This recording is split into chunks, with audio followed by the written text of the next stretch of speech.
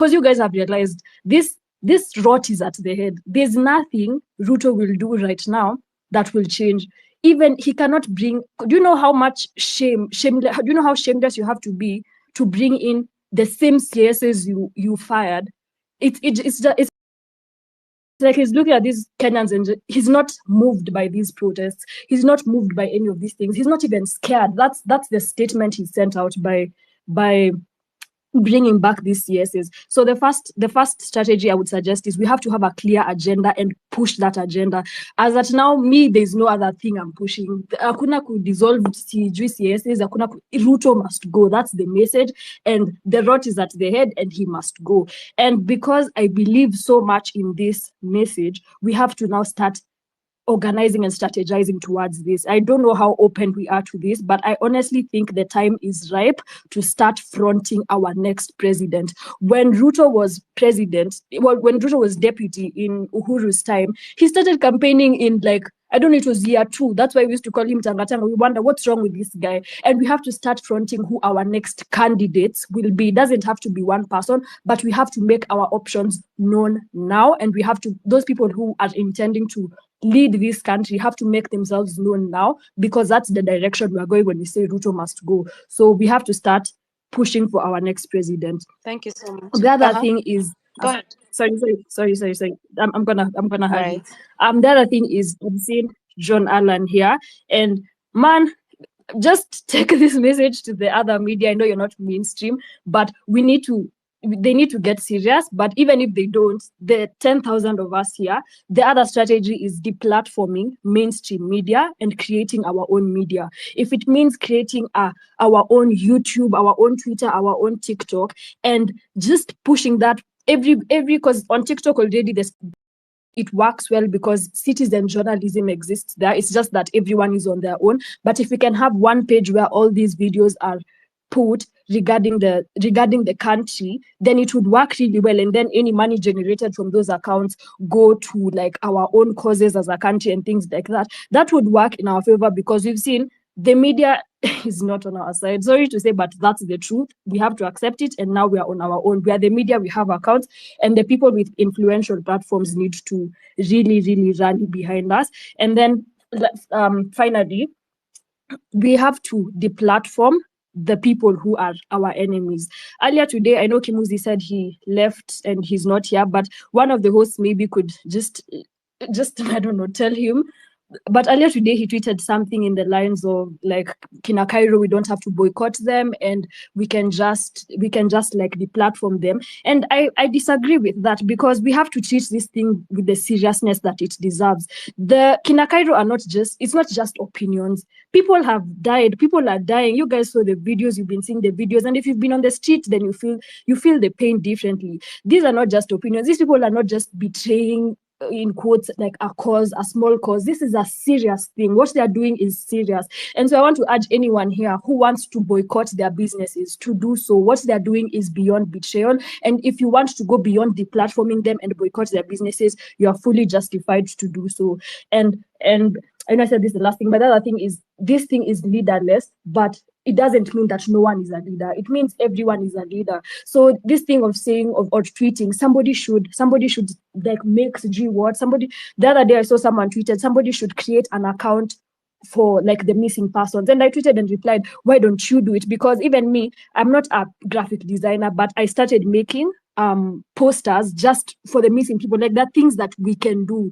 We don't have to outsource courage from, because even Kina Hanifa, they're exhausted. They can't do everything. All of us have to pull our own weight. So yeah, that's all I'll say. Thank you so much for giving me the mic, and let's not cower. These people are banking on our fear, and they have to go. They have to go. It's unacceptable. I really like the way you finished, that we all have a role to play, But I also want to appreciate right now the ICT. My God, Yani ChatGPT, my people from outside the country, you Kenyans are ahead. You've utilized technology, you've utilized social media, you've utilized the press. Every single space that you've gotten, you've utilized. Mainstream media has been ish with us. But I will say this, that the 40 states is still bound to be very impartial and independent. Where they are not independent, we call them out. Where they fault, we call them out. But these stories have to be seen. These stories rather have to be heard and seen everywhere. Our organizing has to be felt. Let me give an opportunity to the implementer, Karani. Hello guys, you can hear me? Yes. Okay. A lot of vitu mingi by the way zimesemwa, and one and foremost, mimi huwa nasema, I've spoken in several spaces and I say under the right circumstance hakuna politician mzuri. So I want to actually desist your idea, could platform your idea totally to start imposing people on us. People who have been in government na wamepatikana na scandals. So I'm calling out Kivude Kibwana because the Attorney General's, the Auditor General's report on the said county yenye alikuwa na lead in Makueni is not very clean during the time when he was governor. So there's no need for you kuanza kwati tunakuwa lenient at na any politician. There's no politician who is our friend. Inafaa tujue hivyo by the way. Let's begin from there. There's no politician who is our friend. Na kitu ya pili, even though you are not fronting violence, nasema the law will punish. Since hii maandamano ianze, mmeona any person, any Supreme Court judge akikuja forward, acha hata niseme tu Martha Koome mwenyewe, ule the hot air connoisseur, mmemwona akikuja to criticize and to say the rule of law will take effect? No. Siku hizi, look at people like Didmas Baraza. Didmas Baraza with a murder case on his hands, evidence iko hapo all along, he cannot be prosecuted. Ako hapo trying to sell us fear, and right now tunampatia platform. Why? What I've discovered about politicians in Kenya ni ya kwamba the government must have that on you kukuappoint so that they blackmail you. Going forward, hapa mbeleni, what if we change the constitution and development equal very separate na leadership, whereby even when the government is in office or not, development itaendelea. We've seen it in the UK, we've seen it in countries like Israel and the US, whether president ako in office or not, development bado inaendelea na iko very independent of politicians. Politician wetu manze wamechukua hiyo pesa za development, CDF and everything, weaponize. This guy called Musalia Mudavadi, I come from where he comes from. The road that leads to his own compound, huwezi pita na gari yenye iko na haina ground clearance. The guy anakuja na chopper every other morning. When anataka kuja home, anashuka in Mululu Primary, anachukua chopper back home. The road yenye inapita huko kwake iko impassable. Like, I really think going forward inafaa tumweke every politician to account. I'm not for the idea ya anarchy and things like those, but hiyo time when you were putting their business under pressure, it was working. Now watu wote wenye who been appointed, I like to be the bearer of bad news. Wote watakuwa approved without any fail, all of them. So what do we do going forward? Mimi, by the way, I advocate violence for violence, sababu people wamekuwa very peaceful. People have been peaceful. Watu wako tu na flag and things like those, and they are still getting punished. Unashikwa. I have a friend who was arrested akiprotest your day at 25th of June. They were relayed in Kibra law courts. I think the guy lives in Kawangware. Walisema he was carrying a dangerous weapon. They don't even mention the weapon. The guy amekuwa industrial all along. We've been trying to release him on bond until it was, I think, on Thursday when we managed to get him out. So hata wewe ukienda the right way, I want you to know the government wants you to go the right way. It is not playing fair. If they are not playing fair, wow, we playing fair. Mbona hii maandamano isikuwe every other day? Because where we are right now, like the government will not be defeated where we are right now if tutaanza kukua lenient. Atunasema wanapigana mawe ati sisi tusipigane mawe. Like, no, the time for democracy for me, I really believe it's over. Return fire with fire. Ivo too, that is all I'll say. Do what you have to do to protect yourself, because ukilia, no one is listening to you. You still die anyway. So that is me, and that is my submission. Troy, I want to tell you a fact. And the fact is that the prison infrastructure system was built for men, young men like you in this country. It's a young men who overpopulate the prison system. It's a young men who people are profiting on in terms of the tenders they're getting to maintain the prison. It's a young man like your friend alishikwa on some inflated, bogus charges, which of course, if a good magistrate or judge is to listen to that case, following our evidence, atamwachilia. It's a young man like huyo wanajua, especially the ones from the poor community, wanajua hawezi afford kulipa bail, kwa sababu hawezi afford kulipa bail akatakuwa katawa masi. And so we will use this criminal justice system to be able to punish them and instill fear in them. That's what they're doing, and that's a place that they are shooting us to. If we want this country to move ahead, if we want to change our laws, we have an opportunity to do that. We find that there are these laws, we have to do away with them, we do away with them. But we must understand that the number of young men who are dying and impoverishing in the prison system are so many. And so we cannot turn them on the dishes like that. And that's why I really loved LSK. LSK has come out, has followed the law, has cornered them on the law, and that's why they are releasing people on even a zero bail. If it did not stand on the rule of law, then it becomes very different. So we must choose a path. Is it the path to constitutionalism, where we said, kwa nini bibi ya mtu ako na budget? Kwa nini magari mnanunua ovyo ovyo, mna repair manyumba? Kwa nini watu wanapewa appointments and they don't qualify? Why is it that we have economic crimes which are not being persecuted all the way to the end? Why isn't EACC doing its own job? Why is DPP coming every day and telling us we don't have evidence like they did yesterday? That is a rule of law. If we want the other side, which is a very dangerous side, is that we will give them. And even right now, you will see a lot of the times when the law acts for it favors them, watakimbilia waseme, section XYZ. And you saw, even when the IG for National Police Service was releasing that statement on the freedom to, anchoring on the freedom of assembly and protest, Alieka, he quoted the law. And so they use the law when it favors them. And so we must call them out on that. Okay, Doc, I think also the reason why you hear people getting angry is because even as much as we are trying to pursue the law, unaona kuna watu wanashikwa na wakireleasiwa, people are being abducted. I won't use the term arrested. People are being abducted and then they are being released without charges, and this thing goes unspoken about. I mean, this is unlawful. So people are getting angry because it's becoming a government. It's like a bad behavior they are doing, and no one is watching over them. So this thing is angering people. So that's why unasikia watu wakiongea hivi. So I don't know if we have lawyers who can help us, because it's also coming. See, the process of law is becoming unbearable for most of us. Watu hawezi shika mtu and then you release them without any charges, and then there's no consequences for you. You see, so it's like they have more power than we do. So wase pia wana jump juu ya hizo story. Then something I wanted to clarify. There are so many requests, and I think even on my end they are hanging. So those who are requesting and DMing me that I add, kindly note that we are trying our best.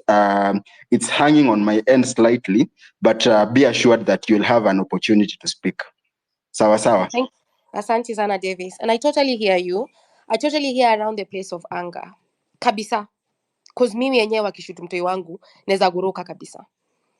But I also totally hear on the place where watatumia tu hiyo ofisi ya IG na DPP na wapeane evidence na we ufungwe. Hawatajali ni hasira. So hii movement yetu tumekataa. Wakikuabduct tunaacha hashtag, tunapiga kelele na kurelease. Saizi LSK imepeleka number of public interest litigation to court. Let me tell you, a place tumetoka na judiciary ni mbali. Are they where we want it to be? No. But at least we have structures that can take us somewhere. That's why movement haijakuwa ultra-vires. Hakuna place tumeitisha ati any powers or any requests which are outside the ambit of the law. And that is actually what is making them uncomfortable. Angalia Menya na hiyo story ya JKIA. Right to information, by the way, very simple, which is a constitutional right. Where tupatie information, mulasema mulipatia ambani hii, mulisema hii ni PPP, private public partnership. Iko wapi hizo? Iko wapi documentation? Iko wapi tendering? Iko wapi procurement? That's the thing. And so mnawafinyia hapo. Mkiwafinyia hapo, they stop briefing. Because they swore. They swore to uphold the law.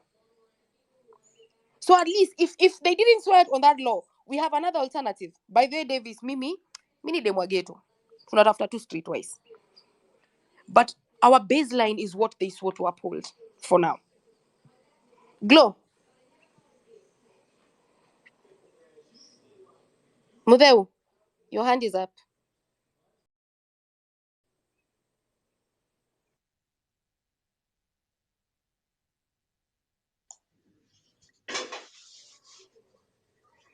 I don't think Mudeu, can you hear us?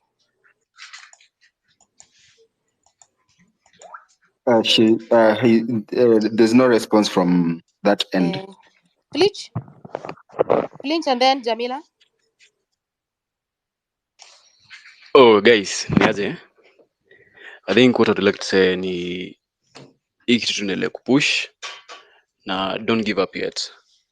Najua kuna watu wengi kwa timeline wenye wanataka hii movement ifail. Maybe wako na their personal agenda.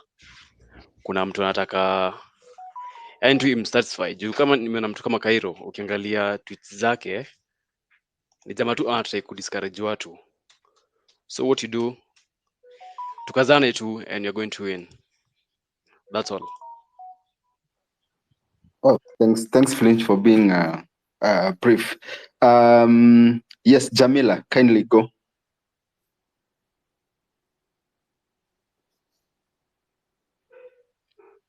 Jamila, your hand is up. Okay, we'll have Cynthia speak. Cynthia?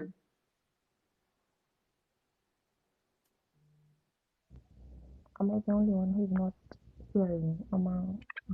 Jamila, we can hear you. Okay, hi. What I wanted to Please say speak a little louder. is, You're whispering. hello, can you hear me? Kombali. Hello? Hello, we can hear you, but Kombali. Okay, what I'm trying to say is, we've been trying to be cordial with this government for so long, and I don't think that is effective. The way forward would be, I'm not saying we go the way of anarchy, but to make this place hostile for these people, regardless of whoever they might be, a member of parliament, whoever is in this government, to just make everything difficult for them so that at least our voices can be heard. The only way to deal with manipulative, egotistic, narcissistic people is just to match their energy. Do whatever they are doing, but in a constitutional way. Because these people will not hear us. We've been out in the streets for like a month. We have been doing it peacefully, and they're not listening to us.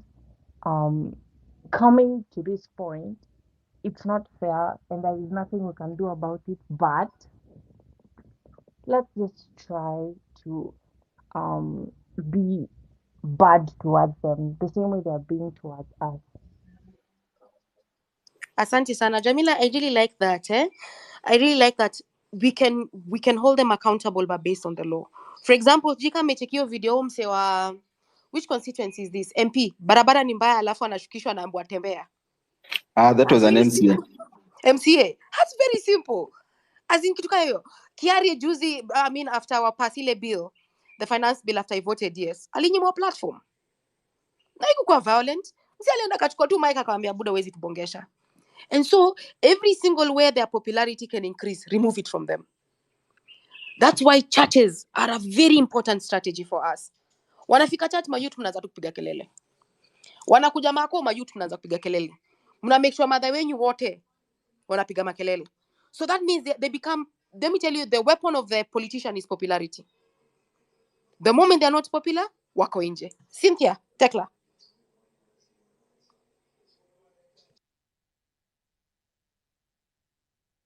Cynthia? Yeah, I'm here.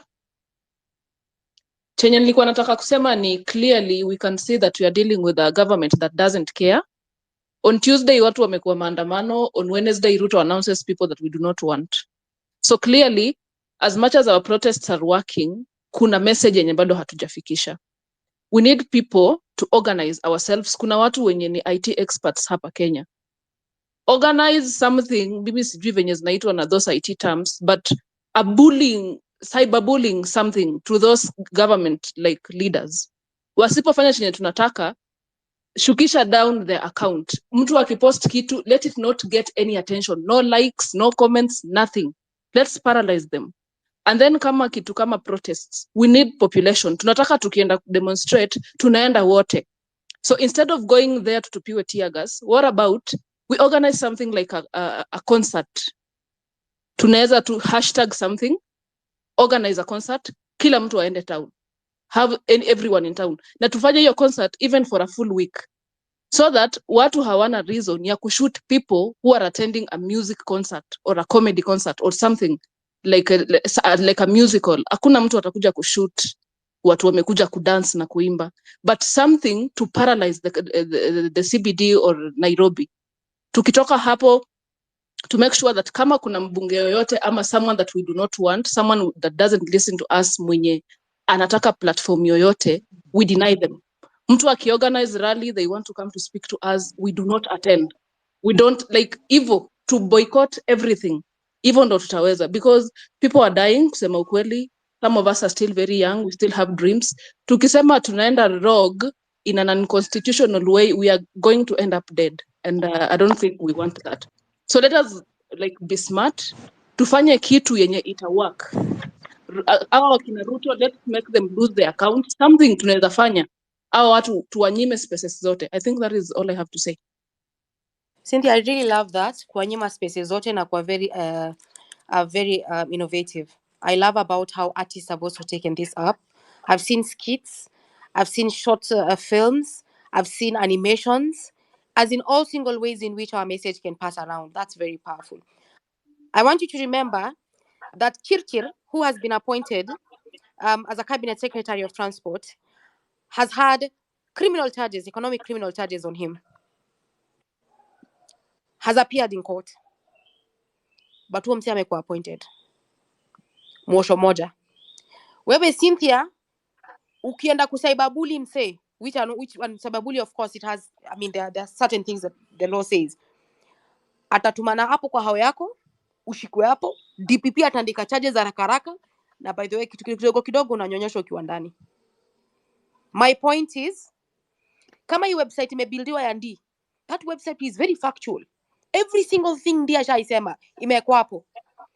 Ile ChatGPT ya corruption, it's factual. Every single thing iko hapo, it's a fact. So msi hawezi dispute. So if maybe the word is not bullying that you wanted to use, is another different word, and I'm not explaining you. It's that brings in that makes you become their target easily. Hivyo tu nilikuwa nataka kusema. Rosie. Hi, thank you for the opportunity to speak. I just wanted to say. Hello, you can hear me? Can you hear me? Hello? Yes. Abdi, Yes, we can hear you. someone is on the mic. Okay. Can you hear me? Yes, we can hear. Yes, we can hear you. Okay, thank you for the opportunity. I just wanted to say, like, guys, since we started on the 25th, like right now, a lot of people have become, it's not even anger anymore, it's apathy. If you haven't noticed, a lot of people have just resolved to going back to their lives because they're giving up. Because really, when we're speaking the truth without justice, it kind of frustrates a lot of people. That's why we see the likes of Cairo, and it's not just Cairo, it's many more people. Like when we were starting before the 25th protest, that was the mother of all protests till now, someone would hold a space and 100K of us would sit and listen. Right now, at max, the one person who still holds a big number for spaces is Amerix, and we clock at around 40K, because 60K of us have become apathetical to the cause, because we are seeing no results. We're seeing like guys are tired. So me, I don't want to discourage the cause, because this cause has given so many of us so much hope. Like this hope that had died. Me, I won't lie, I've never voted for Ruto or Raila. These guys, after the post-election violence, I lost hope in them. So whenever these principles were the ones who are the face of being elected for presidency, I've never really bothered. I gave up on politics at all. Like if you even look at my timeline, I am anti-political. I don't even watch the news. But since the hashtag Stop Financial Bill started, some hope was built in me. Sahi nimekuwa Yani, advocating in any space I can get to just get people psyched up. But even me in my circles, I can tell you for sure, guys are apathetic. Or people, in fact, today in a WhatsApp group, someone just asked, are people still nini going for mandamano? They are going to be a mandamano tomorrow. Like, uko, okay, you've already given up. Yani, there's no, hakuna kitu. But what's aching in my heart really is just to say, guys, we need to re-strategize. I'm sorry, but we need to rethink. Ruto is not looking for leaders. Isn't it derailment? Anajua hakuna leaders kwa hii movement. Anajua everything kinagaubaga. He right now ni campaign ya kusecure regime yake the next 5 to 10 years. And that's what he's doing. And we need to match up that energy. You guys, Ruto and his cronies, they're wise. They watch us, they study us, and they adjust accordingly. We can't sit down and just use the same principles we've been using since 25th. Those principles worked for 25th. Right now, we need to look forward for ways that can stop whatever systems they're putting into place to secure their reign. Mimi sijui how we will achieve that. All I know is hata kama watu wako angry, wamechoka, one thing is for sure. Mi sijaona hao watu wakisema Ruto must stay. Guys still want Ruto to go. Now we need to sit down and think what is the best approach towards Ruto going. One way I can suggest is get all of us together in a forum, in a space. I don't know how we will do it, but we need to sit down and decide on one way forward. Whether that means we are forming a party, we are not forming a party, we are doing this, we are doing that. We just need to sit down together and decide what's the way forward. And really now focus on that. Because as we speak right now, kwanza nimeona news hapa breaking, ameshaanza kumake changes kwa KDF, yenye tunasema they are still on our side. This guy is securing every angle. Kila mali tumesema kitu, kila mali tumefocus this. Mimi nimekuwa educated on so many things since hii story ya maandamano ianze. Sitaki kukua dialed down again. Sitaki kurudi hiyo place penye ati nimeziba kila kitu ya politics, anything that's triggering, so that nirudi back to my cocoon. No, we can't go back to okay. We have to look for strategies, you guys. We have to speak one language. We have to get all of us in one space and decide on a way forward. That's my take.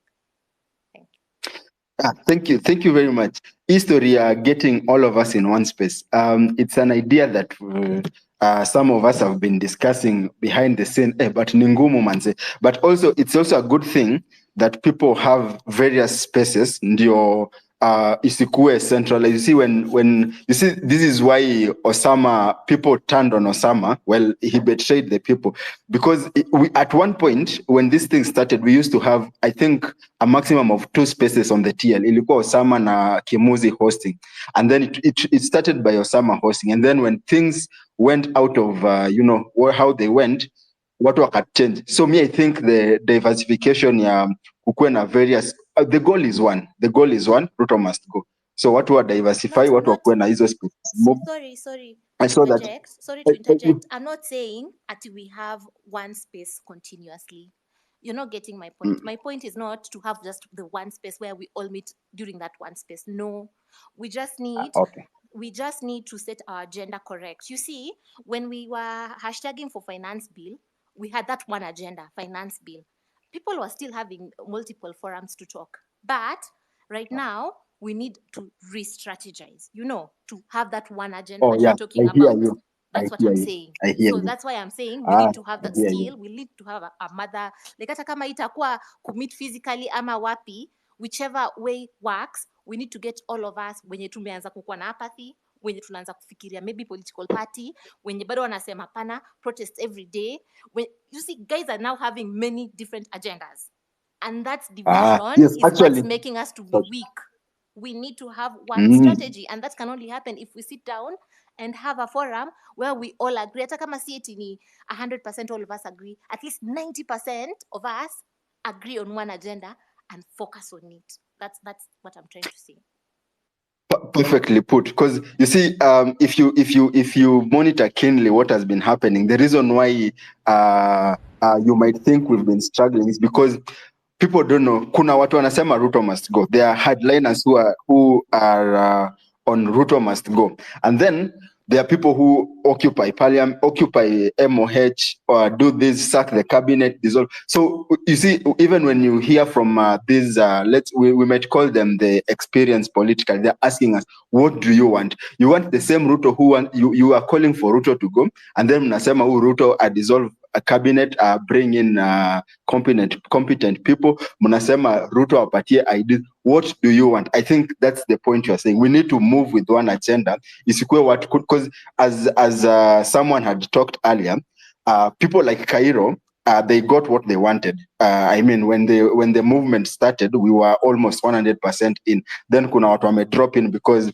probably what they were fighting for walipata. When the people who were in for money walilipwa wakatoka. The people who were in for the finance bill ilianguka wakatoka. So there are people who still are not satisfied with what is happening. So we need to form that hardline where to agree. What are we going for? Are we going for Ruto must go? Because all these things have different strategies. Tukisema ni cabinet in tunataka iende, we won't approach it the same way we want Ruto to go. I think there I agree with you 100%. We need to form our agenda very clearly and make sure that everyone is on board with what we are moving with.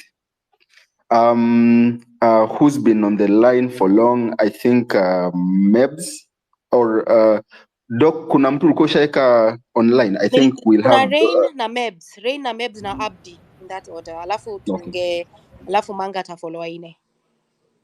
Rain, Mebs and then Abdi.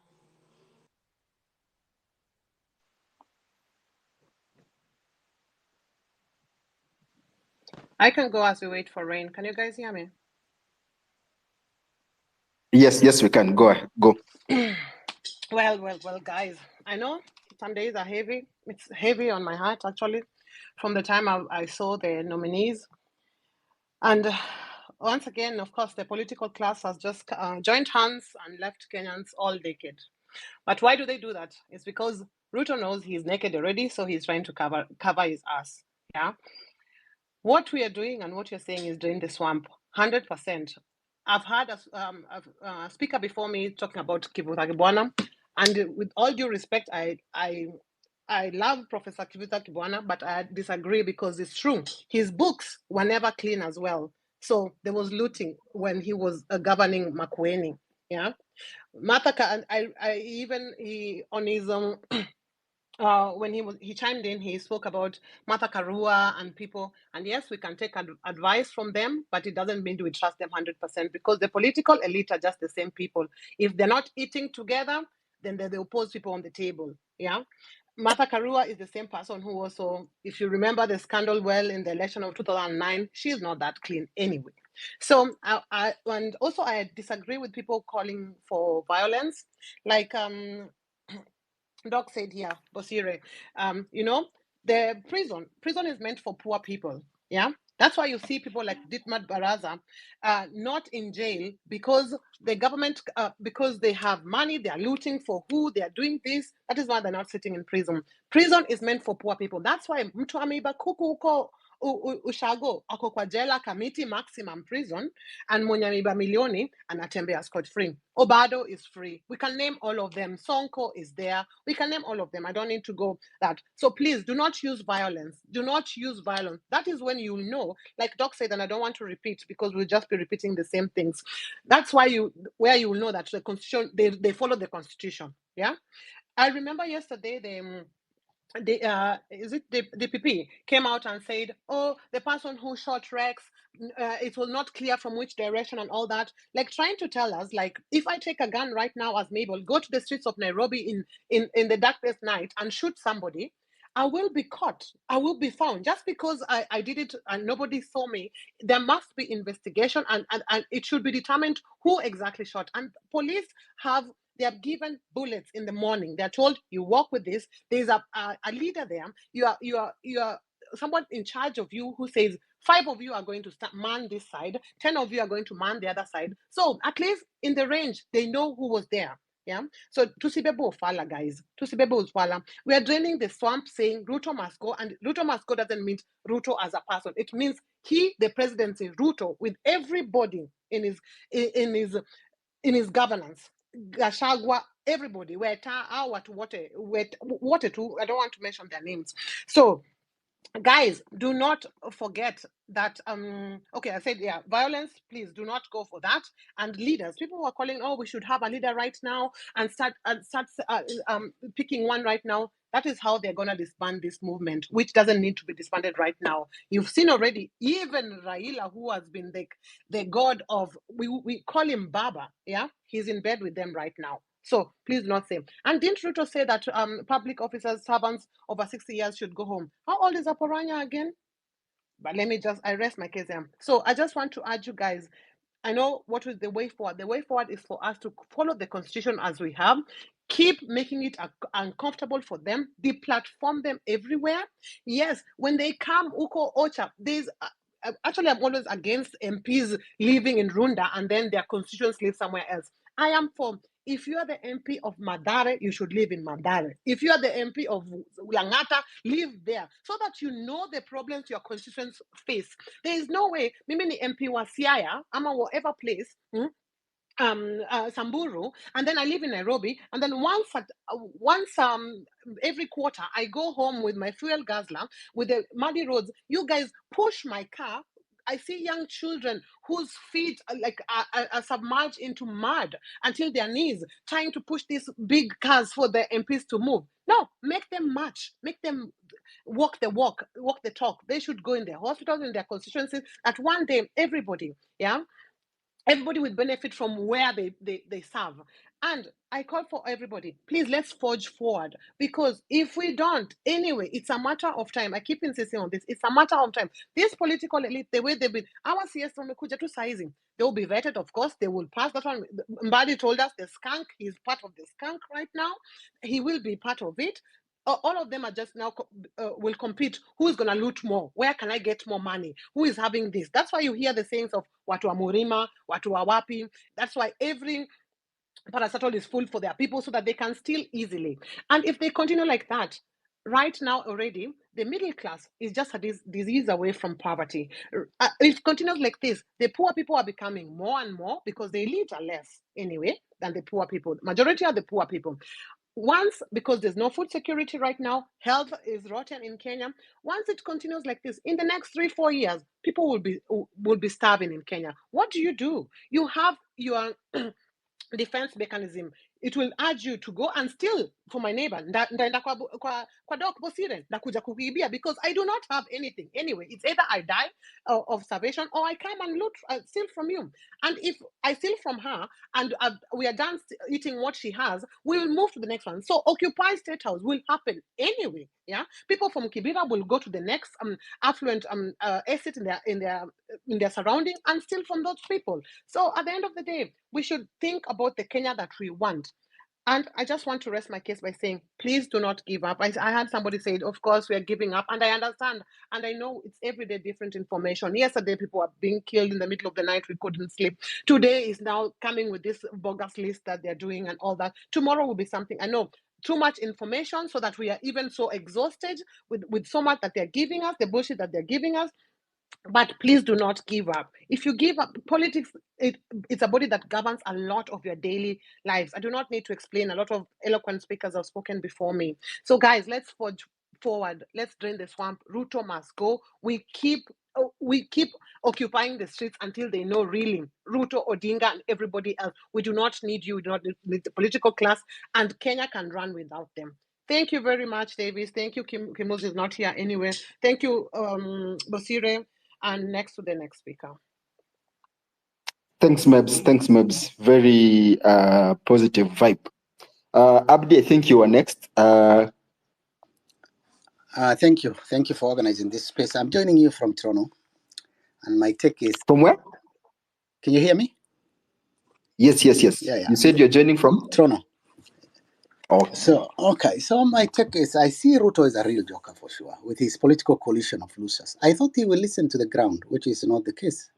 It is the status quo repackaging of the same corrupt, incompetent folks to just form an unholy alliance. Despite the promise of change and reforms, we continue to see the same old pattern of governance and mismanagement. I refuse to endorse any of Ruto's appointees. His values actions fundamentally oppose our philosophy of life. We don't even believe to any of these politicians who are self-seeking.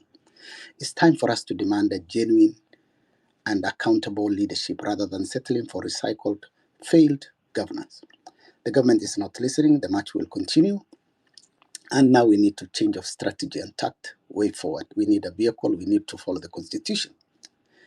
The Kenya I want is one where there is inclusivity, sustainability, rule of law, and progress are at the forefront.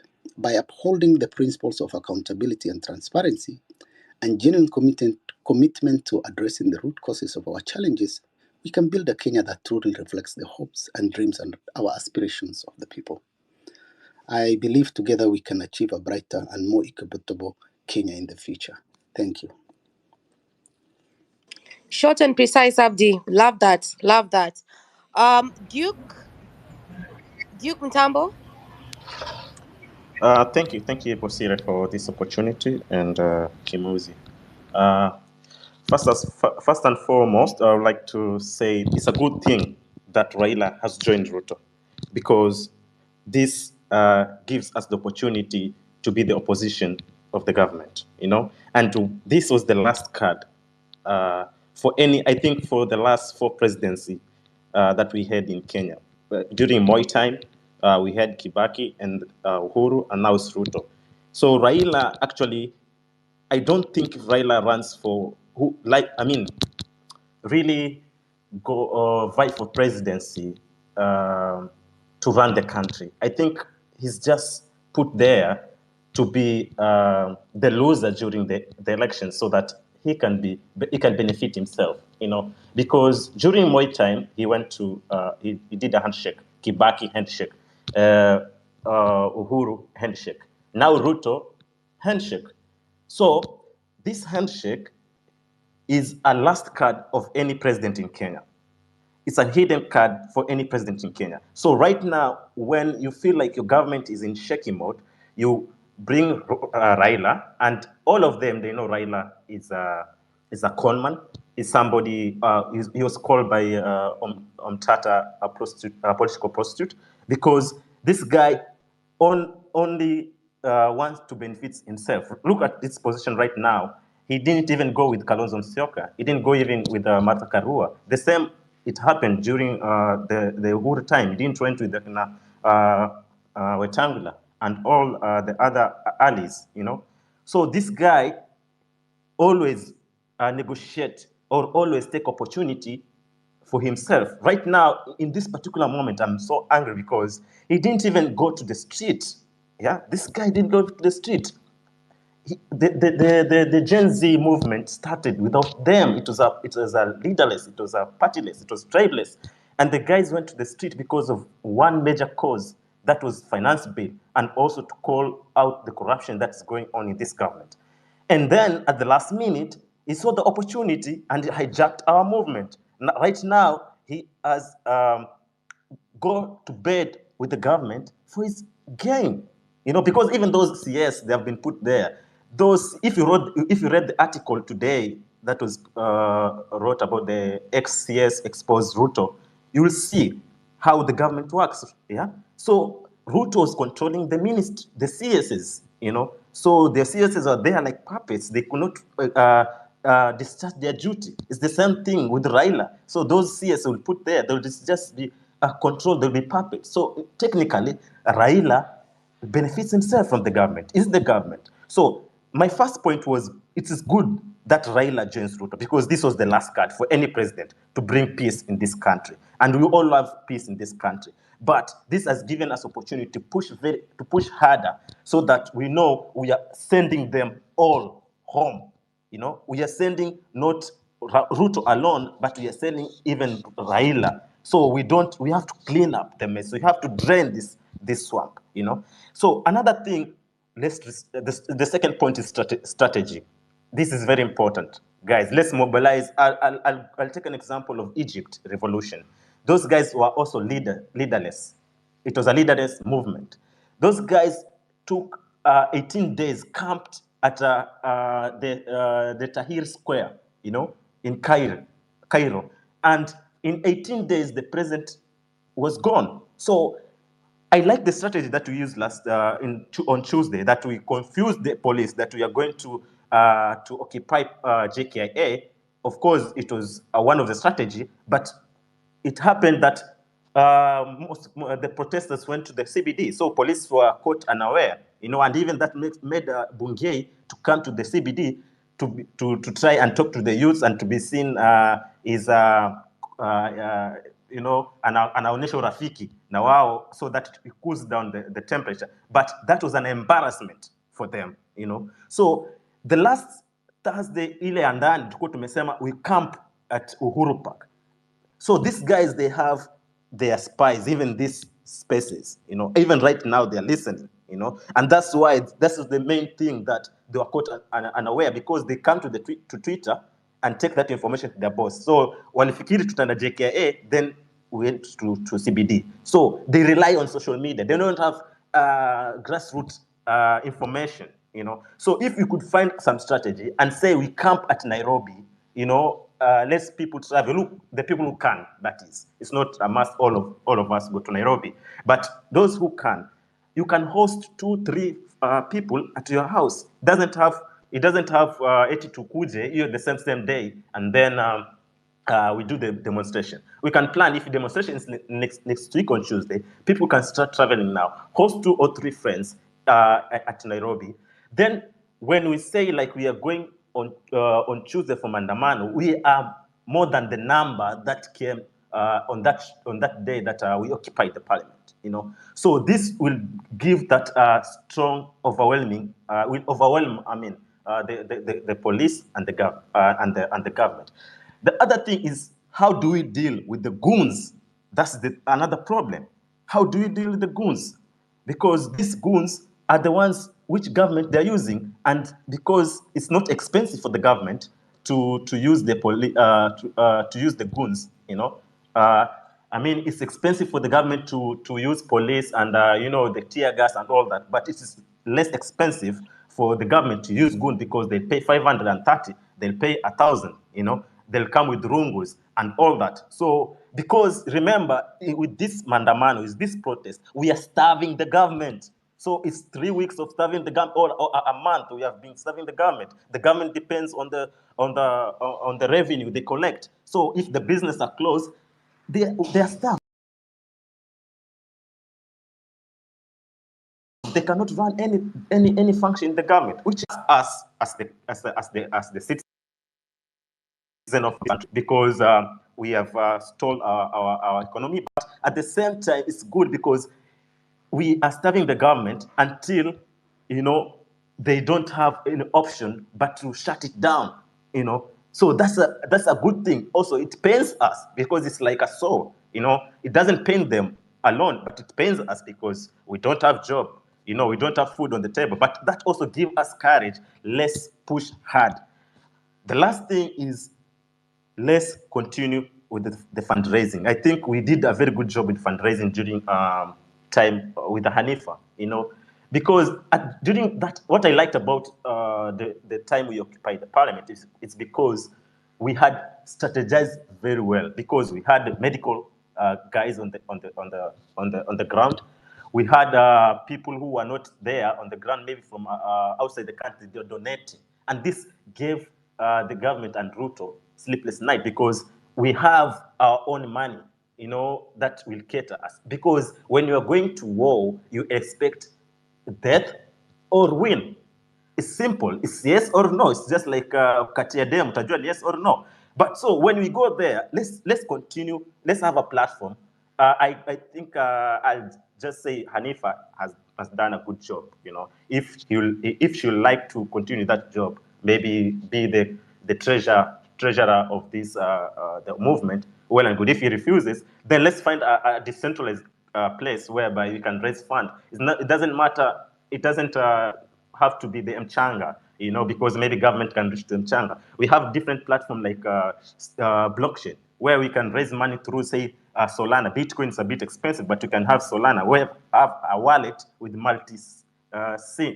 signature where people, like 3 odd people, are custodial of that, and nobody can do transaction without the other one, you know. So we can continue raising funds so that these casualties that we are having, those people who are dying, we can also give them a good send-off. We can also brief with their families, you know, because the government, Ruto, promised that those people who are shot dead by the police, they'll be taken care, those hospital bill will be footed out. But I don't think if it happened, you know, based on also the tweets that Hanifa always tweet. So it's very important, guys, to be together. Let's raise funds, let's be strong, let's have one hashtag, the way we head on the finance bill. This will make us more stronger. Thank you. Thank you very much. Thank you very much. Next.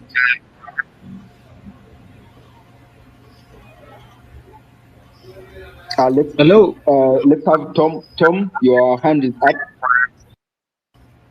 Well, thank you. I greet you, Kenyans, in the name of your ancestors. I hope Duke can mute so that I feel being heard. Well, I already muted. It's okay. Well, Kenyans, keep it short.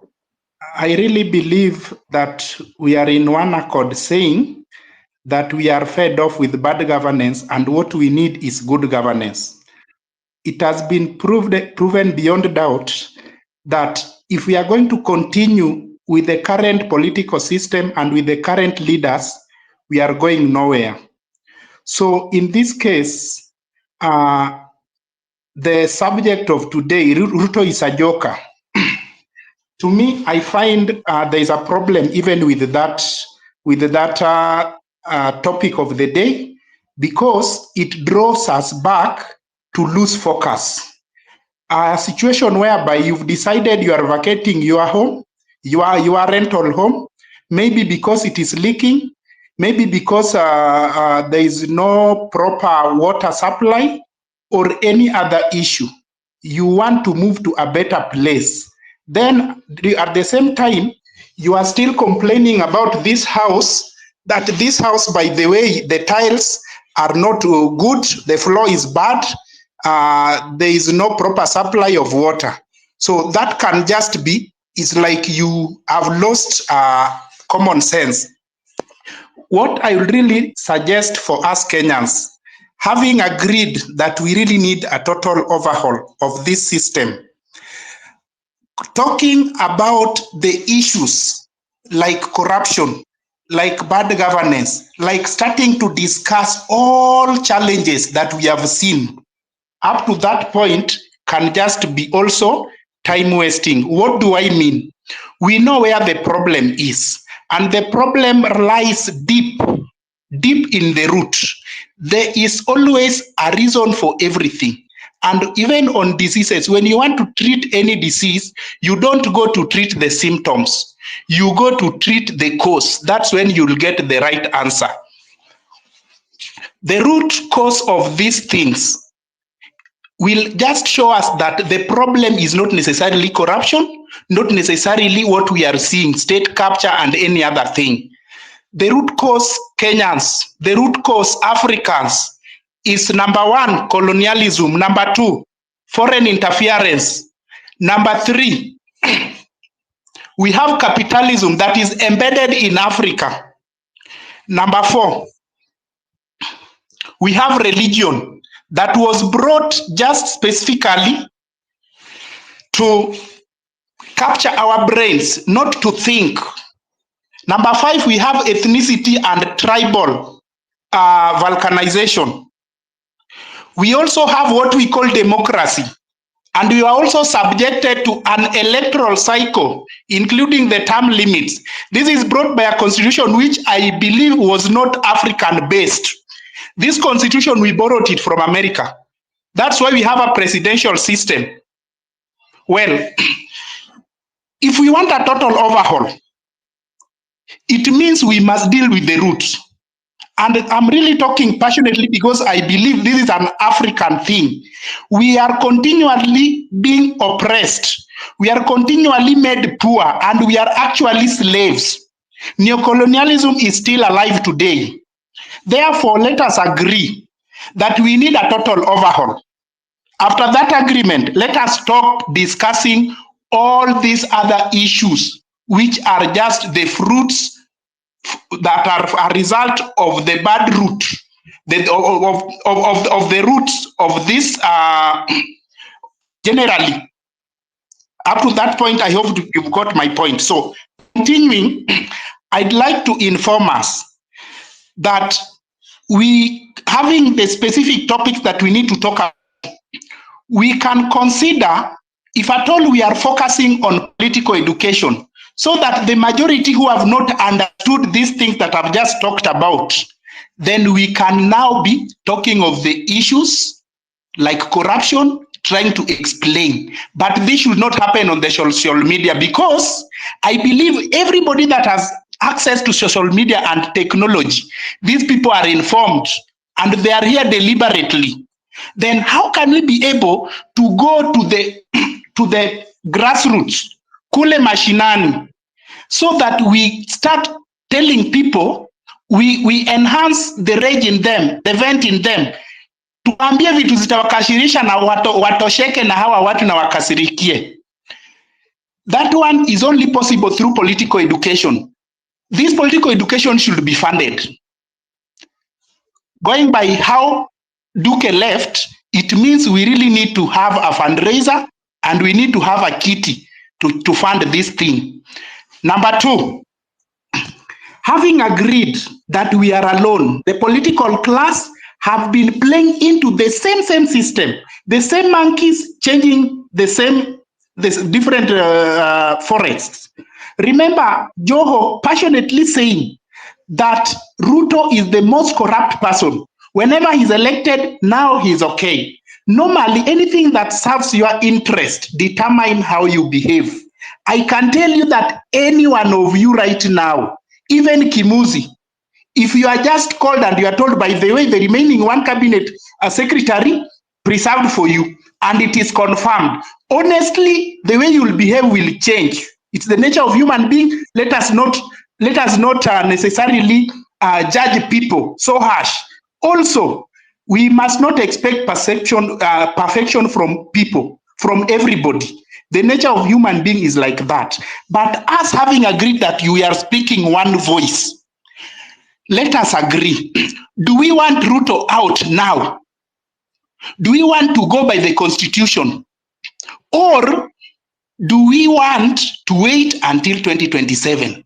After agreeing that, the only strategy of getting Ruto out of office before 2027 is by mass protest. Hakuna kurudi kwa nyumba, tumejaa.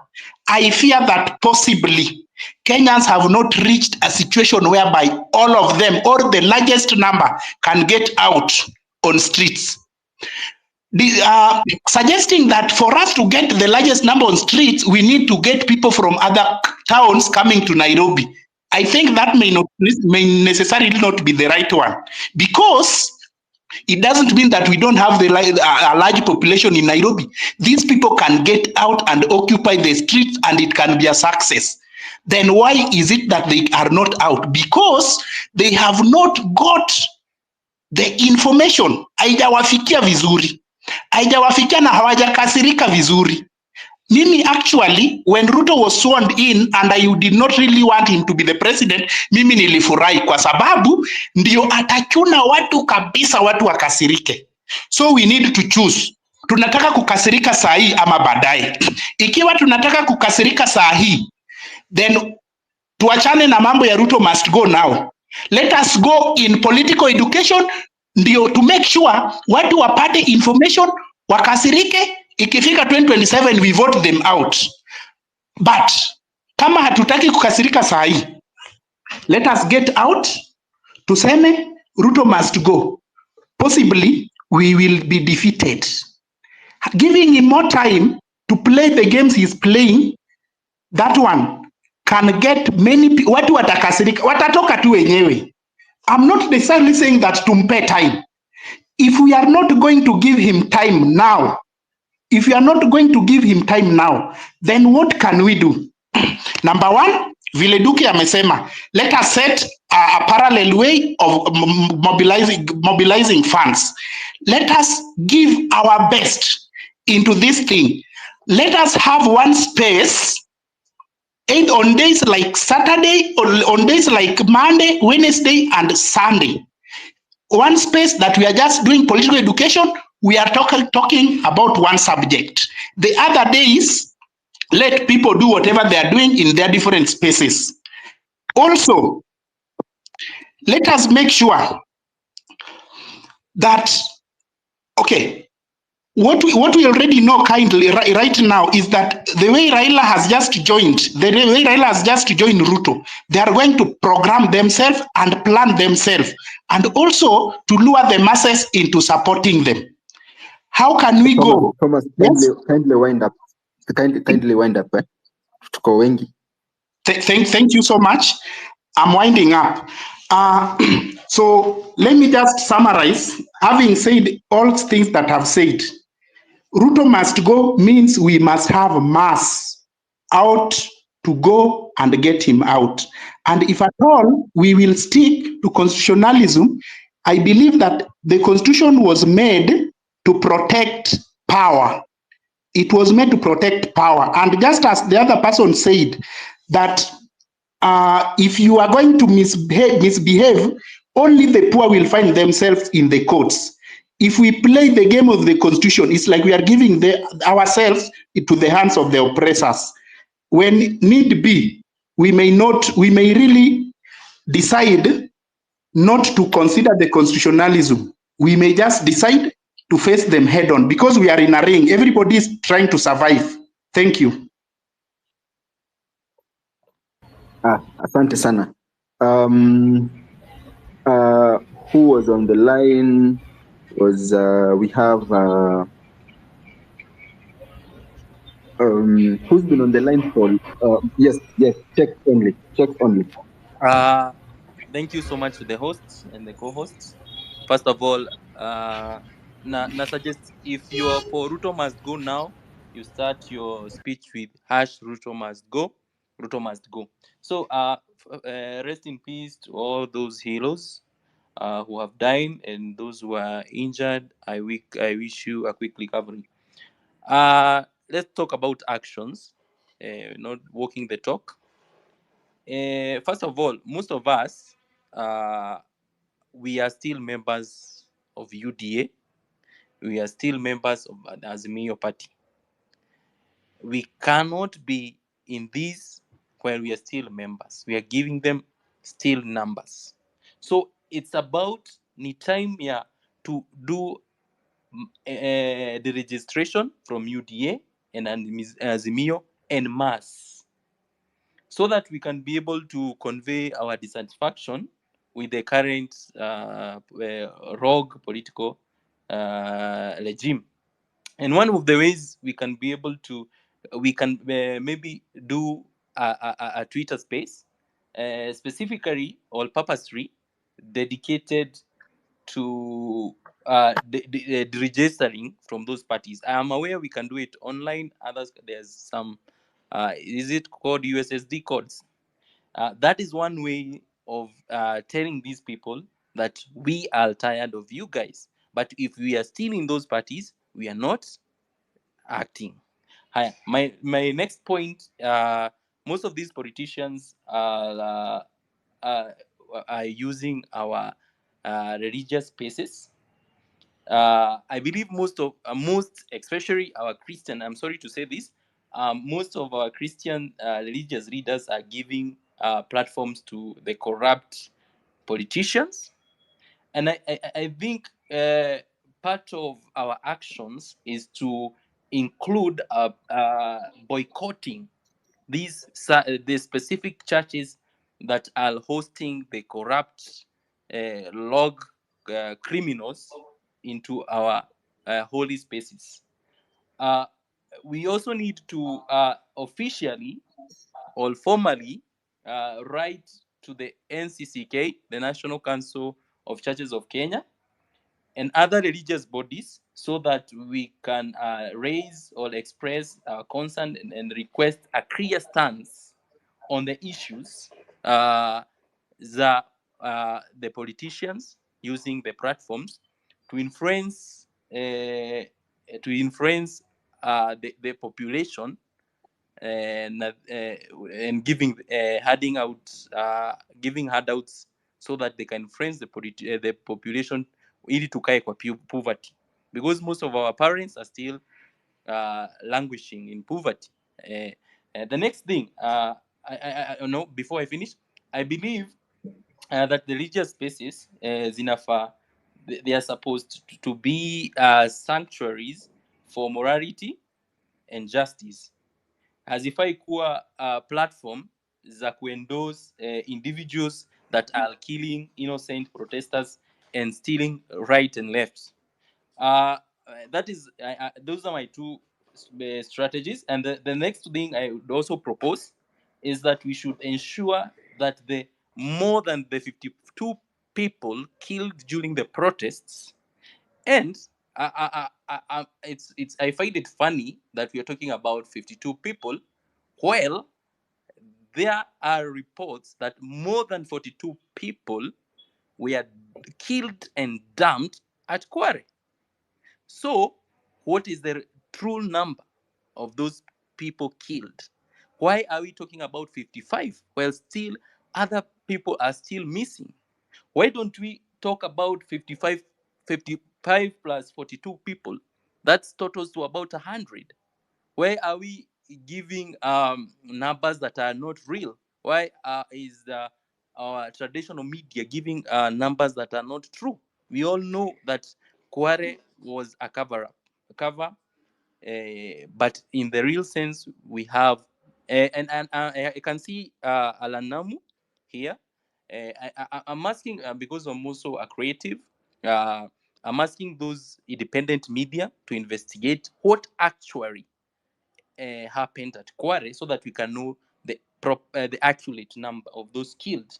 So the people, we need to get them justice at the International Criminal Court. And one way of making sure that they get justice at the ICC is to ensure that we document and collect evidence that can be able to prosecute those criminals. We also need to keep all the medical reports. I'm aware some people, that is why the government and those askaris that we are going to the mortuaries were indicating accident died from, mtu alikufa kwa accident, mtu mwingine sijui alipigwa na mob, because they are hiding the evidence. So we need to have all those medical reports with us. I am aware we have even some platforms. We need to have every video that was taken, all the medical reports, and photographic and video evidence. And our media, John, I can see John Alanamu, they have so very good coverage of the events. We can get all that evidence so that we can make sure that all those involved, from the executive to the police, they pay for the inhumane acts. Another thing, we should also include the human rights and international lawyers, so that they can guide us, because they have the experience, and they can guide us to make sure, because we are aware our courts will never prosecute these criminals. So we need to find international people who have experience in human rights and international law to guide us through the process. And also, I would also want us to engage international media, because our media stations have been, maybe, I'm putting it in quotes, compromised. Yesterday, they were not showing us the events, so I don't know what is happening. And they need also to come out clear why they were not doing whatever they are supposed to do, because they are supposed to give us, they are supposed to give us coverage for whatever is happening. So we need to engage international media like CNN. Lali is doing a good job. So that we can have the continuous advocacy. Another thing, wind up, checks. Wind up. okay, my last point is I believe that I believe most people here have a religion, some don't. But one of the things to address the corrupt and inhumane regime spiritually, I believe we can designate specific days for community voluntary fasting, so that because I believe that that the most merciful can guide us and protect us in this revolution.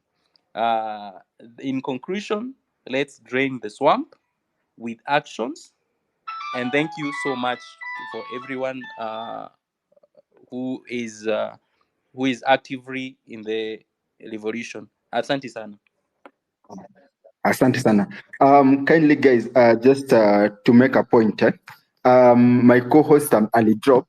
We are working to bring her back, and then Kimuzi, I think he's engaged, so I can't reach him. So I'm struggling to get the request. So many people on the DM, hata naona kwa TL watu wameanza kusema we are not adding everyone. The kuna issue na space. I don't know, someone was reporting it. So there's an issue. The requests people are claiming to be coming as ifiki huku. I have only 4 requests at the moment, and I'm trying to add them. So kindly be patient as we are working on it. I'll go with the manga. You've been here for long. I think ulikuwa umeongea. What do you want to say? Then we'll go after the manga.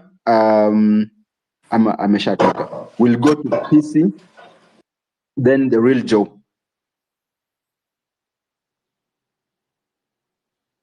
Let's have PC, then the real Joe. Okay, thank you guys. Thank you everyone. Papai.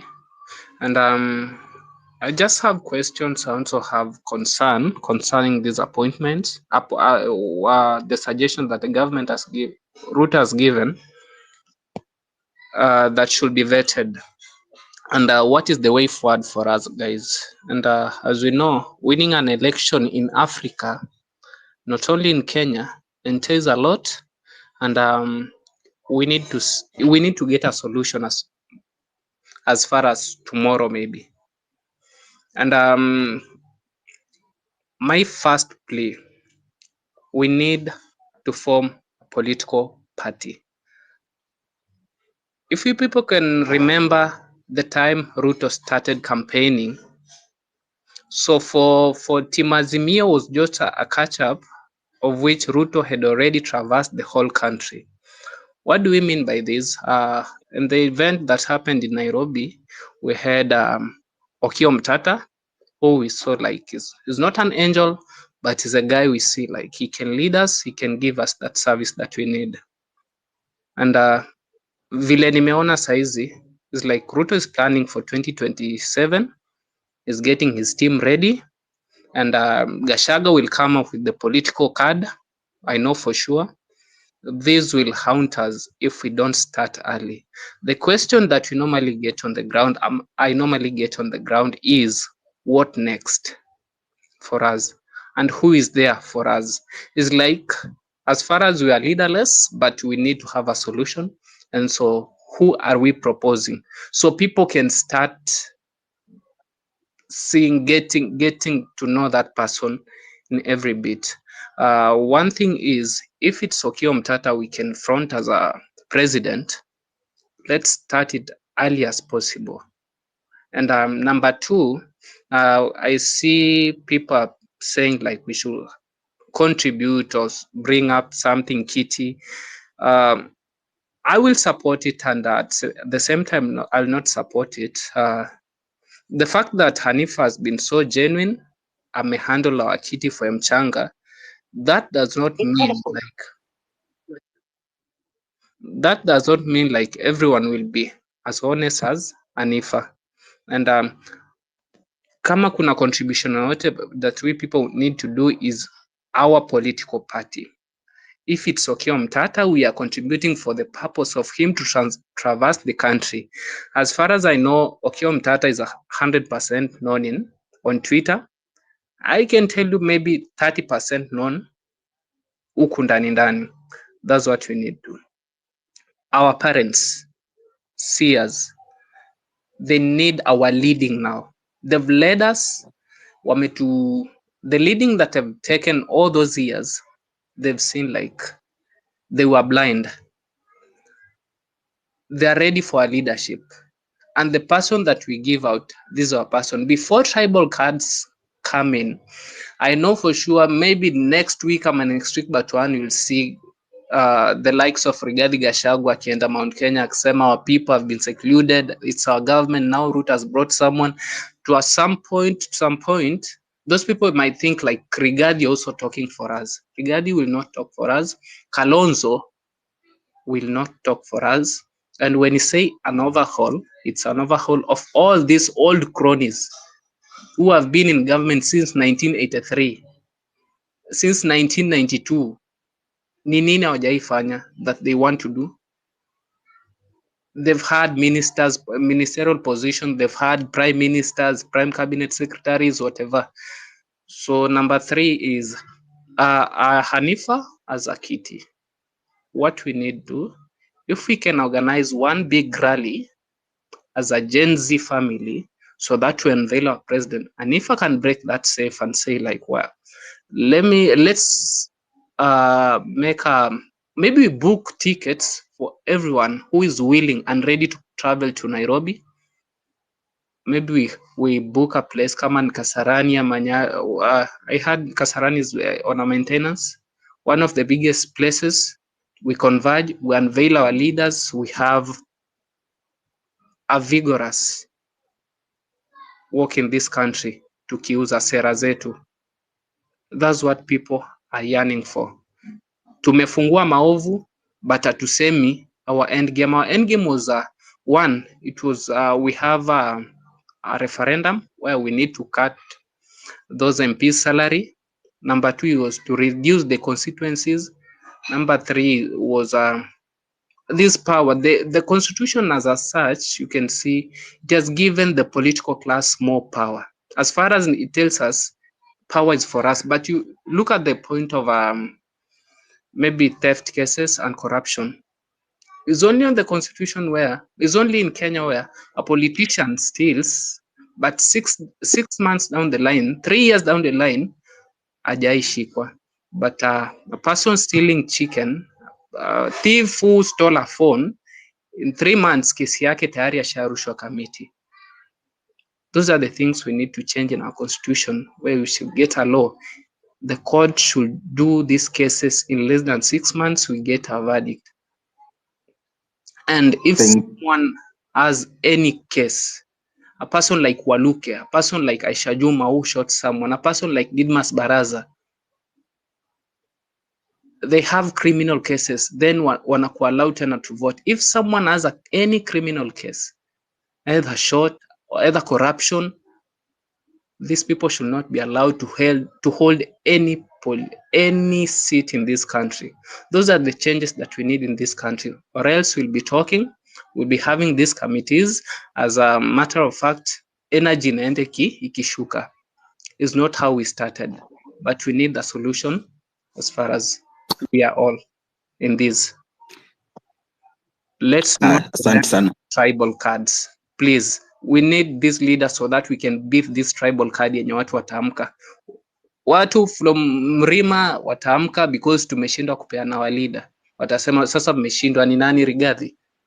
You know, when someone gets out of the government anze kulalamika huku kando, people see him as a savior.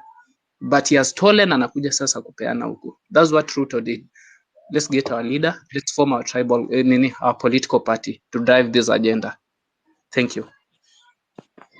Okay. Asante sana. Asante sana PC. Who was speaking? The Joe was next, but I'm a drop. Let's go to Jaire. Then we shall give Dr. Bosire to represent the females. I'm really trying my best here to add. I'm not seeing the ladies asking for the mic. Kindly, ladies, ask for the mic so that we get your views as well. Jaire? Panini? Hello. Let me know kama nasikika. Yes, tunakusikia vizuri. Okay. First and foremost, I'd like to begin by Passing my condolences and my respect to everyone who has lost someone or who has been hurt in this movement.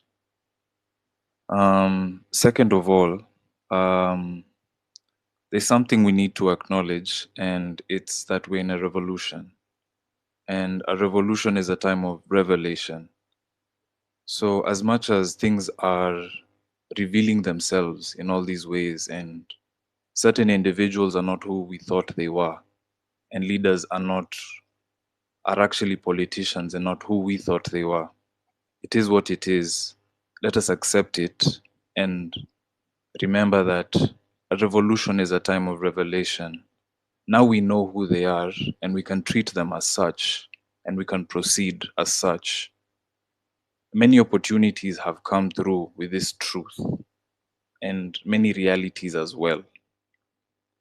I think to my second point, it is that a lot of old tactics are being employed to divide us on tribal lines and political ideologies and all types of other nonsense. However, please let us remind each other the truth that we know as the people of the day. There are only two tribes in this world: the rich and the poor, those who can and those who cannot. A large point has been made throughout these conversations of decentralization, and a lot of times we're talking about technology, and that's great. I think, in fact, that's the future of governance, where we are all empowered as citizens to actively participate in the making of decisions and policies and how things actually go. It can't be YouTube wanaweza niuliza kaa the ads are nice, but my local MP can't ask me what's more important, a new road or a new school, so that tusonge tu na kenye iko haraka haraka. That's wild to me. So decentralization, not only in terms of technology and policy making, but also we need to look at decentralization in terms of wealth. So many of us are contributing to this economy. So many of us are the heirs of great wealth that we will never see or realize. On a communal level, not even on an individual level, it's how many schools has Sugar built in Mumias? You know, we hear about all of these resources coming from all of these places, but what is there to show for it? We are looking to these individuals, and I'd like to come to that point. First of all, I'm so sorry, I should have started the way we were instructed earlier by one of our peers with the hashtag Ruto must go now. However, the truth is, huyu msee sio the problem. Let us not glorify him too much. He is just an heir to a legacy that is ending with us. The truth is, this guy grew up wanting to be like Moi. He's from that school of thought, Yondo Brotherhood Yao. And the guy before him is the son who Moi used to look up to. And the guy before that guy was their accountant. So let us address these things like from the root, venye Tomboya alikuwa anasema. A lot of these systems are not ours. Jumze was put into power by white people who I believe were not trying to see us prosper as a nation, but fall into line with a larger plan. A global agenda is taking place, and we've been able to see previews of our place in it with all of this IMF nonsense. Na big up kwa wananchi wote wenye wana occupy IMF offices majuu, because they are now bringing the bigger picture into focus for all of us. So as we go through this and we continue to educate each other, let us pay attention to the big picture. Within that point, I'd like to point out that we're living in an era in a world of capitalism. So we must consolidate and understand the ground according to that reality. The larger picture, do we want to reset that thing? Because it was made up by people just like us, and people who had an idea that not perhaps like us. So we need to see what's really going on there. But while we're playing that game, let us consolidate our resources and point them with accuracy according to what we want to achieve. Decentralization once again, and let us rely on the integrity of the people who have shown it and have systems to fall back on if people prove to have weaknesses that we can't see. Moving on to my my third point, I'd like to point to the reality of what's going on in terms of where we are. We are being provoked right now. We need to understand that. Na kwa hiyo point ya provocation, lazima niongee na polisi wa kwanza. You see, my dad was a cop once upon a time. Na kuna reason hakulast kwa hiyo profession and he didn't see through the whole trajectory. It's hard for an honest person to exist in a system that relies on dishonesty to thrive. So lazima niseme kwa polisi wenye tumepata nao kwa street, wenye wako hapa kwa space, mnatumika vibaya. Mnatumika vibaya and you're making the people among you with honor, even them. You're shaking their faith in the system. And we will separate ourselves from you, but it is painful to do so because you are meant to be our guardians. Initially, this system is supposed to protect the property and the people who own property. However, the larger populace is the people, and those enforcers come from the people. So I ask the police, remember, you are us. Ama muendele kujichapa hapo na matia gas, mkule ma hotbox, the system will move and will move with those among you who show honor and valor. But at the moment, mnatuangusha mbaya sana. We are being provoked to turn violent.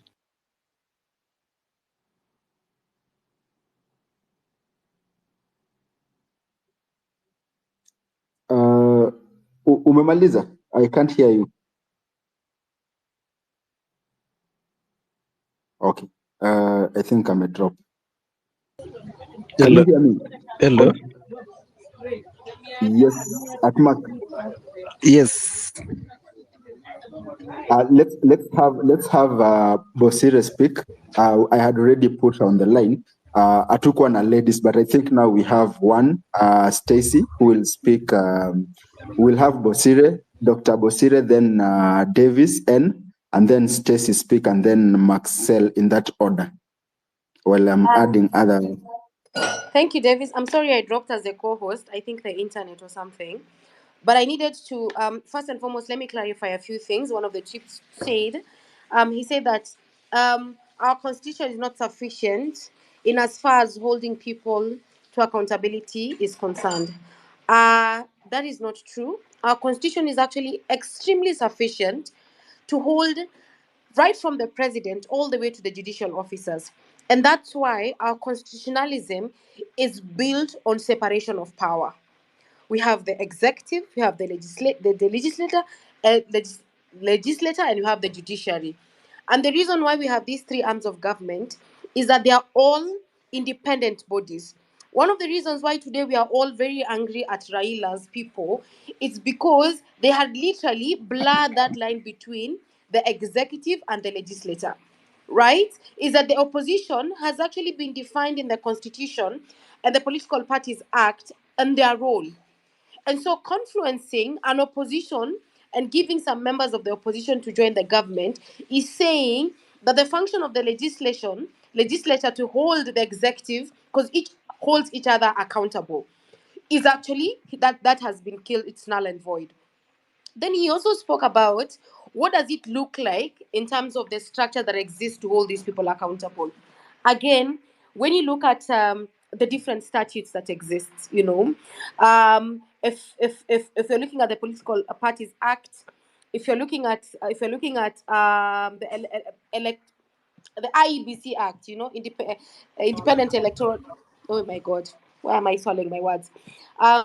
The Electoral Acts. If you're looking at basically, we have statutes in the country that are supposed to guide how people conduct themselves. So if somebody, for example, when you look at the issues around integrity, if somebody has a criminal case ongoing, if somebody has a civil case which touches on fraud, that person is not supposed to hold any office right now. That person is not supposed to even be appointed. So what I foresee in what Ruto has done, he knows we are going to raise these questions. He knows we are going to bring out the dirt on ODM. So either the strategy is either deflecting for us to make noise only on on Azimio, which is not going to work because all of them in one group, mongrels, water, all of them are cut from the same cloth. Until now, we see independence of thought and actions from politicians. I'm really surprised that Orengo has come out and has literally said, no, this is not what I signed up for, right? It's not like Orengo is clean. Already there are a lot of, we have a qualified audit report from Sierra County, questioning about misappropriation and abuse of office, right? And so this does not sanctify him or clean him, but it just says that literally speaking, if you're going to move forward in this country with leaders of integrity, then people must choose side. What Raila's legacy right now, until he rests with the ancestors, is that he is the one leader who chose to literally weaken our constitution. And the weakening is actually perceived because of this acceptance of these appointments. The other day, Mbadi was in parliament saying the skunks that you have nominated to cabinet. He's now a skunk. I've seen old men, and I'm very particular about this, old religious men putting hands on him, praying for him. I'm like, guys, mumerogwa na nani? Nani aliwaroga mfike hapa? And they will always weaponize religion, by the way. They will always weaponize religion to be able to try and, whitewash themselves, to be able to look very clean and to see that they're guided by religion. And that's why one of the things the Gen Z, the millennials, and this movement, I call it the accountability movement, has to specifically state that Kenya is a secular state that respects, acknowledges, and upholds the freedom of religion as a constitutional freedom.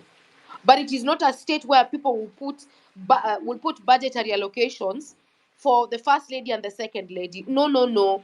Or the office of the cabinet secretary. No. This is not a state. It's a state that will uphold the rule of law. I wanted to clear that out. Back to you, Davis. All right, thank you. At Davis.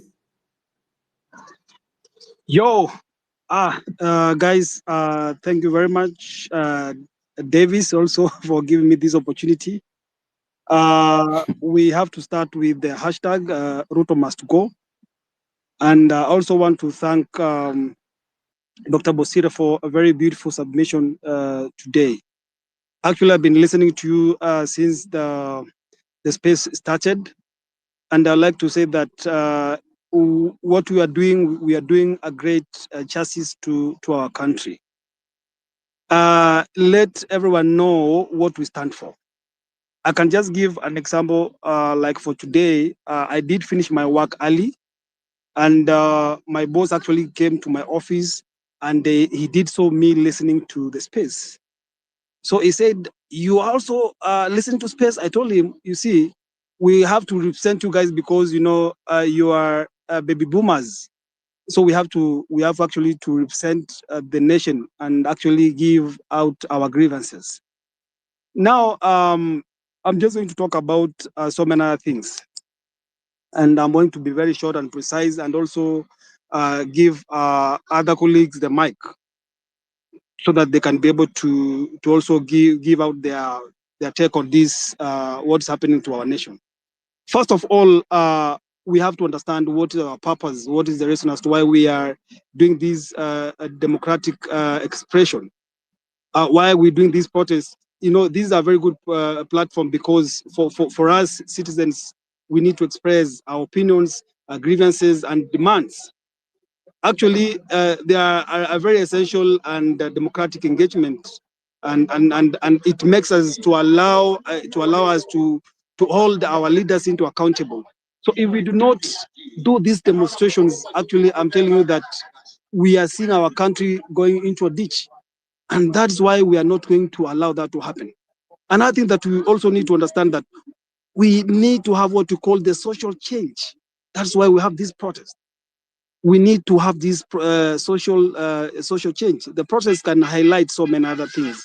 We have the issues that have been happening here and there in justices, prompting the government and such to address them.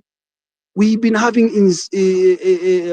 historical injustices around us, but nothing has been done. So this is a trigger for us as young people that we need to check our country. In fact, let me tell you that I was very much mad that the Raila Mzee did join the Ruto fraternity. Me and my family, I remember sometimes back, I had to quarrel with my madam because she never went to vote. So I asked her, why did you not vote? Because one vote counts. I had to call my brothers in other places to enable them to wake up very in the morning to one and vote. But now what's happening? The same Baba is the one that is making us feel like we did a very bogus job. Today, I denounce him. I called my wife in the morning and I told her that now you are right why you did not vote for Mzee. Because he's the one actually who is making these silly mistakes. I can just call it silly mistakes. I had the opportunity to talk to Mbadi the other day at Ole Sereni, and I told him that you Mr. Mbadi, go and tell Mr. Nyamoko, because Nyamoko comes from Nyamira County, that's North Mugrango, that he needs to come home and make the roads. Go and tell him that whenever we see him around, we are going to take his neck off. That is the last thing I told Mbadi, because they were having some conferences or meetings at Ole Sereni. I think maybe that's where they normally sit and make all these very stupid decisions. So we are not going to relent. So what we've started, tafadhali mtu asikuje kusema like, oh, what is next? Madam Dr. Busira said categorically that let us clean the house first. If we start early, we will die early. Let them know that we are there. Let them know that we are there. Let us be invisible. Let us be ghost, so that when we make our moves, okay, let them know our moves. I know we have the NIC here, we have the DCI here. We don't care. The other day, actually, I was seeing some two Land Rovers around my place, so I took time to look at them from a distance. So I had to go at the top where I stay. So I just stayed there for some time, but I came to realize that there were some guys who are doing some mapping around to put some business around. So whenever we talk on space, we have to be very vigilant also who is following us, okay? Who is following us, because these guys are all over. They are here listening. The other day, I told you guys that my uncle is one of those guys, the police guys, and then he was like, you guys, you have to be very careful. The government, you cannot defeat the government. No. Who is the government? We are the people. The people is the government. We have given them the mandate to work for us. We are their employers. They are our employees. So whenever we take them into accountable to whatever they do, they have to listen to us. So this thing of saying like, oh, what is the next? No, let's clean our house first. Let us talk. Let us give them sleepless nights. At the end of it all, when we it reach a time where now we'll start maybe think of political affiliation. I mean, starting our own political party, but not yet. Let us first say that let us give them sleepless nights. Let us. One of the friends said that we will plan on the fine days and meet. We can organize. And there was this guy who was said that there's these hackers, the international, the anonymous. Who can reach out to Anonymous, and maybe we can even shut out the media houses. We can even hack the media houses, and that day, for example, today we could have talked to the Anonymous to shut the media, so that whenever the president talks, nobody hears it. So let us use all the platforms. Let us use the hackers. Let us use doctors. There's someone who said about cyanide. You know, cyanide is a very bad chemical. You know, we don't want to go there, but we can use other mechanisms to make sure that we are there. Let them be scared. But even Badi, the Wadoi, and the other guys from ODM, We are done with them. Me from today, I'm partyless. I'm not going to be an ODM member. My wife, I told her it's good she never voted. My brothers know that Baba, we are done with him. So guys, let us continue. Let us push. And I know this is our country. We are not going anywhere. This is our country. I know.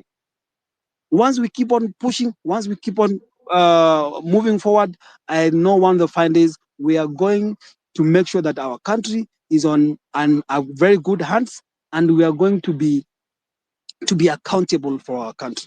It's us and it's our time, and let everybody watch our step. Thank you very much. Let me drop. Asante sana. Let's have Stacy, then Maxel, and then Michelle and Tomaso in that order. Stacy, Maxel, Michelle, and Tomaso. Hi everyone, am I audible? Yes, you are. Okay, so I'd first like to say that the sponsor of anarchy in this country is Arab Mashamba and his government. If he's not completely deluded and insane, then that would mean that he's bloodthirsty and hungry for power and is willing to maintain it no matter the cost. Now, with that out of the way, I would like to go to today's topic. It's now very evident that we're up against more than one person. We're up against a whole system that is rooted in plundering without any pushback. We as a nation, through our leniency up until now, have fueled this fire, and it's time to put it out once and for all.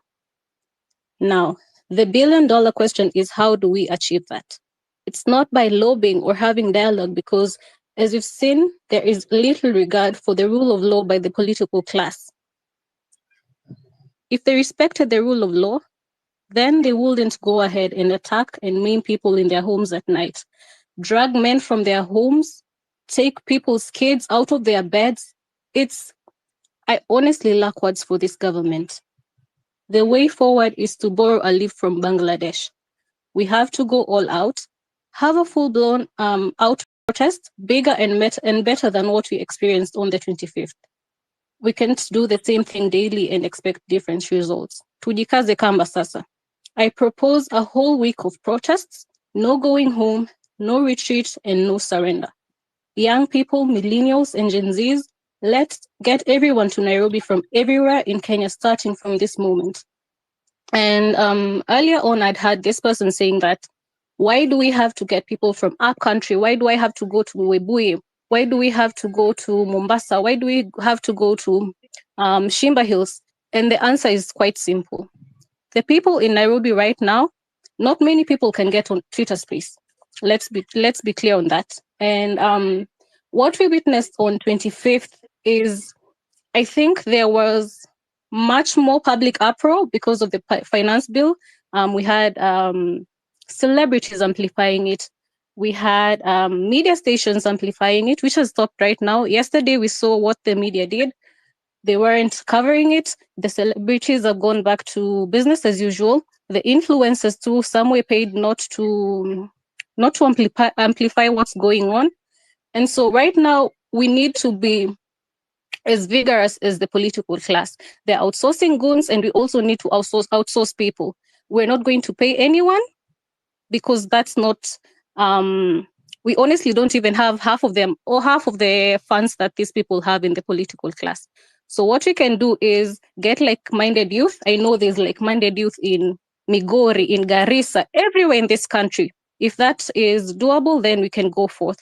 Another thing that I'd like to touch on is, I've had quite a bit talk on us creating a political party.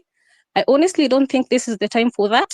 And I've also had somebody talking about rallies and Okia Mtata, which is, sorry to laugh, but it's quite comical, because who would attend these rallies?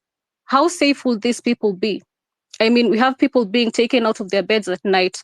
Who will willingly attend these rallies? I think the motion right now should be for us to get these people out of power.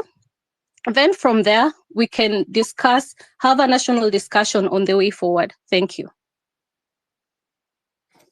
Thank you, Stacy. Your story fronting in a political party. I also had the same views at the beginning, but from the submissions zimekam, I'm starting to be convinced it's becoming a bad idea. However, we take in all inputs, alafu based on how they are supported, will forge forward. Even history rally, the same So idea guys, you just fronted is what I was thinking. It could be very dangerous to put people on the Exactly. streets I hope in the form of a rally. Alafu, as you've seen, these people can, and then now we have the entire government and opposition on one side. They will do anything to sabotage such meetings. Hata ile music concert we had, it's just that because I don't think we had gone this deep. But right now, if you try to pull such thing, the government, I'm not saying that we don't pull them. It would be so good to have such a music concert where we have everyone coming, and the musicians na celebs wanakuja, but they would do anything to sabotage such meetings. So, well, noted for the guy who made those contributions, but Wait, just a bit. I we have just have to something be else to convinced. add. Yes, in a minute. Okay, there is no way that an honest and just organization, or rather a political party, will survive this corrupted system. That idea will be dead on arrival. Ata say jokes. It's not even a joke. That idea is dead on arrival. What we need to do before we even get to having political parties, putting new people in power, we need to take the rug off the feet of the government right now. We need to strike them hard.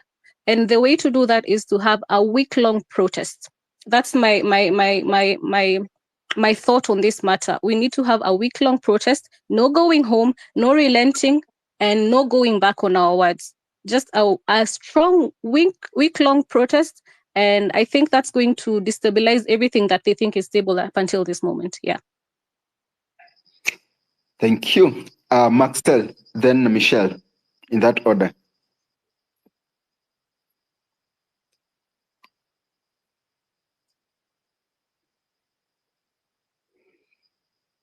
Maxel, your hand was up. Kindly unmute. Going once. Okay. Michelle. Hi, can everyone hear me? Yes, we can, loud and clear. What I want to say, nobody, like, si kila mtu ako hapa kwa X-Space, but everyone ako kwa church. The point of occupying churches is that the message ifike everyone, even our parents. Most of them wako kwa church, and they'll understand. If every Sunday youth moja simame and I explain here, watu wote wako kwa hiyo kanisa, it's not about the tribe, it's not about the coup because the government is saying it's about a coup. No, it's about us fighting for our rights. Kama the point of occupying the churches, it's a very good idea. Juu watu wote wanaenda kanisa, hata hao watu wana Ruto, he's using the church as his platform, so we can play his game not by picking guns and going and shoot police. We can do his game by occupying those churches, the same churches. Anatuambia atajenga the churches. Go to the churches, tell your parents, tell your friends, tell the pastors, let's make Nairobi unbearable for him and every part of the country, because kama ana platform ya kuenda kusema kwa kanisa, tunamnyima hiyo platform, tunamnyima hiyo celebrity, because every kanisa atakuwa anaenda, people will know the shit he's trying to pull already. Most of the churches wameona, so itakuwa very hard to do what he's doing right now. My second point is we cannot amplify on political party. Huwezi create political party sahi manze, it's hard. How? Watu already they won't nafikiria political party, watu wanauliwa. You cannot juggle with blood. Tutakuwa different na akina Raila. Tukiendelea na political party, we'll be just like them, we'll be going the same direction. That's what I had to say. Thank you. Thank you very much. Who was next? Maxil, are you on? I'll drop you if you. Let's have Kevin. Do you hear me? Yes, we are hearing you. Okay, my take. Kwanza wacha niseme condolences kwa wale wote wenye walikuwa wamedai kwa protest zetu, na hii cabinet imechaguliwa leo. This guy is a joker. My issue is mi naona hizi protest zikiwa zilikuwa zina work, kwa sababu the way we started na watu wakafika hadi parliament ilifanya mpaka the president akadrop akusign hiyo finance bill into law, akakuja akadismiss almost all of his cabinet. So alikuwa anatumia ile delaying tactics aone what is our next move. So during that time the political class, because ilikuwa shaken, they came together, wakaona they protect their own interests. That's why now there is no party, there is no one party, there is no ODM ama UDA, wako pamoja, wamealign their goals so that they can protect their selfish interests. These are narcissists. What we need to do, because the protest has been working, na unaona hata venye tulikoko alianza kutumia divisive tactics, unaona wengine wanasema tusiende maandamano nini, wale wenye tulikuwa tumeanza nao. So hapo ndio alichukua advantage, akaona atuingize uoga, akaona venye kama hii ya jana watu wengi hawakutokea, tuseme tu kweli, lakini tukiwa tumetokea kwa wingi, they fear and we gain our power. Tukitulia wanatuingiza fear, wanapata power yao. So my main point is we should not relent. Naweza sema hii kitu venye imesemekana hapo, the woman speaker alikuwa before me amesema like 1 week long. Mimi hata naweza sema hata si hata 1 week, hata kama ni 1 month long, we protest, we come out in our large numbers to make hii kitu yani waone it is serious, because tukikame out in numbers wanakuwa shaken. That is the power we have according to our constitution kwa one. The power yetu tunaweza delegate ama tu exercise on ourselves. Tukiwa tumeichukua ni yetu, tuna exercise, we the people wanakuwa wanafeel threat ya sisi kurule as a nation, as a people. Mimi mambo ya party, I'm not for that at the moment, because tukisema mambo ya party, the political class wako na advantage because ni wajuaji kwa mambo ya politics kutuliko as of now. Mambo ya party na nini na wako in power, so watatumia hizo ma authorities zenye ziko hapo, political parties what, because tunajua ni cronies wa the president, the former prime minister. That's why wamejeka pamoja. So sisi pia tushikane pamoja, protest zetu zikuwe ni Kenya wide, tunatokea Monday to Monday, watatusikia. Na venye tu Martin Luther King alisema, freedom is not given freely by the oppressor, but it must be demanded by the oppressed. That is the best and sure bet yenye tutaweza pigana na hao watu through katiba, because tuna exercise our right. We have a right to picket and demonstrate. Mimi naona tu hiyo ndio kitu tunaweza fanya, na mambo ya party sasa bado tusiweke tunakinomtata nini. Hatutaki mtu mwenye huko kwa parliament, tunataka sisi wenyewe the people we fight for ourselves na tusikizwe. That's my take. Thank you.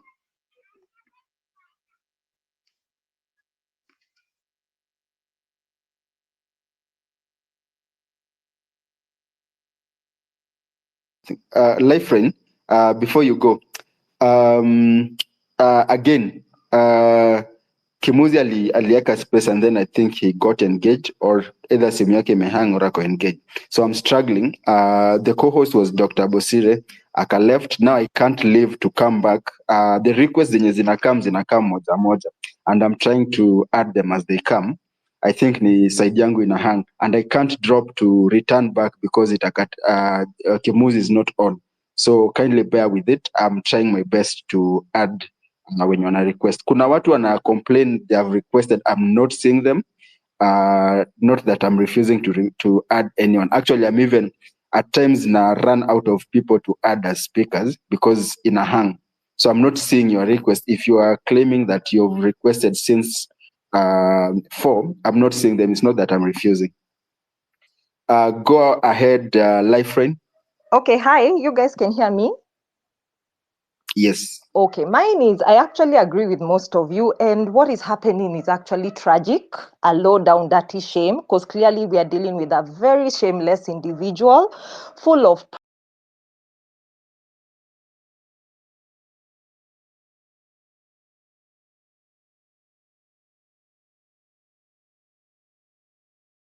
and a few days ago. Now he's a saint. So clearly we see that the political class are one, and there's something very wrong in parliament, that even the sane people go there and become something like possessed. So mine is to say, what going forward, what needs to be done? Is it Ruto goes now, or is it when? Because I think now it's a matter of when. Because now it's either accelerate or stop, because people can't keep dying. There's a problem. We first have to admit there's a big problem which we have to counter. I feel like in Kenya, I think he really spoke on what is going on, and I felt his pain, because that's what we are feeling, much as we may not voice it. But it's tragic that people are being shot while they have flags, they have water. Yet yesterday we saw Ndudi goons, because those are goons, perambulating the whole city with no consequences, passing cops, and they're there acting like they're blind. But when peaceful protesters are going here and there, it's a problem. They tear gas them, they beat them, they bar them juju to put them in their lorries like they're thugs, while the real thugs were let to go free, even when supermarkets were being looted. So how do we counter this? And I always say, if you study people like our president, you can't beat him at the game unless you think like him.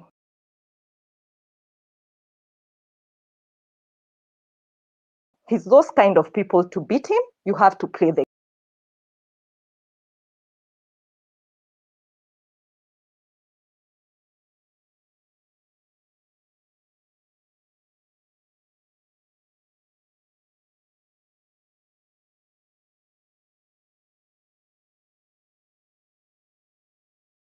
So what do we do to counter this? Because it can't be psych for like this, then people are being picked off one by one because their interests are met. And it's one thing for your interests to be met, then you start playing double agent. Please, if your interests have been met, shut up completely, fall off.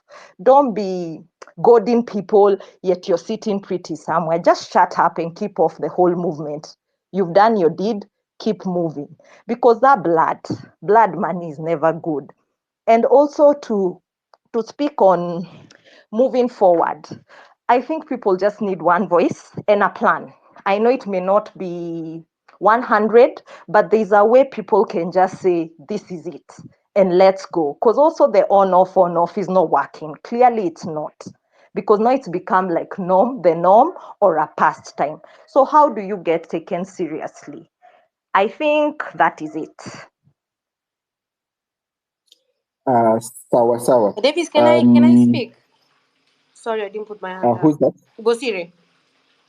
Yeah, Bose, I was trying to chat you. Oh, sorry. Kindly, guys, I'm going to request you that Dr. Bosire create a space, alafu to join Uko, because this issue is persisting. I can't add people, and I'm the only co-host. Na host amepata shughuli. So kindly, Bosire, if that's fine with you, That's fine. create a space and then we join there. Itahang na I'm getting people with all sorts of cries ati nimekata kuwa add. 1 minute. Yeah, kindly. Let's join the other space, alafu we continue with the conversation.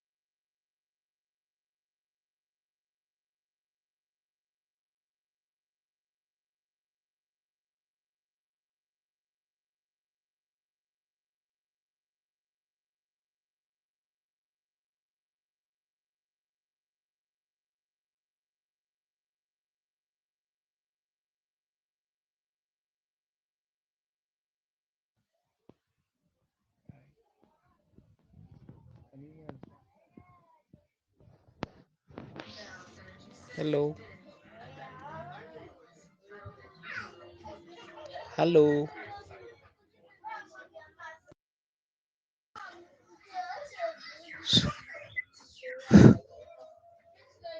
Hello. Hello.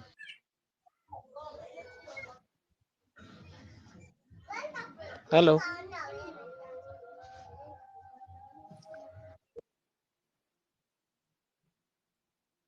Hello.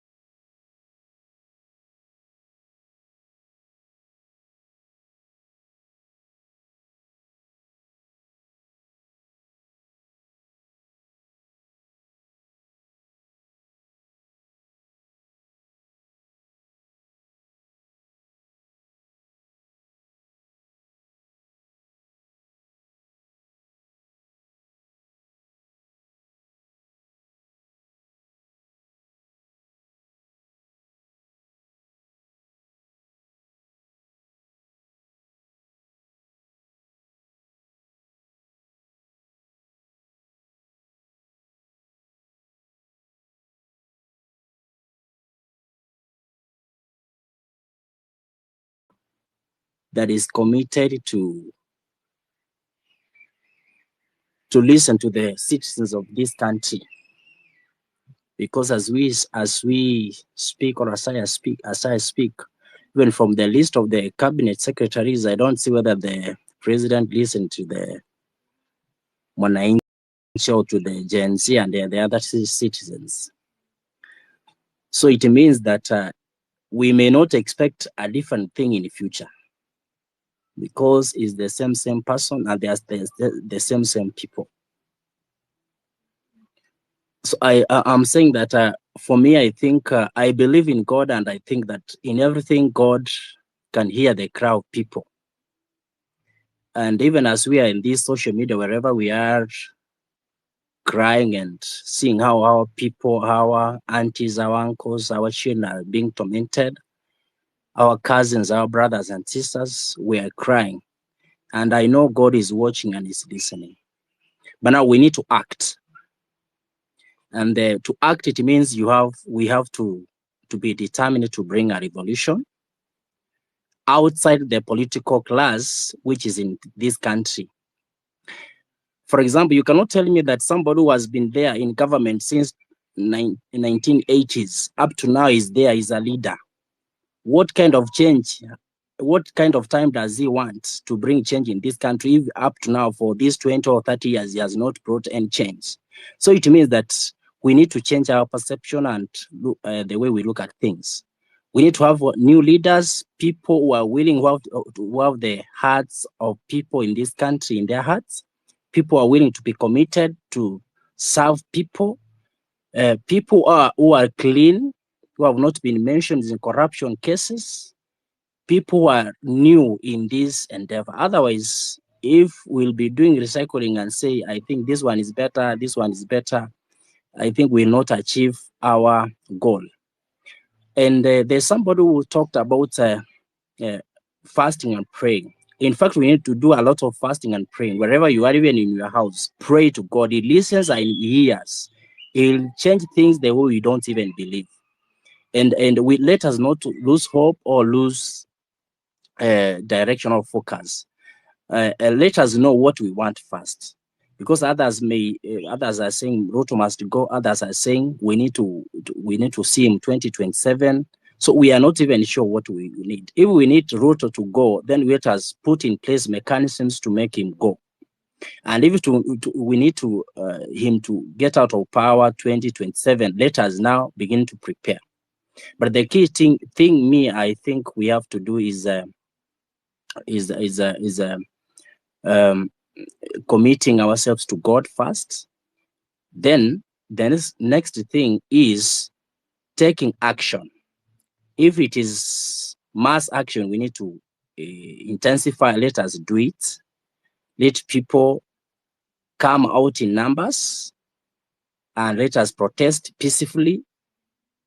And I know from there we should have taken the powers that they have because it is our constitutional right. And by doing so, I think we'll change this country. And another thing I want to say is that sometimes we misuse God because the clergy said, I'm sorry to say that, the clergy say that God has chosen Ruto and everything. And the church members believed and they voted him. But I don't think whether God can choose such an arrogant person. So it means sometimes the church is misusing God, is misusing the name of God. So I think we can be able to talk. I know we go to various churches. Let us talk to our clergy, let us talk to our pastors, so that they can seek the will of God and the guidance of God over this issue and over this nation. That is my submission for now. Thank you. God bless you.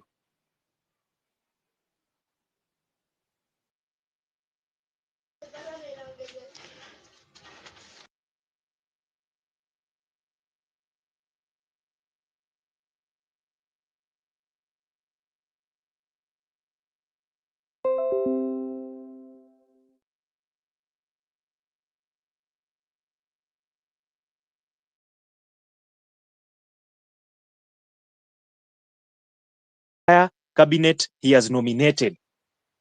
We are rejecting that. He has given that as that. So he's our leader. So everything he does, that's why we are calling him a joker. Actually, he's more than a joker. He's even the joke himself. So we need to Joe, kindly wind up. Okay. Let me wind up. So we need to take austerity measures as well. I've heard also in the space people talk about let us not go violent. Let us not go that direction, like Dr. Bosire has mentioned.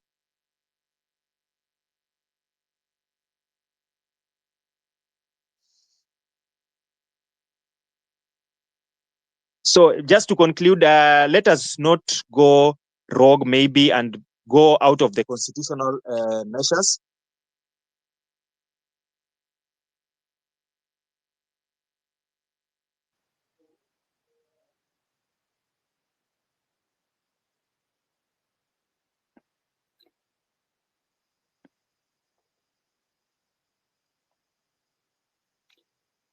Can you guys hear Joe?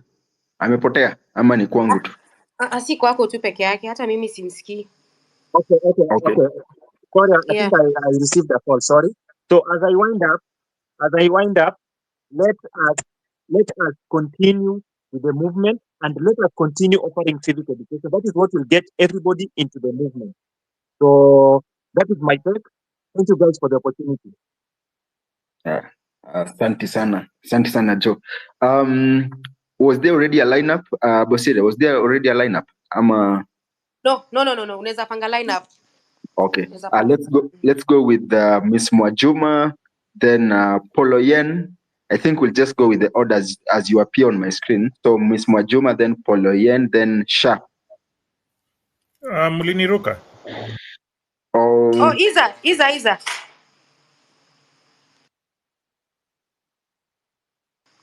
Was it Sammy speaking? Yes, that's me speaking. Oh, go ahead, Pole. Miss Mwajuma, you speak after Sammy. Pole. Okay, thank you everybody, and thank you, Dr. Bosire. Let me start by paying homage to the deceased and the families of the deceased and those that are hurt, and especially those that are abducted and are still missing.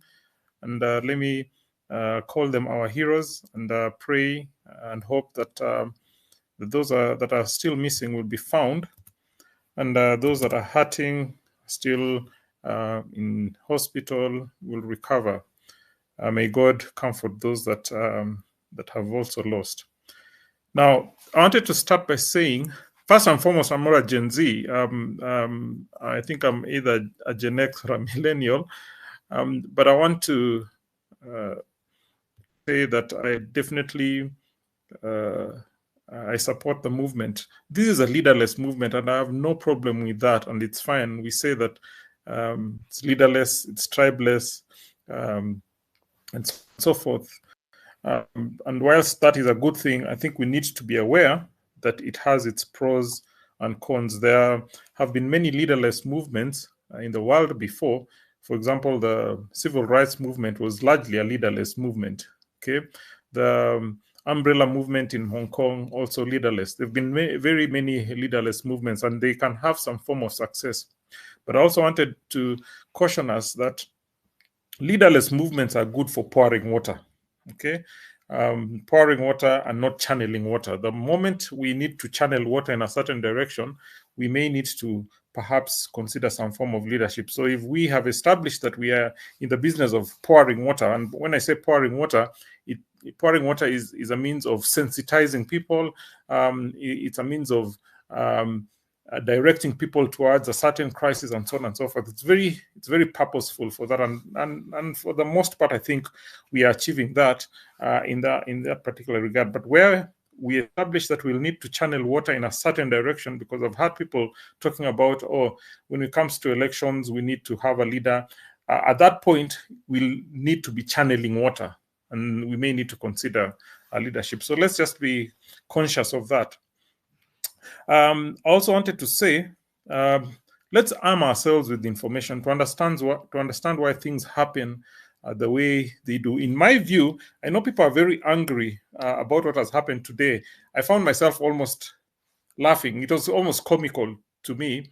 And it's okay to be angry because it's a right response to this. Okay, but in my view, Ruto is being totally consistent. Why do I say that? He's being consistent to protecting, to self-preservation, and also preserving all the past leaders.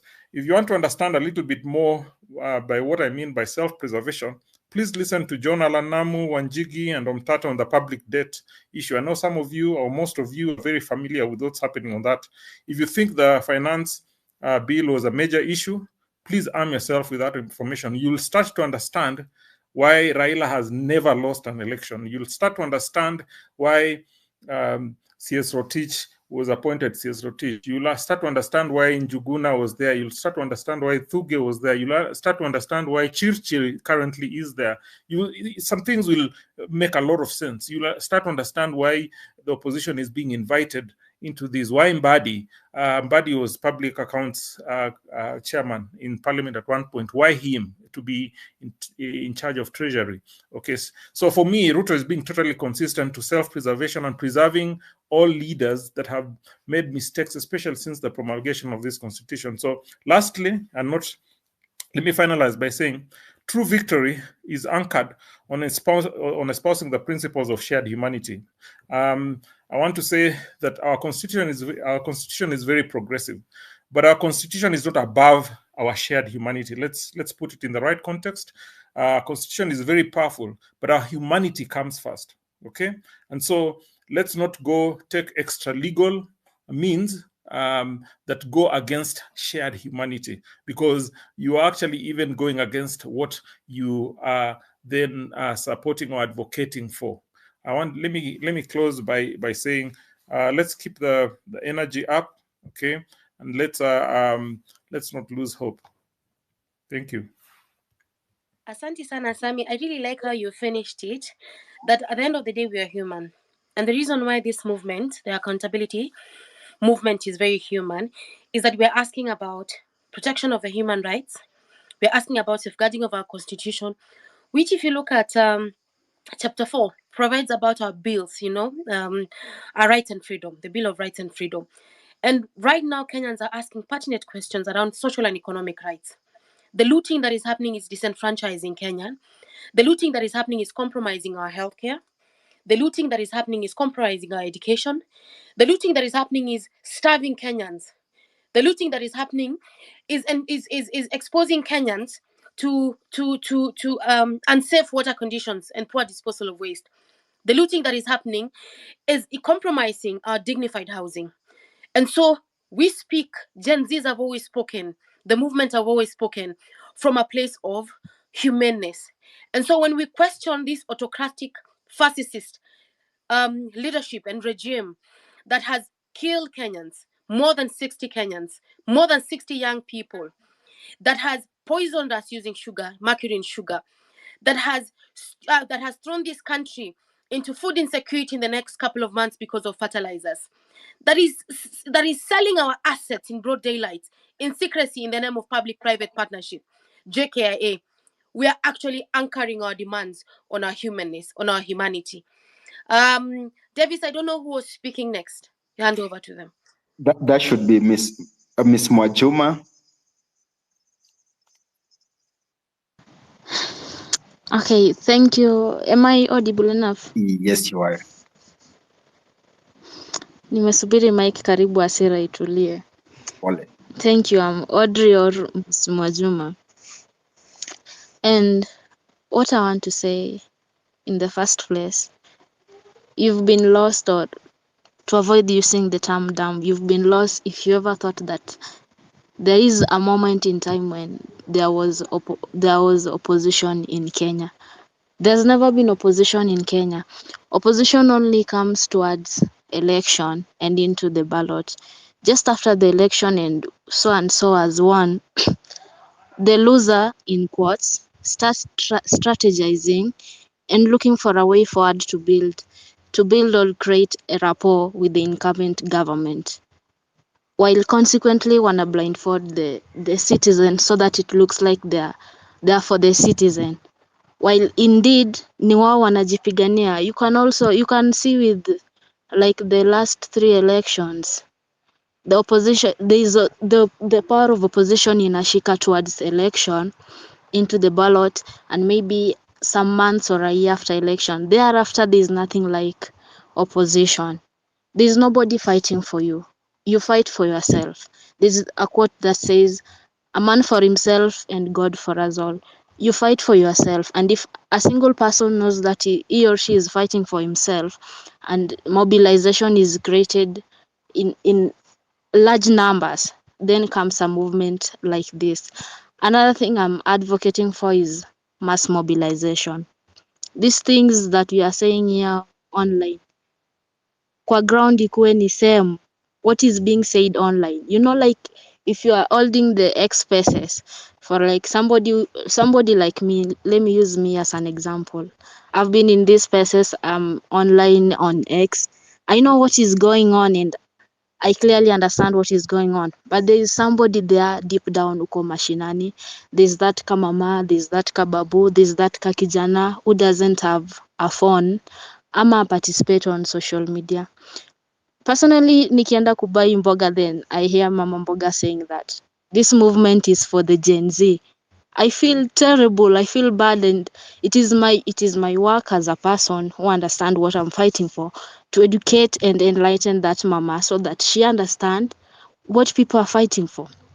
If you mobilize people, then the movement will be no longer Gen Z movement. It will be protest against bad government, bad governance, because I believe we are not anti government. No, we are anti bad governance. And if the next protest, in case there will be, if the next protest people come out in large numbers, not only Gen Z, but also the other generations, even your mother and your father. There are those people who are still deep down built on the fact that huyu ni mtu wetu. There's that person who is stuck with Baba, or the somebody who is stuck with Ruto. And it is your work as a person who is already informed and enlightened to explain to that person what is happening, to explain to that person why people are on the street. People are not there for fun. People are there for a reason. Lakini kuna watu waelewi. Hii kelele tunapiga hapa social media, tuipige hadi kwa ground. Si tukifika kwa ground, you discuss something else. Make sure you are enlightening everybody. The issue of also hii mambo ya ID, make sure you encourage people to take ID, and not only take ID, or register for voting. And again, I'm also against this thing of creating a political party or having a political stand. I'm totally against it, because there is never a moment in time where somebody is elected or somebody is enforced as a representative of a political party and people are 100% behind that person. Even if the political party doesn't fail, literally it will bring division kwa movement, because kutakuwa na different ideas. Some people will be saying, let us enforce, for example, Okiya Matata, and somebody else will be choosing somebody. Then the majority leads, then mnapatia this person, and the other people who are supporting the other person, they start to draw out and draw away from they start to draw out and draw away from the movement. So the issue of political party and having a political leader, as per now, will create a total division. Maybe in after time, when now we see that the current politicians, because a politician is a politician, but if you bring in a new person who have seen what has happened and who understand, who knows what people are able to do if you go against them, then that idea will be implemented and it will be wow.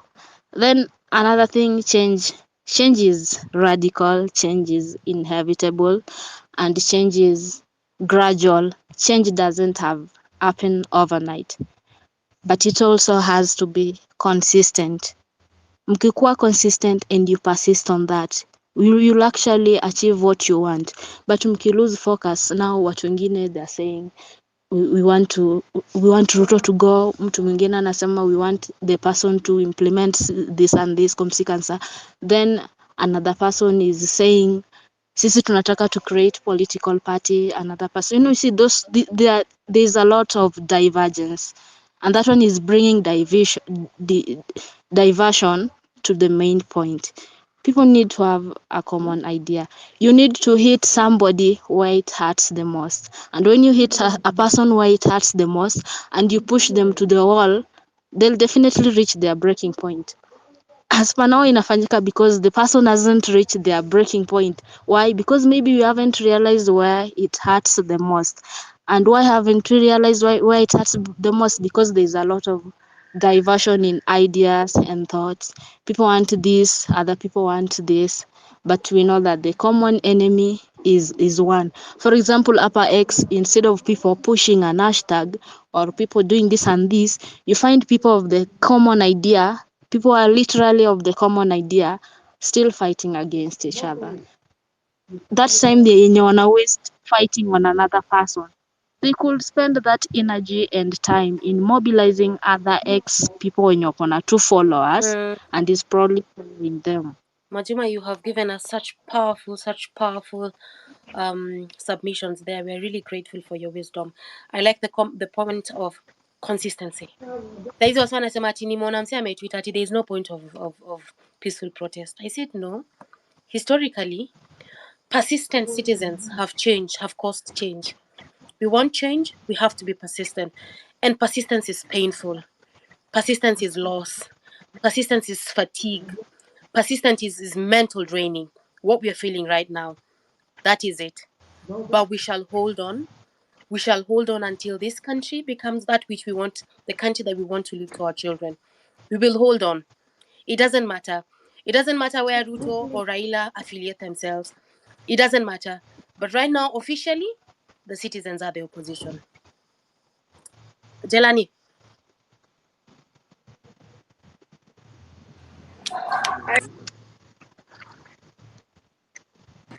Hi guys, I hope everyone is, doing Jelani, can you okay. hear us? Yes, I can hear you. Can you hear me? Davis, back Can to you you. hear me? Yes, we can. Yes, we can. Oh, okay, great. Who was speaking next? You can't hear me, Dr. Basira, you can't hear me? Jelani, go ahead. We can hear you. Oh, okay. Thank you. Thank you so much, Dr. Basira. Thank you, Davis, for the space. I hope everyone is doing okay despite the circumstances. I've been listening on this space from when Kimozi opened it, and I have a few points I want to go through. Just give me a bit of grace so that I can go through them. So number one, I think that when you're in a fight like the one we are in, for you to win, you have to take stock of the positives, the negatives, and you also have to look inward. We have to ask ourselves as protesters, why is this not having the effect that it's supposed to have? And it's easy to sit here and blame the political class. It's easy to sit here and say, oh, Ruto is a narcissist. But there are many things that we are doing that are making our movement not succeed. So, number one, I feel like generally the reason my energy has been waning is because we are very much like the political class that we are fighting. We have decided to engage on, the politics of personality, where some people are more important than others. So if somebody wants to ask a question or is trying to hold somebody accountable, instead of objectively listening to the question that is being asked, we turn and we attack whomever it is that is ni mtu wetu ameguzwa. So if somebody tries to say, for example, that they don't like the way so and so is doing XYZ, I don't want to name names because I'm not trying to start a scandal. But if somebody tries to do that, automatically, because if that person is popular, if it's one of the bigger names, all of the internet, all of Twitter attacks whomever has brought whatever point has been said. And I'm like, we should not have some people that are above other people. Let's all walk with accountability. Let's stop having the politics of personality. That you can only retweet something if it's a specific person who has said it. And if it's somebody who you don't like, then you don't agree. That's one of the failures that this movement has had. We are so divided.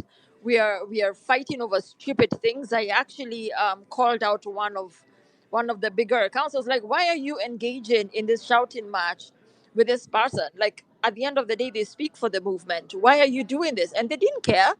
According to them, we are here for likes and RTs. It's a game. For them, it's a game. Matter of fact, they didn't even start tweeting about the movement until they were called out in a blog. Somebody said that they were not participating. So for me, I think that we need to stop looking at this as a game. People are dead. People are dying. It is not a game. We need to be so serious. Like, we need to start taking this so seriously. Put our differences aside and stand together.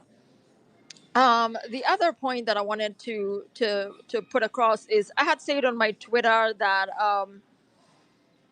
we need political solutions, and a lot of people are jumping to forming a political party and having some sort of outfit, but that is not what a political solution is. When I said we need political solutions to political problems, what I meant is we need to start playing the games that the political class plays. Let's do media tours. Let's do church tours. Let's do campaigns on the ground. Let's continue doing demonstrations. Let's do civic education. Let's do lobbying for sanctions. I think somebody had put me on something like that. Let's have a lawsuit against the government, against the ODPP. Let's also engage in economic sabotage. There are so many political solutions that we could apply to counter the games that the political class is playing with us. And then we have to really just take a moment as a movement to document everything that has happened, especially the deaths, the missing people. I had put this on my timeline a couple of days ago, and I keep saying it. We need to set up data collection sites in, Gedurai, Zimmerman, Rongai, anywhere people, Ejuja, and start recording who has died, who is missing, what did the postmortem say, where was their body found. We need to have this information out in the public domain. I'm still waiting to hear back from Amnesty International and also LSK, but that's a really, really important thing that we need to focus on. And then finally, I want to point you to a pattern that I have seen that I need us to be wary of. The pattern is after Githurai happened and we were trying to push the hashtag Githurai massacre, President Ruto addressed the nation. After Rongai happened, he addressed the nation again in a round table. After Zimmerman happened, he's addressed the nation again. So every time these people go to people's homes in the night to kill people, to abduct others, to throw tear gas canisters into people's houses, literally the next goddamn day, this man is in the media addressing and holding speeches. And it is a pattern. He wants us to forget the people he has killed. He wants us to forget our movement and discuss his stupid decisions. I like what Mkenya said in the other space. At this point, it doesn't freaking matter who he appoints. He just needs to go. He needs to resign. Everybody that is saying we need to wait for 2027, are you deranged? We cannot wait for 2027. If we allow these people to get to 2027, I can assure you 100%, he's going to go all the way to 2032. And that is assuming that these people don't introduce term limits. Now that you have KK united with Azimio, you can bet BBI is about to come back. You can bet the conversation about presidential term limits is about to come back. And we need to be absolutely serious and we need to be sure what we are doing. But kama munataka ku give up, if y'all want to wait till 2027, mseme sahi. Mseme sahi, so we stop wasting time so that nobody else dies. We just maliza this thing, we say we tried, we close it. But we can't be one leg in, one leg out. I'm done with my submission. Thank you so much, Dr. Basiria. Thank you so much, Davis. I cede the mic. Asante sana. You see, this is the thing I said in the other space. We either go all in or we don't go in at all. It's cause wase wengi wana pass manze. So we can't continue dangling, on the rope we dangle. We don't know. Watu wengine wanasema we are going for we want the cabinet change. Watu wengine Ruto must go. So what do we want him to do? We want him to change the cabinet na endele, ama we want him to go completely. So we have to make a decision now. Justice for Shieni. I think I was next. Can I go? Who's that? Sure. Hey guys. Okay. Sorry. Justice, let Sha go. Then I'll give a gentleman. Then you'll come next after the gentleman. Sha, It's kindly okay. go. It's okay. Okay. Thank you for the opportunity and thanks for everyone who's gone before me. Jelani, you've spoken a lot on some of the things that I wanted to touch on, which is around taking stock on what has worked and what is not working, and then essentially putting in strategies to counter the blockers that we're facing. One of the things that I believe and a lot of people have talked about is it seems that we are at a precipice where we are deciding how far to push. And maybe this is a controversial opinion where I don't see that the some people saying we want a new cabinet and some people saying Ruto must go is is two different parts. It is the same thing because as long as Ruto is gone, he doesn't have the power to bring in a new cabinet or reshuffle or anything. So whereas we may have different understandings of the message, I think overall most people believe that there is rot in the system, and that rot in the system has to go as a whole. Whether that is the rot in the police who feel free to terrorize people and then walk home free, or people who think that we need a new cabinet, and all the way up till Ruto, Rigathi, and the entire government needs to go and we need fresh elections. But because we are at the precipice of deciding whether to accelerate or to pull back, I think going forward from today and from seeing this pattern that Ruto goes out, we have protests, and then in the night people are killed, and then the next morning there is an announcement from the president that essentially is being used as a tactic for us to not really feel the pain of the loss that happened, and the brutality that is happening overnight every time we protest.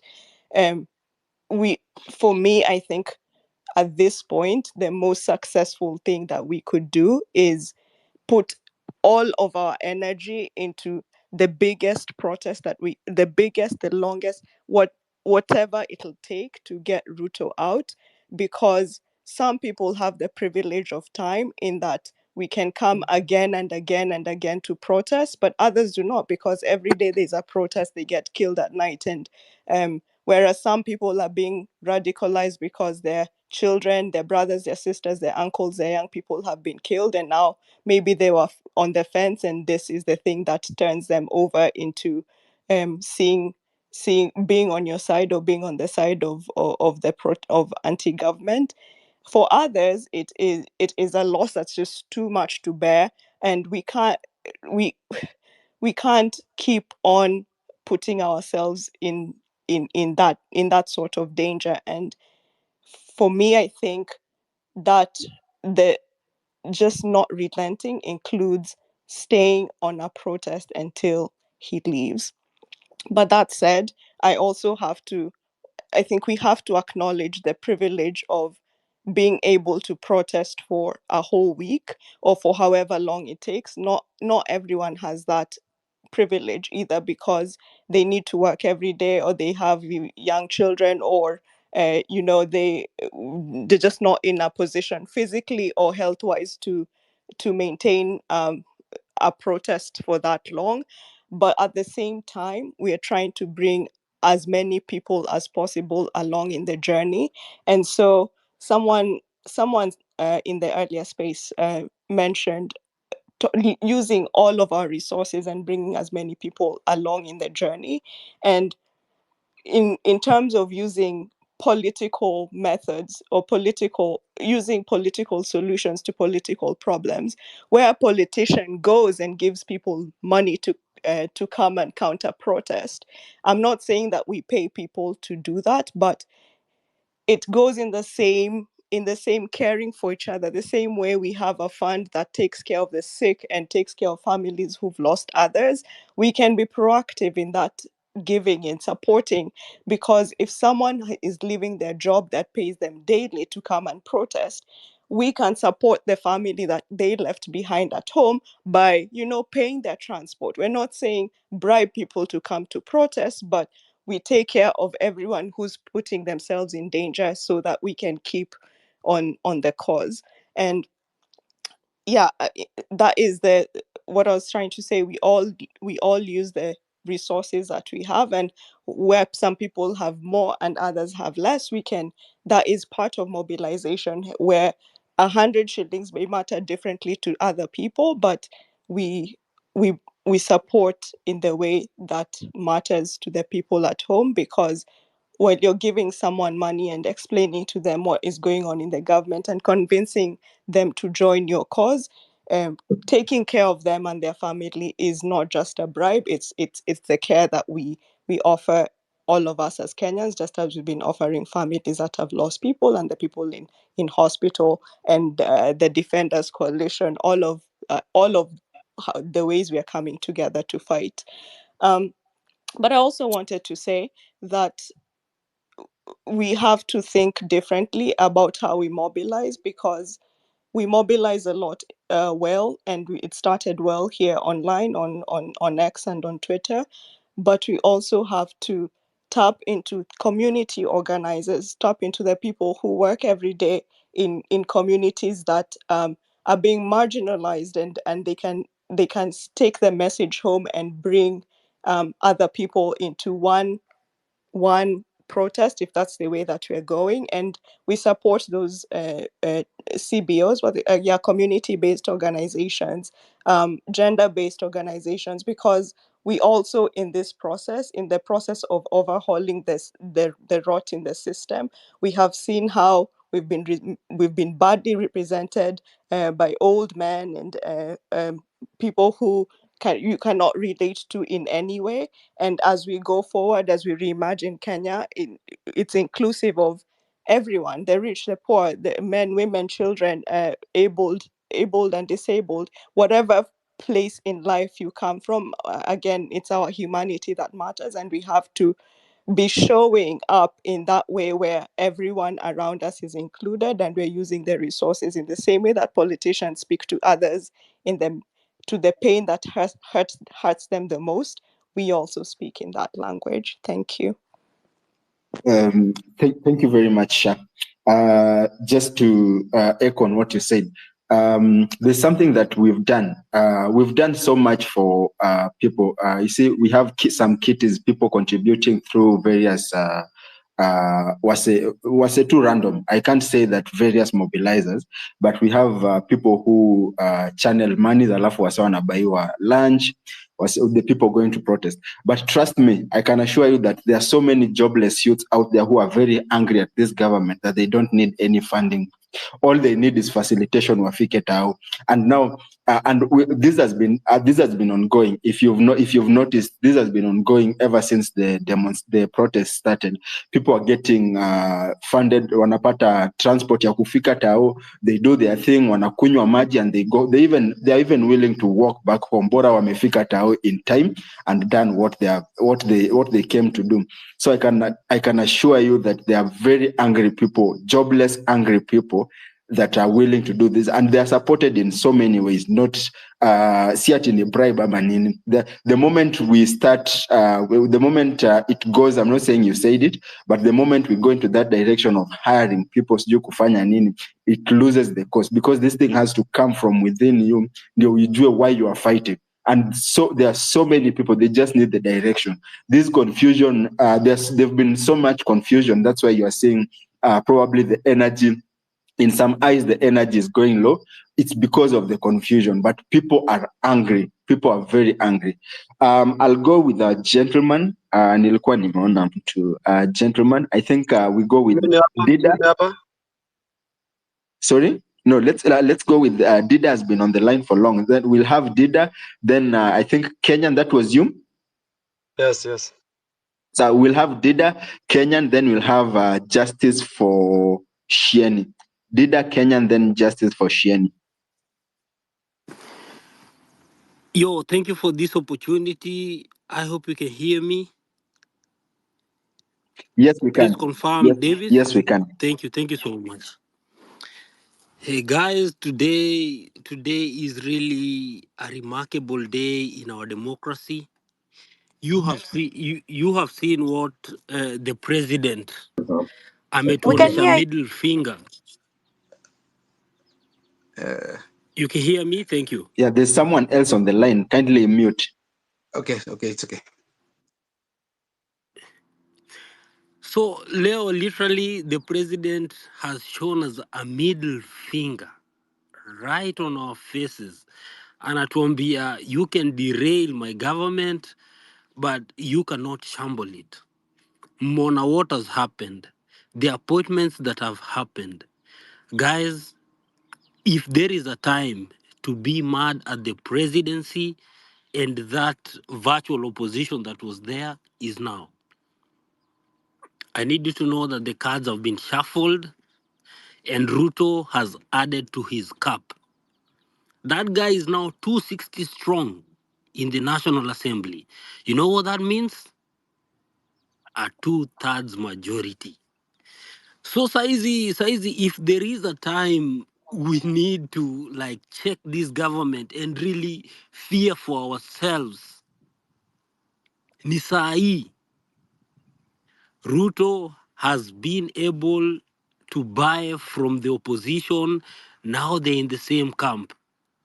It's so easy right now for him to even change the presidential term limits by virtue of his majority, boycotting the long route of like a referendum.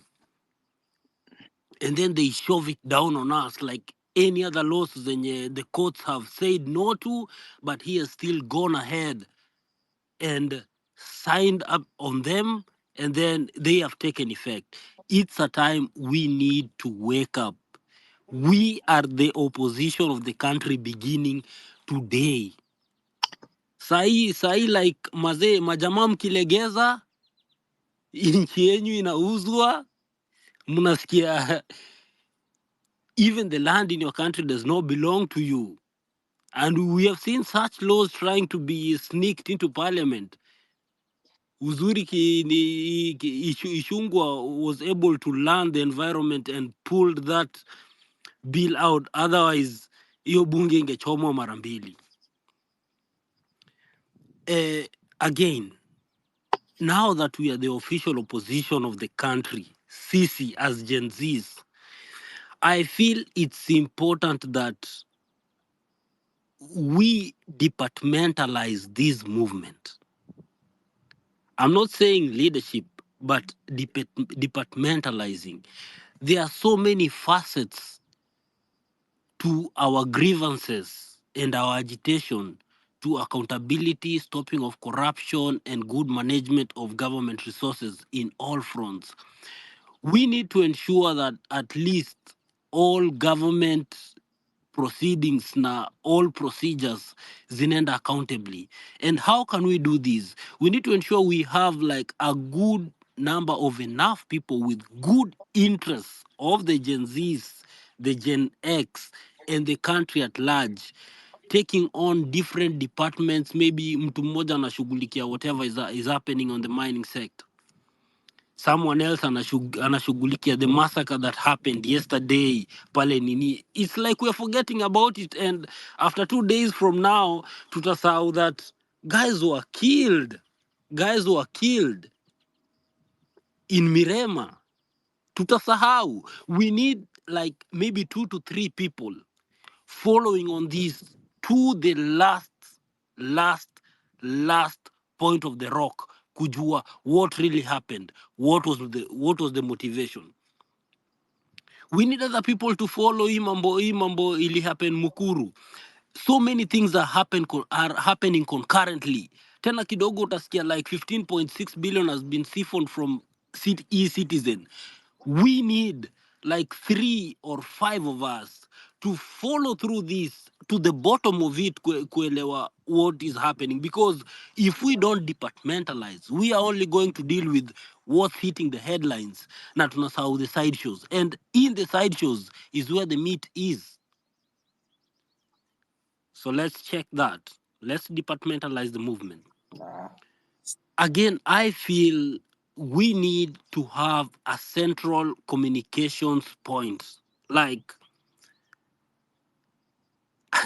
I'm really finding it hard to separate the leadership thing from like a departmentalization concept and a central communications point. It's so hard, but again, it's so important. We need to have a centralized communications point where we know where we are at a particular point of this movement. Let's not forget that this is a war. Blood has been shed.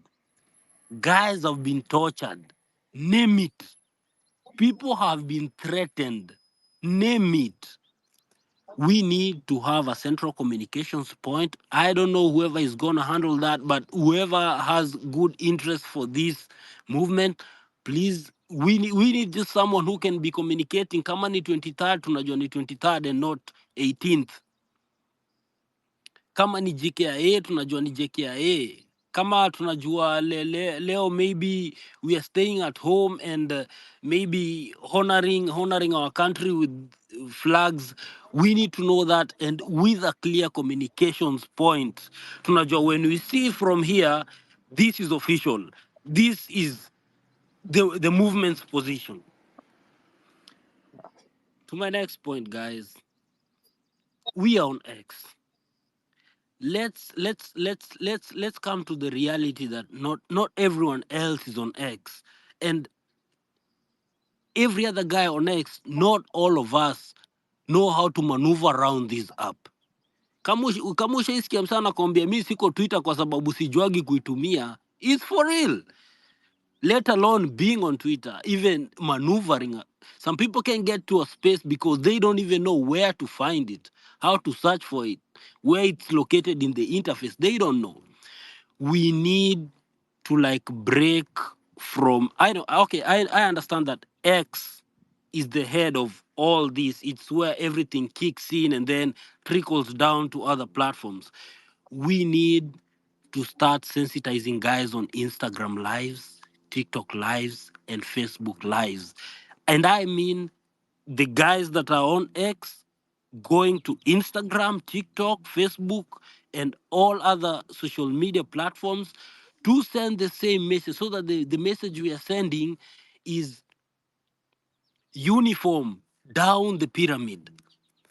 Mnanielewa? I hope that one sinks in. And again, we need to ensure that this movement of ours has some kind of a national image. Last week I was reading the newspaper and they were saying 23 out of 47 counties came out to protest. We should question ourselves. Hawa wengine, why didn't they come out? What is it that made them stay at home? Don't they see that we are trying to fight for them? The next time we're having protests, we need a 47 out of 47 county movement coming out and resoundingly saying no to this. So let's work. Let's find these other 14 counties that did not take part in the previous week's protest, where it was on newspaper that 23 counties came out. So we find the other 14 and understand exactly why. Sawa, Dida, kindly wind up. Yeah, I mean it. I'm getting there. Thank you. So we need to find the other counties and get them to know that what we are fighting for is bigger than the individuality of all of us. Let us unchain those villagers from the mental block they are caught up in. I mean, we need to do something. We need to do something, even if it means finding Gen Zs and other citizenry that mean well for this movement. Send them back to their villages. Enda Ocha. Chanua wase, man. Chanua wase. Tell them why we are fighting. Make them know that blood has already been shed for this cause and what they stand to benefit. And of course, the benefits of an accountable government are all over. Guys, I wanna leave it at that. Thank you for listening to me. Viva, viva, viva. Let's fight for our country. It's the only cause rightful to die for. Asante sana. Kenyans, kindly go and please be as brief as you can. Kuna request kama 30 hapa hivi. Good evening everyone. Mimi nitaongea kwa Kiswahili. I hope mnanisikia. Yes, tunakusikia. Ndawasalimu kwa jina la mababu zetu waliopigania nchi, akina Dedan Kimathi and the rest. Nilifurahia ule mwenzangu alitusalimu kwa hiyo namna. Ndawapatia fails and gains na the way forward kwanza. kimaono yangu. Gains tuligains ni ile ya parliament, na nitawaambia mligain juu nabii ama prophet alikuwa pamoja na nyinyi. Tumekuwa tukienda maandamano, and every battles, hata ukiangalia wapi na wapi, before and the battle walikuwa na console the prophets, tuseme waliona mbele. Hiyo ndio kitu nasema napenda kutumia. Okay, mimi nimeona Gen Z before hata ianze kuwa Gen Z. Mkikumbuka ile wakati UDA ilikuwa Kasarani, I was there na nilikuwa nimepiganga nini ya Gen Z full top. So niliona before mkuje, before all Gen Z wakam, nilikuwa Gen Z. So ndio nawaambia before twende the way forward, mnafahamulize au walikuwa kama ma prophet. Kuna watu wako na hizo blessing kuona before, mnafaa kwenda before mcleansiwe. Hata wewe mwenyewe unajicleanse wewe mwenyewe before uende kwa battle. Hata wale ukiangalia kitambo before the warriors waende kwa battle, walikuwa wanaenda wanatengenezwa some ceremonies, na wanaambiwa to stay away from sex. Vitu kaa hizo unapata ukienda pale you are pure mpaka soul. Na kitu ili tu fail, tuseme kitu imetuangusha kidogo, amku console hii yenye tulienda juzi, amku console the prophet. Wacha nijite mimi mmoja wa prophet na nitawaishi. Tukienda maandamano yote mnaniambia nawaonyesha Mungu amesema nini, ama miungu waliokufa tunawahitaji, au the souls zao si walikufanga kitambo tunawahitaji. KJKA tulikuwa tuna idea, ningewapea tu idea moja tu, hata si mbili, moja. Kuna wase hapa hivi ni wase wameiva IT. Hiyo tu ningekuwa na uwezo before twende hiyo nini ya Tuesday, before twende, kama ningekuwa na uwezo kama venye nimepata hii chance, ningewapatia a way forward. About niko na wase wako na IT, wako fiti sana wange forge. Tuseme kila mtu afujiwe ticket, mmoja anaenda Jamaica, mwingine anaenda Canada, mwingine aforge but na career. Watu wanafanya ukoro huko, wanakupatia mpaka certificate real. We have them, the River Road people. Kila mtu apatiwe a ticket like original na si original. Kila mtu apange line from JKA kuja mpaka Moi Avenue. Watu wamepanga line wanataka kuingia JKA. Ama tukiwa na hiyo kiti, we pay for some people, hata kama ni kwenda Diani, we occupy that place. Na ukifika ni kukaa. Hakuna kitu unajua, hata JKA is best place ausumbuani na business people. Hakuna mtu atasema unazuia biashara, hiyo ni kitu ya gava. So hakuna mtu atakuja hapo na rungu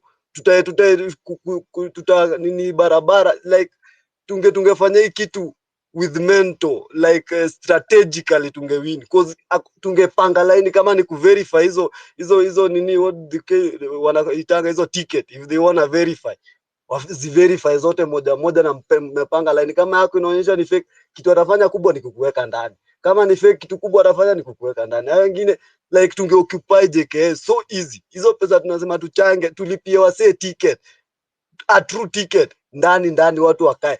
That's when ukishika airport umeshika ndio maana uliona ililindwa na wanaitwaje, the KDF. They know ukishika hapo umeshika kila mali, and they ataambiwa tulia buda. Si hata we told him kuwa mpole tu, acha kiburi. Another thing, nimewaambia mkitaka kunini hiyo ningewasaidia. So the way forward ni kuambia unaona umoja, mimi ndawaambia kitu mmebreak ni kitu inaitwa umoja. Unapata sasa tunaongea hapa nani anaitwaje huyu Boniface Mwangi akona yake huku, nani akona yake. We should unite, sisi wote tukuje pamoja, and when you are united the stronger we are. Tuache maneno ya Osama kukasirika. Nani ajai kuwa msaliti? Hata the prodigal son alikuwa msaliti bana, na alirudi na akasamehewa. Sasa Osama ni nani? Tunafaa kimuzi ni nani? Hawa si wote wanafaa tushikane, na kama ni kufollow akina alai those wanaitanga the negative mind hao wote unfollow. Si lazima umfollow ndio ukule bana, unfollow them. Na watu wenye wako hapa, mkiona msee ako na account kidogo, kumfollow ama kuretweet nini yake, unaona utamjenga. Mimi nimewaambia flag ya Kenya imechorwa peace and love. Ukiwa na love uko na everything. Ukiwa na love is everything, na wanajua. Nimewaambia mimi ni prophet, love is everything. Ukiwa na love kutakuwa na peace. Ukiwa na yani love can move mountain. Hiyo ndio kitu waliwaambianga. Na kumalizia, mimi nitamalizia, tumesema twende civic education. si ndio? Kwa maparu wetu, wazazi wetu. Before nimalizeni, kuna kitu imeniuma kabisa, na imeniuma from my personal. Ndawaambia aje, my personal, hiyo ni personal juu. Umse ametoka home. Tuseme mimi naishi Nairobi, lakini ushago kwetu ni Tharaka, sawa? Umse malalaishi maana hata kuna lami. Anaenda na nini? It's Mara. Yo like Tharaka imeshikanishwa na Chuka.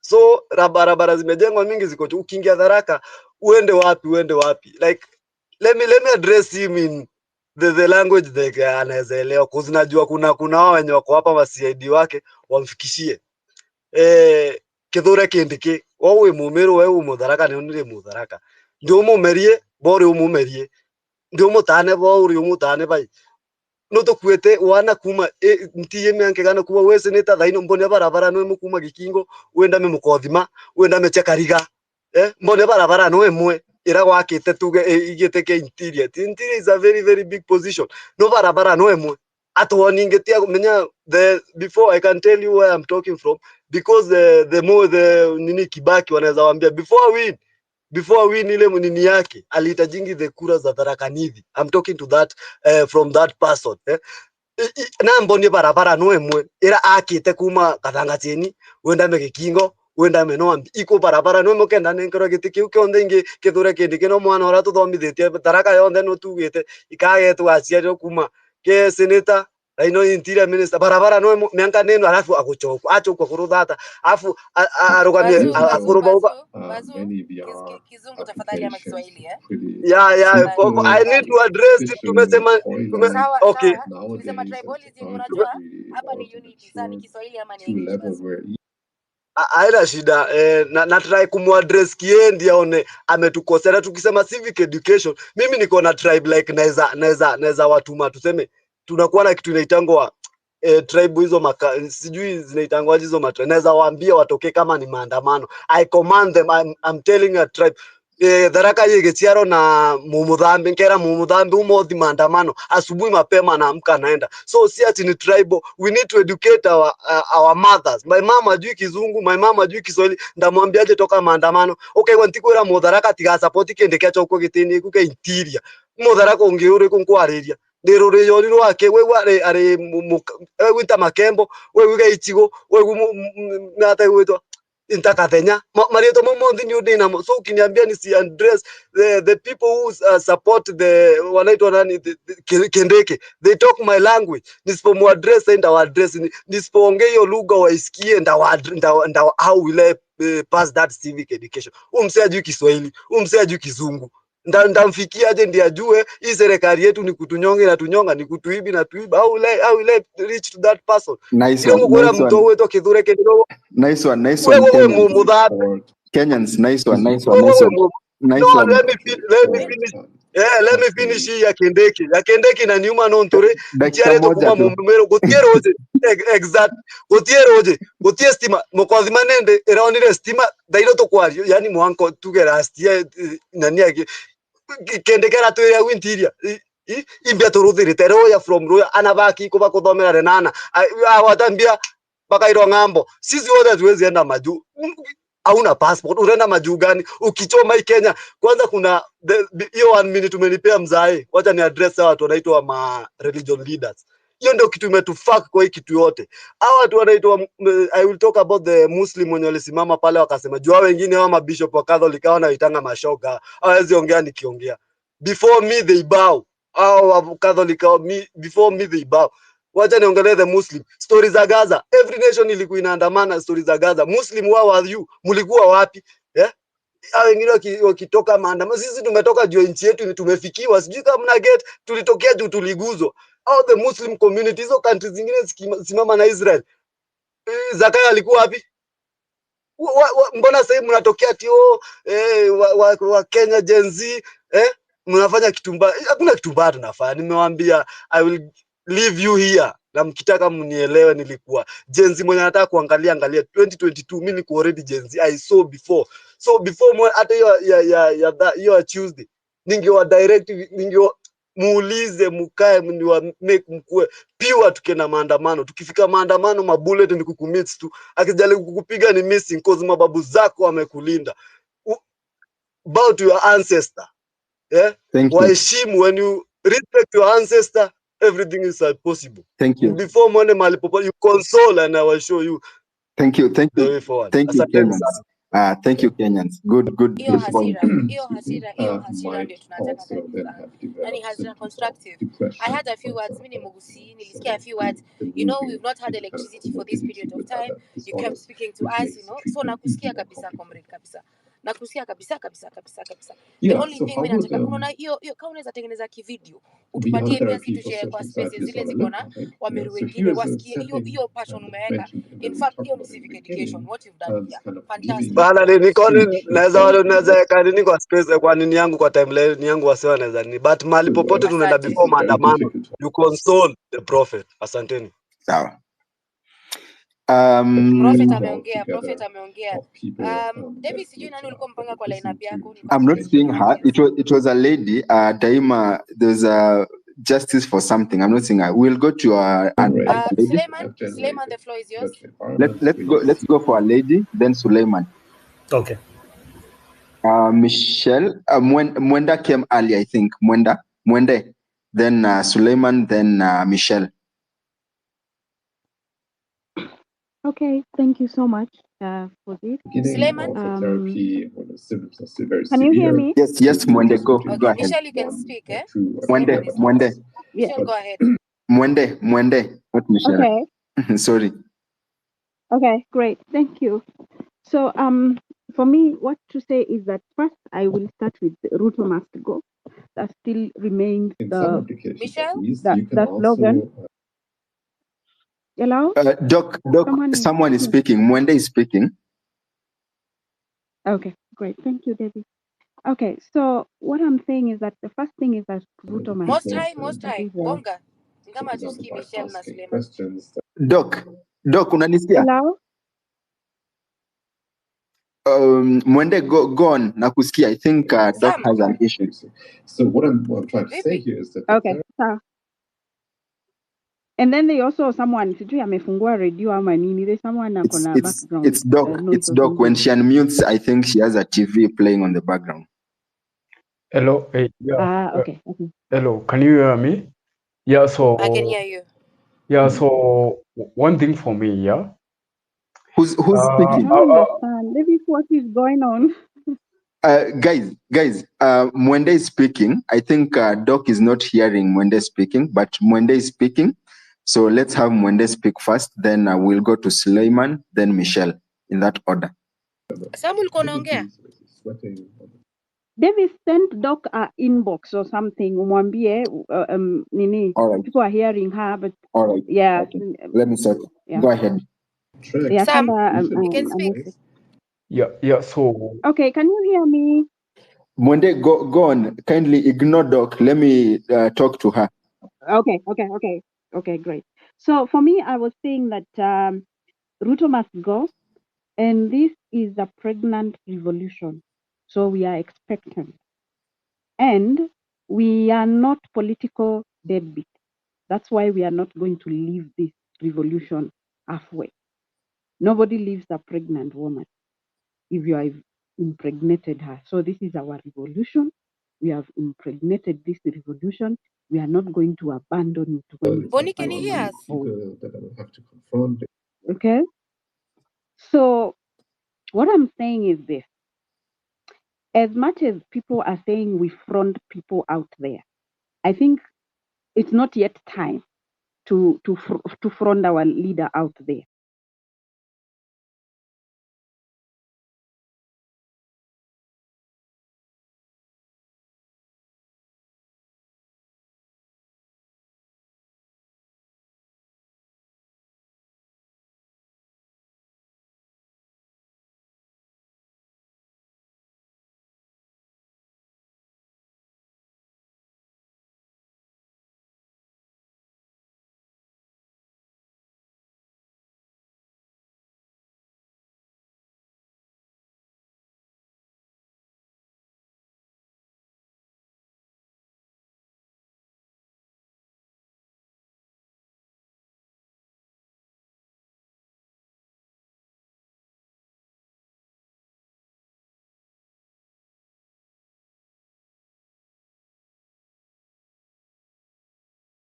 sovereign power of the people. We want to lead the world because already the concept is accepted under our constitution, in which all elected officers that do not have to be in office for 5 years.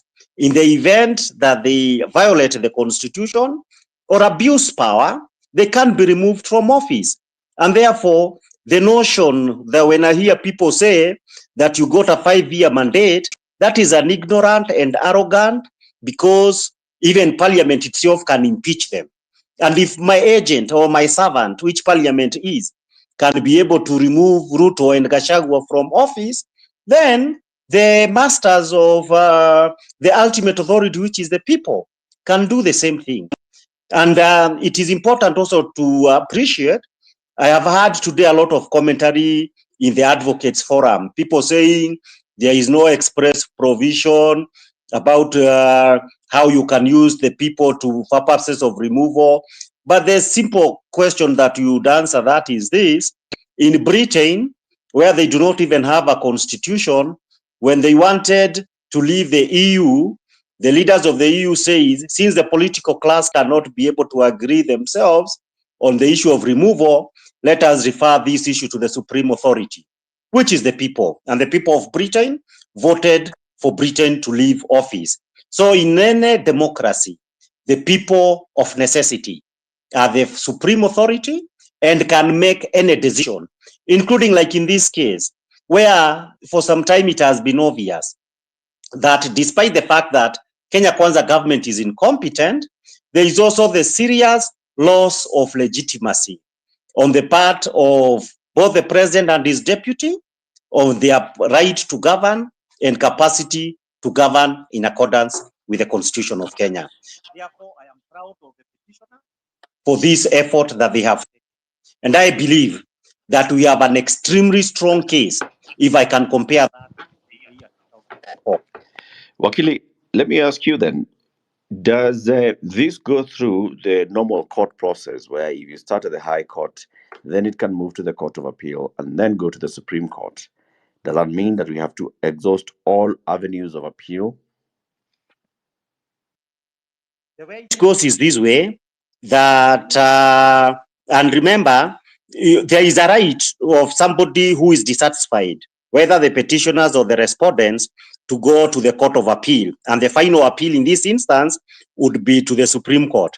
It is my belief that except at the High Court level, where you may be able to take a little bit of more time, because that is where you are filing the bulk of the papers and defenses, any appeal arising from that does not have to take long.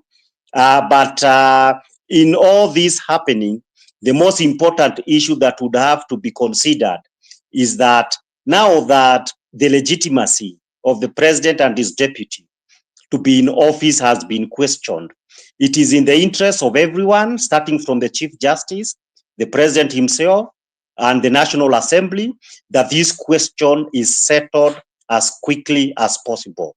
I am happy the High Court today gave directions on the filing of proceedings of responses, which should end on the 16th of August.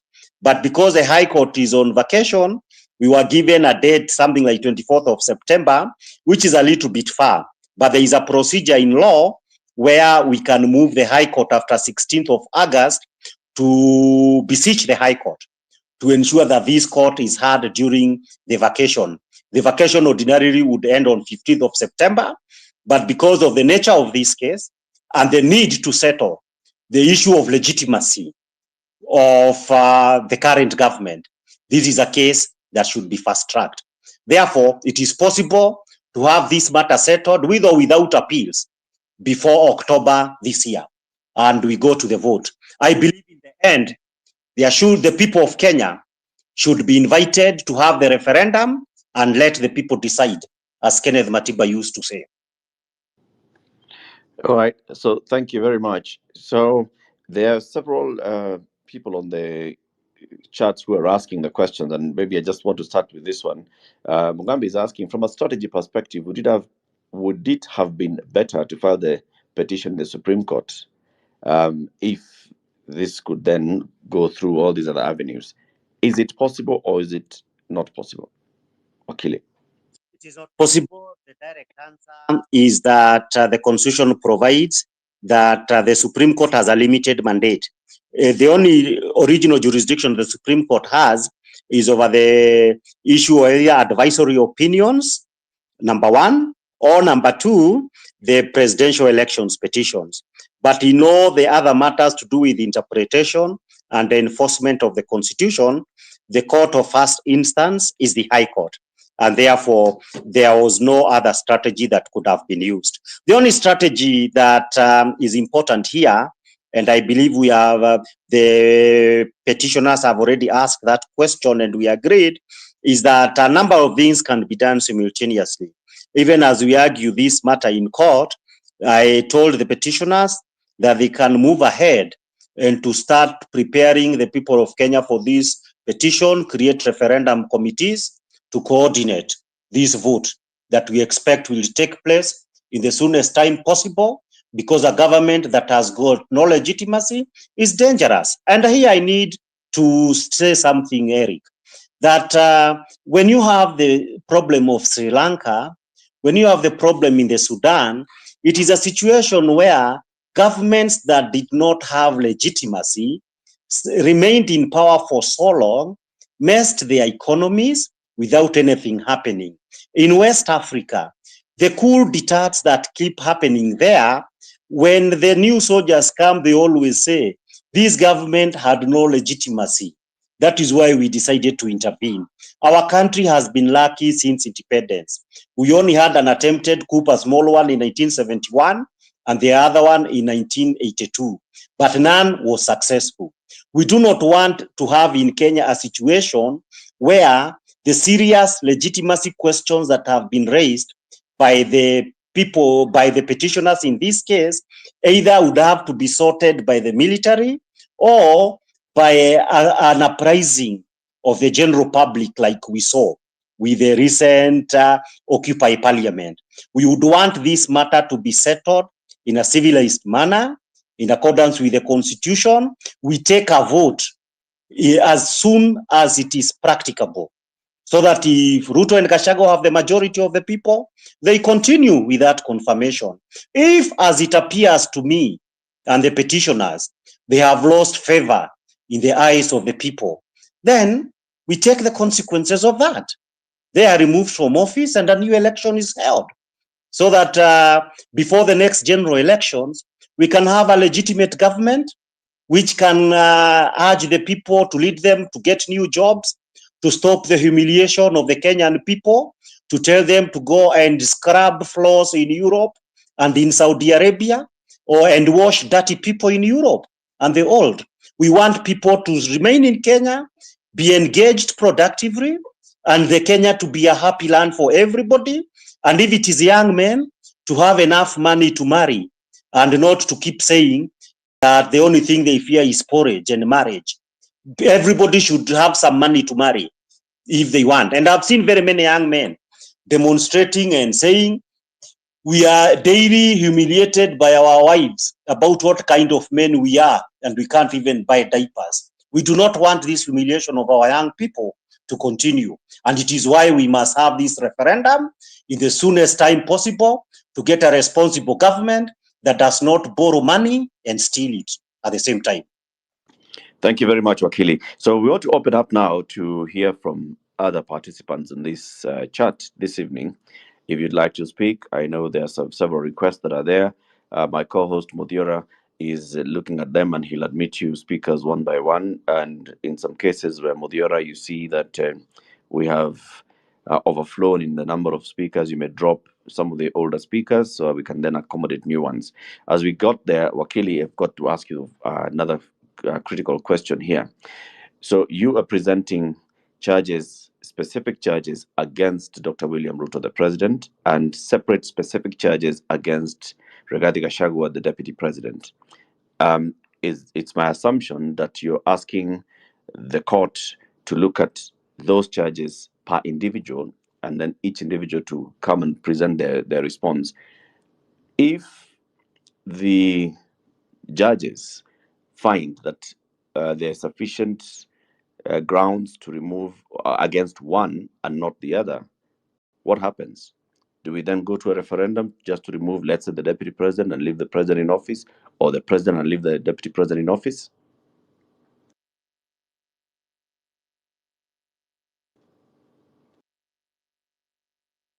Assuming this is my question, the answer to that is that we have the presidency. The presidency, even as accepted by the Supreme Court, it means the president and his deputy. The only instance in which Deputy President Gachagua appears alone is where he said Kenya is a country of shareholders, and these shareholders will have to take all the positions, and then everybody else will get leftovers. Now, he was rebuked by the president sometime afterwards. But even as that was happening, we have set out grounds to demonstrate that though the president says one thing, his actions are consistent 100%. In all the offices, when you go to the to the principal secretaries, when you go to the heads of parastatals, the main appointing authority is the president himself through his own ministers. And you have seen extreme bias and prejudice against certain other communities that are supposed not to have supported Kenya Kwanza. And therefore, we do not envisage a situation in which one of them would be found not to have committed, because the work of the deputy president is to ensure that you advise the president or to be able to govern in accordance with the constitution, so that in a situation where it is found that the president has done something unlawful, it is presupposed that he had received some advice which was also inconsistent with the constitution from his deputy. And therefore, I think this is a scenario where most of them are likely to sink together or survive together. But I do not see in the 36 instances how they will survive at least 10 of them. Okay. I'm confident they cannot survive 10. Eric, I have a question. I don't know how to, what is the procedure for requesting a mic? May I ask the question? Go ahead, Prof. So you see, my understanding is that, so there are two things. Yeah? The one is that Article 1 gives us a substantive right as the sovereign to exercise, to govern ourselves. But the Constitution does not give us a procedural mechanism for exercising that right. So that is on one hand. On the other hand, there is the question of the performance or lack of performance of the current executive.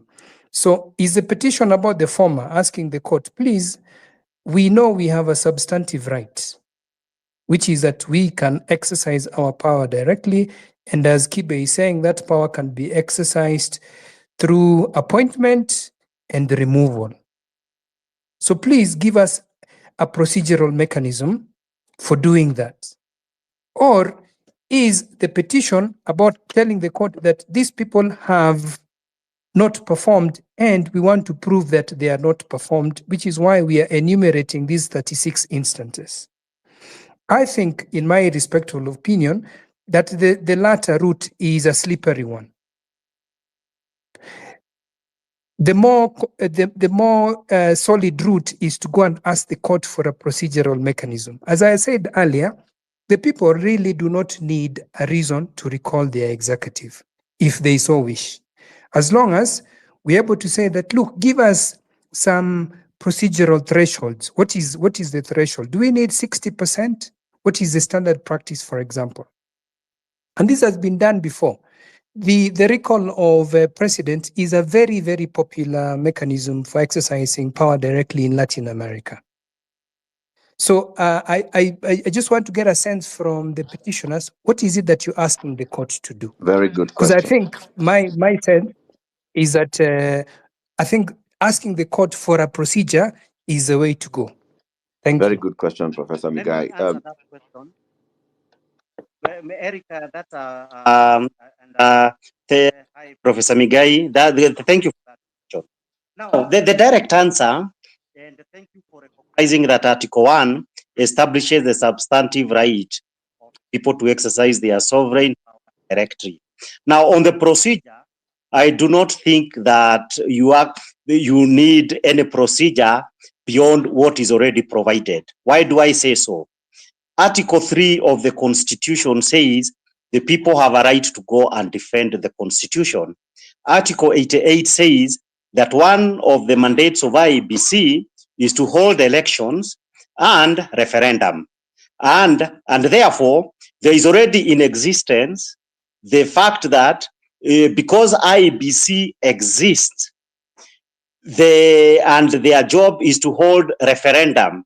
The only question that is, what is it that we are going to hold this referendum on? And the referendum in this case would be on the removal. So that the moment you have accepted that it would be for removal, you go back like to the situation in 2004, even when the law was not this developed, where the High Court basically said that a new constitution would need to receive the approval of the people. And that was to be through a referendum. Therefore, there is nothing more because the Kenya Constitution expressly recognizes a referendum and it provides that it will be held by IEBC.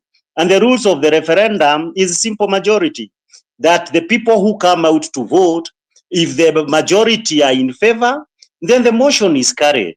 Therefore, I do not think that you need any referendum whatsoever. The only thing that would have been required in a situation, we've been talking about the need to have a referendum law. It has taken forever because there are just a few referendum provisions in the Elections Act, which we are viewed to be inadequate. But it doesn't follow that if a law that ought to be put in place is not in existence, that a constitutional right would not be exercised. Constitutional rights can be exercised because in 2004, without a referendum act or the provision of referendum in the law, the High Court established the idea of a referendum, and it was held in 2005, giving birth to ODM. And in 2010, we also had the final referendum that gave us the 2010 Constitution. So it would be a false argument for anyone to argue that there is no procedure.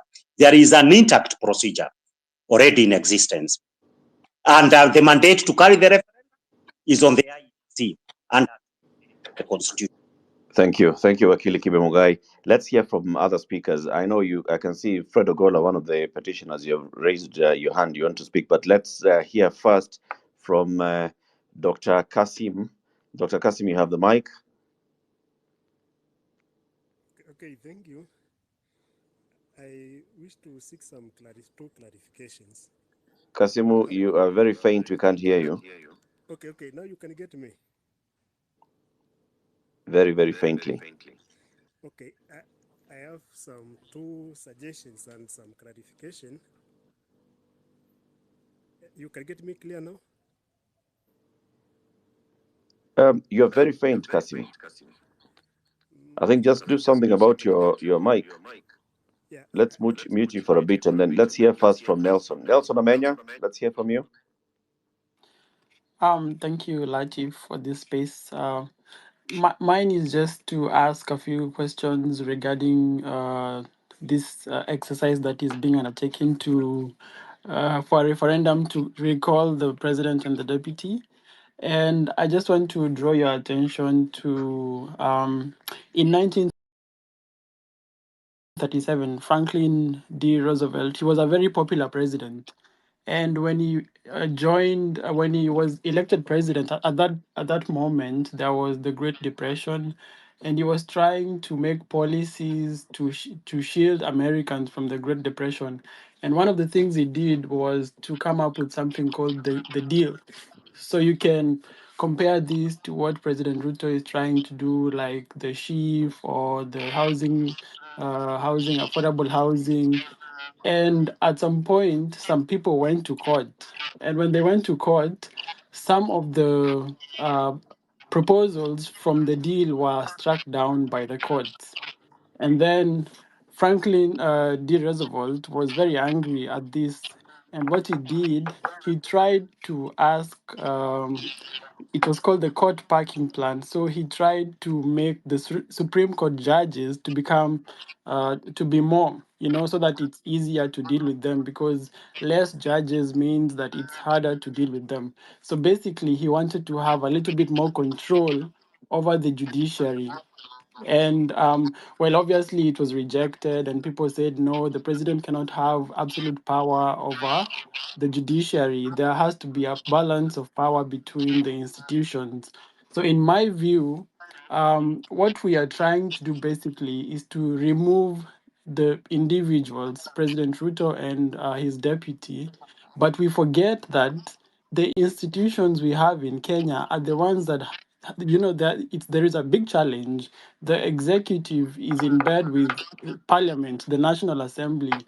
Basically, if President Ruto wants to pass anything, parliament is at his disposal, and it's only a little bit in the judiciary where it's a little bit more independent. We can see sometimes they reject, like, for example, now we are about to petition for this JKIA deal to be interjected. So perhaps it will be stopped because the judiciary is a little bit more independent. But the National Assembly is not independent at all. And as you all know, the absolute power obviously corrupts anyone. And today, if we remove President Ruto and Rigathi Gachagua from power, the next president we will put, because of the same institutions that we have not addressed, they will become the same. The power that they will wield will corrupt them, and it will be a cycle. So for me, I'm trying to ask, should we try and change the system and the institutions? Because in my point of view, the issue is not the person or the president. The issue is the institution. And you can see from this story I gave you from 1937 of Franklin D. Roosevelt. He was a great leader in So Uni, Nelson, but let me interrupt you. yeah, uh-huh. So what are you suggesting? For me, it would What be do you better propose? if my proposal is to first of all look at the institutions we have. We need to have strong institutions that will have systems of restraint to the presidency so that they cannot just do what they want. And if we do that, we will not care who's president because there'll be enough systems to restrain their power. So this is my Okay. proposal. So how do we do that, Nelson? Eric, can I say something on that so that there's no Yes, confusion Cyprian. whatsoever? Do I have your permission, Go Eric? ahead. I want to quote what Professor Kibwana has said nearly 70 times since we passed the Constitution, that the new Constitution did not bring a new culture. What it did is that we have been seeing change of form. We have been creating institutions, but the tradition and the culture never changed. What the 25th of June Gen Z revolution did was to say, this is the end of that old culture of KANU. The constitution we created and promulgated in 2010 requires that it is approached and upheld so that there is a new culture which can be able to produce a new country. So what my brother has just said there is completely wrong, I have to say that, so that nobody leaves this space with any confusion whatsoever. Even Parliament from 25th of June going forward, if it tries to again usurp and defy the will of the people of Kenya to impose laws and policies that are against the Constitution, it will be overrun again and again so that future institutions and occupants will obey the Constitution. So it's not true that we need to change institutions. No more change is required. The form is in place. A new culture is what has been set out on 25th of June. Thank you, Cyprian. You quoted Professor Kivuta Kibwana. Prof is here now and has got speaker rights. Prof, let's hear from you briefly as we pick other callers. I know there's a Giddy on the line. Samuel, you also had requested to speak. Dr. Kasimu, you had wanted to speak as well, and many others. If you can also ask a question through the comment section, I will read out some of those questions or comments later as we continue this conversation. Professor Kibuda Kibwana. Eric, can I finish before Professor comes in? Okay, Nelson, quickly, a short one. Yeah. So my solution was to basically recall the MPs and have MPs who represent the people. And this way, when the National Assembly is strong, then all other institutions will follow suit. Thank you. We hear you. Prof. Kibwana? Thank you very much, Eric and Mutiora. I want to start by saying that Article 1, Article 3, and beginning with Article 1 says if delegated authority, the people's delegated authority is abused, how do citizens enforce their direct power? If they elected, for example, in terms of the executive, can they de-elect? How do they withdraw their delegated authority when they deem that there's been abuse of power, lack of legitimacy, incompetence, going against the constitution, and even what Professor Migai said, when the executive is not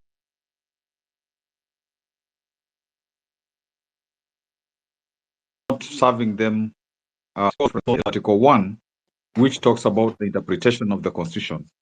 And the people also exercise their direct power through elections, through public participation, through referendum. And now I think we are focusing more on other direct action, like going to court to withdraw an elected president and deputy president.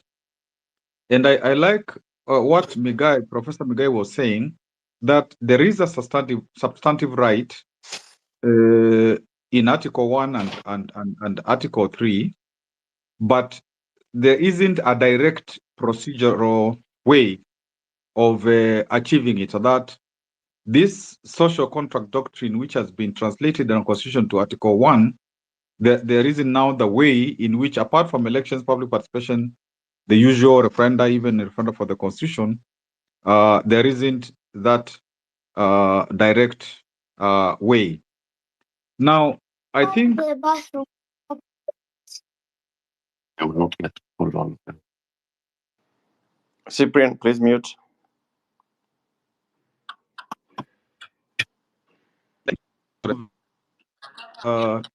Challenge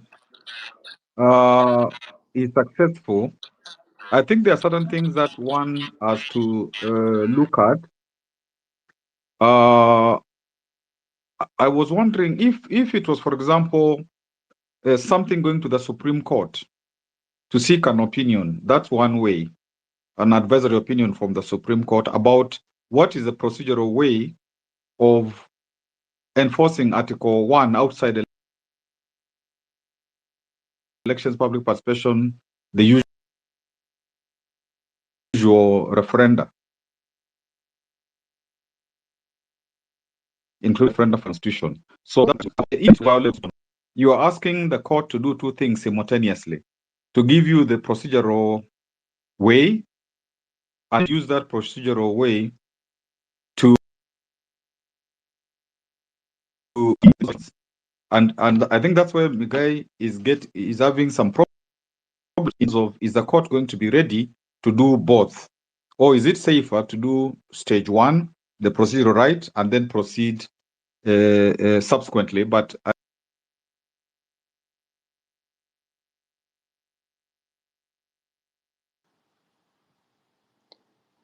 Prof.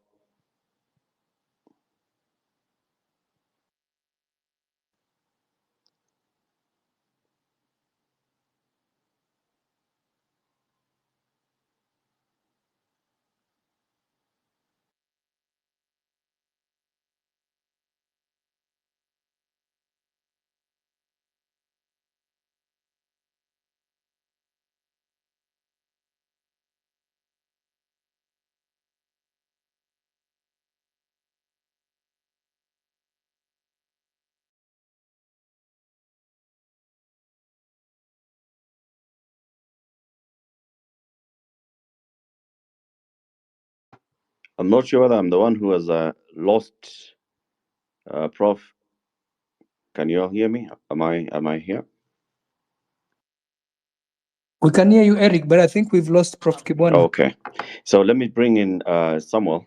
Samuel, you had wanted to raise a point or ask a question. Samuel, go ahead. Yeah, thank you. Thank you for giving me this chance. First of all, thank you for all the speakers who have spoken today. Thank you, guys. We know you are a busy people, but coming to educate our people is very nice and is very honorable of you. First of all, to the petitioners, that's a very brave move, very brave.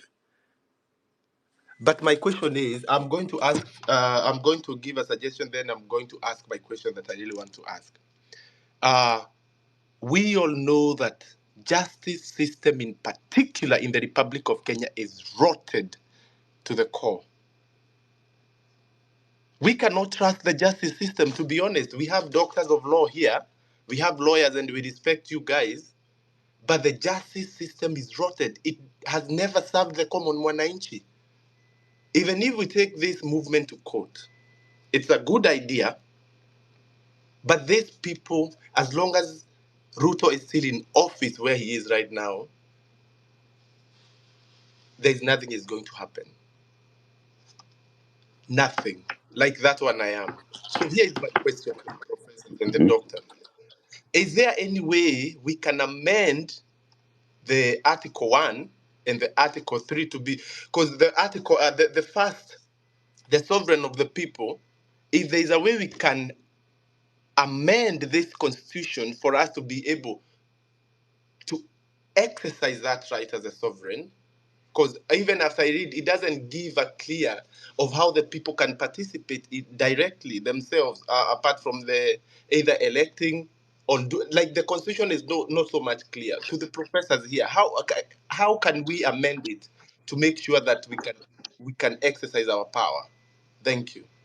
Okay, thank you very much. So the question is how we can amend. Let me pick a couple of more speakers as well. And I want to balance gender here. Apart from the two ladies who are part of the petitioners who've spoken, we've not heard from other ladies. And I think, Mudiora, you can also help me look for more and more ladies who would like to speak, and we give them the mic.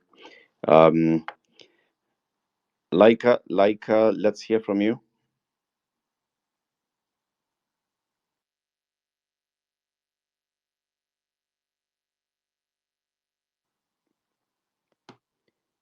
Laika. Sorry, guys. I'll speak in a moment. I'll be right back. Sorry. All right. Okay, Laika. Dr. Kasim, you had started speaking, so let me just give you this mic before I bring in Hannah. And Kasim, I don't know what's up with you. Now you can get me. You have two. No, Kasim. Can you get me? Kasim, I think you have got two gadgets that are on. No, it's only one. Okay, go ahead. A brief one, although you're very faint. Okay, I have a suggestion and a question. Is it possible to use Article 257 to amend? We have a popular initiative to amend the constitution so that we include a clause where we can recall a president through a referendum. Then number two, if you look at Article 257, it talks of 1 million registered voters. Is that part not in violation of the constitution? Because if we talk of 1 million registered, what about those people who are above 18 and they have an ID card and they are not registered voters? They cannot participate in amending the constitution. That's my two questions. Thank you. Thank you. We'll have the Wakilis answer that. Please, lawyers in the house, you can take this down, and also some of the petitioners, you can come in. Hannah? Thank you, Eric, and your co-host, and everybody on the platform. Yangu Simengi, I just got one crucial question, which is, as it is, up to where we are today, we have a constitution, yes, but constitutionality is not being practiced. The constitutions is not, nobody is obeying by those constitutions. We've seen that left, right, center. Now, can we not get the existing constitution to deliver for the many and not the few before we say we want to fiddle with the constitution? Thank you, Eric. Thank you very much, Hannah. Mohammed Dulier.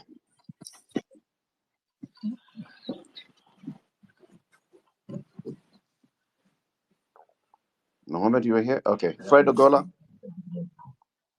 Yeah, thank you very much, Eric, and all the listeners. So I'll go to answer, first of all, the question that came from Kasim by saying that Hi, Eric. Eric, KBT. can you hear me? Yes, Mohammed, just hold on a minute. We'll come back to you. Okay. So thank you very much. So I'm saying to say that KBT has got very many initiatives inside it. So concerned citizens under KBT also has a bill which was to be launched on 1st of June, Madaraka Day, that can amend the article around Article 257 of the Constitution to give a mechanism on which you can actually recall the president directly through a referendum. But we are still saying that even the Constitution as it is can still have that mechanism. So we are agreed we are going to have what is called land, sea, and air attack on that status to make this happen. And looking at what Hannah has said, I also want to respond shortly by saying that, you can say you can enforce the Constitution. And today we gave a statement and we said that no Kenyan can get his right until we have the right person in State House. And we cannot have the right person in State House if we cannot remove the wrong person and replace with the right person. And lastly, we have to send a precedence that there is no guarantee that once you win an election or a term, you can stay forever. And that message will also go to anybody seeking an office, knowing that you stay as your Eric, is performance it my treats you. connection or we've lost communication here? I can hear Prof. We can hear we can hear Professor Fred Ogola very, very clearly. So I don't know what the challenge could be, but Professor Ogola is very clear. Yes, indeed he is. All right. So I'm just concluding by saying that we also need to send a precedent so that nobody can ever come to office thinking about 5 years. You have to be as good as your last assignment. So as you are, even for us home, we are husbands. And I'm sure women are in this platform. Women, if we don't perform tonight, tomorrow, we are not taken with the results we performed last year. So everybody must know that every assignment, you must keep your marriage vows. Just like if you're a head of state, you must ensure you execute as a head of state in every function, every 30 seconds of your work, and every 60 seconds of your work, every 60 minutes of an hour, and every 24 hours of a day, 7 days in a week, and 365 days in a year. That is how it is to be presidential. And I want to insist that we should not worry about the mechanism. Sovereignty, the Article 1, I'm writing a commentary. The sovereign power, you don't have even to be told in details how to do it. You should just know you have it and it is superior. And that's what I'm telling you. Gen Z told us that in very unclear terms. I even said earlier, they don't have to send you notification. Because why should the owner of your house of the house tell you? Even Jesus in the story of the brides, he will come at an hour that the brides do not know. So just be ready. So if you're a head of state, be ready. We will come at an hour that you do not know. We won't specify that to you. Thank you. Thank you, Prof. Welie. Thank you very much, Eric. Mine is not about the law. I'm not a lawyer, and there are better lawyer. There are people who are very good in law who are in the room. guys like Migaya Ketch, my very good friend and classmate and deskmate and housemate. We have, of course, Professor Kivuda Kibwana. I can see also people like Harvey. Mine is just about this whole thing and how, Gen Z are handling it. Look, I think this requires a lot of patience. And as a father of a Gen Z, I don't think that is something Gen Zs are very maybe good at. What is going to happen is these things are not done in a very fast manner the way everybody thinks they would happen. We're in Kenya, we live in Kenya, we grew up in Kenya, we know what happens. My fear is that there is going to be a lost opportunity if people go about it the wrong way. Why am I saying this? I think the best way to bring about change is through the ballot. And if Gen Zs want to bring change in this country, they have to start organizing themselves. They have to put the infrastructure in place. They have to form, movements. They have to register. They have to mobilize. They have to give people IDs. They have to exert all this energy in that direction. We've got only 3 years or even less left to the ballot. There are institutions that basically are very vital in elections, like IEBC. They have to be involved. They have to, yes, like the issue of finance bill. I said, I remember, I don't know if you remember my tweet, Eric, and everyone else, in 2023, I said this thing is sumu. It's going to haunt this administration. And that was because of the housing levy and other things. And I mean, eventually it was 1 year late, but it came to pass. Now, saying when you go to things like finance bill, you have the right, and it's something that affects you immediately. So I actually supported the finance bill and basically the protests against the finance bill. You can use protests for events or things that you don't want at that particular time.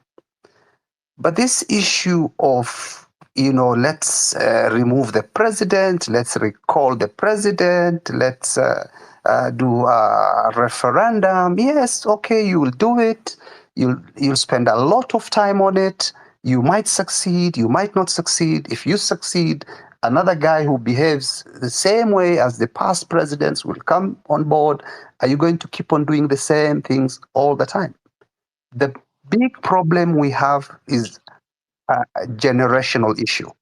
The people who, I would even say, ruled us, basically, have got totally different view in life. So if you want to bring a proper change, I think the best way to go about it is through the ballot. And the only way you can do that is if you start preparing now. What I can foresee, and there are a lot of things I've said, basically, which came to pass, is all this noise. You have this protest, you have the tear gas. The government is going to fight back. By the time you say, I'm going to remove a president from office, my friend, so many things will go bad. And even if you succeed, and for you to restart this country's economy and everything else, it will continue to hurt you. So the best way to approach this is to start early. Put some of this energy into mobilizing, organizing, go get the right candidates at every level, MCA, MPs, governance, the presidency, everywhere. And then you might not even get the presidency. You might not get anything. You might get 50 MPs, 20 MPs. It doesn't matter. That itself is a start. It's good start for change. If you succeed in changing, of course, the presidency, That's also fine. My worry is people are going to spend a lot of time about nothing, about wasting their time on how are we going. Ruto must go. We have to do this. We have to do this. Then you find out it's 2027, and then what Thank you, happens? Mohammed. People go to elections, and then you start again. So that's my 25 cents on this. Thank you, Elie. Can I ask you the question? Number one, referendum is a ballot as well. But also, number two, can all those things happen simultaneously? One, for jurisprudence, just finding out whether if you have a presidency or a legislature that's not responding to the wishes of the people, how do the people exercise that power? And I see that one would be what would come out of this particular petition in court. I think on my part, I lost Eric. I can see that he's talking, but I can't hear him. Can the others hear me? I can hear him correctly, Cyprian. I don't know. Yes, I can hear you, Eric. Okay, so Elia, you got my question. Just answer it briefly. Can these two processes happen simultaneously? Organizing for the next election, but at the same time going to court to set and understand the procedures and testing the constitution on Article 1? Yes, of course. Of course it will. But again, the more important one is, I think, the one I talked about. I think the court one, if it comes out successful, that's fine. But the other one cannot fail. I mean, if you don't do anything now, if you don't start a process to organize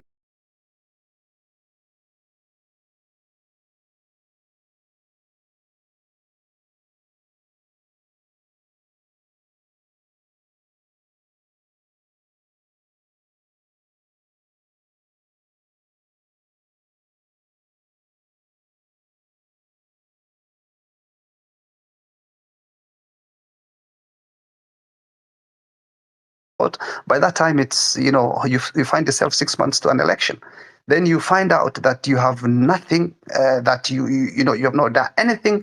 Then the same people will basically go and do their tribal emotions, and then you find another president in office, and then you have to go to the streets again. You can't bring change. You can review, for example, things like the finance bill. You can do an event, event by event for protests, but you cannot.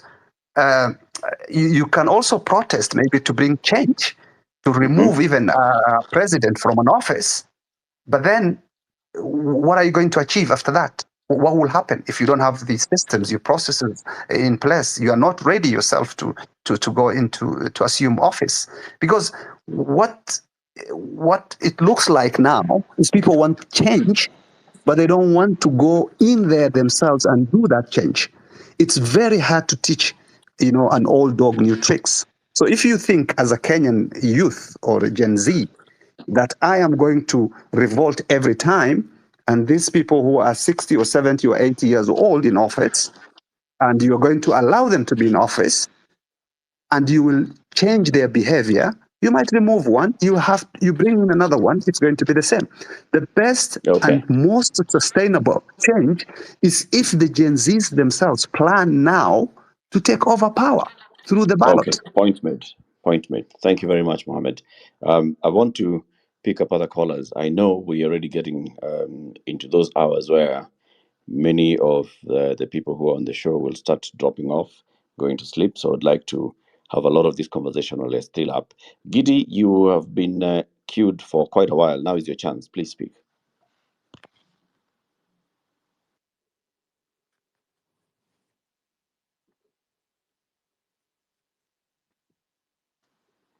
All right, Richard Kemoy.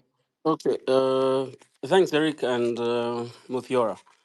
Let me begin by appreciating and thanking Professor Migaya Cage, my teacher. I'd like to just, request you, Eric, to ensure that every speaker, sticks to the subject. I think we've been, deviating quite a bit. Now, if we're going to talk about this particular petition, we are looking and seeking for ways to exercise powers under Article 1. There are other provisions of exercising, universal suffrage, and that's why I'd like to disagree with Mohammed, because if that were the only option, then there would be no need for Article 1. Let me emphasize that, and I think Professor Ketch had said this, that I think the correct approach or the more beneficial approach is to seek to know from the courts how can the people exercise this power under Article 1, because we all agree there is no procedure, rather than asking the court to agree with you with the reasons and the facts and the evidence why we think the president and the deputy have lost legitimacy, so that we don't, using Professor Migai's approach, question, thinking that is a slippery road. Suppose they don't agree with you. So why don't we just leave it to the court to tell us how do we exercise this power?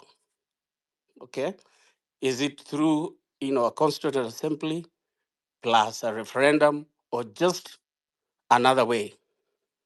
Thank you. Thank you. Mudge Rolf. Yeah, good evening. I hope I'm clear. You are, go ahead. Thank you. Yes, petition.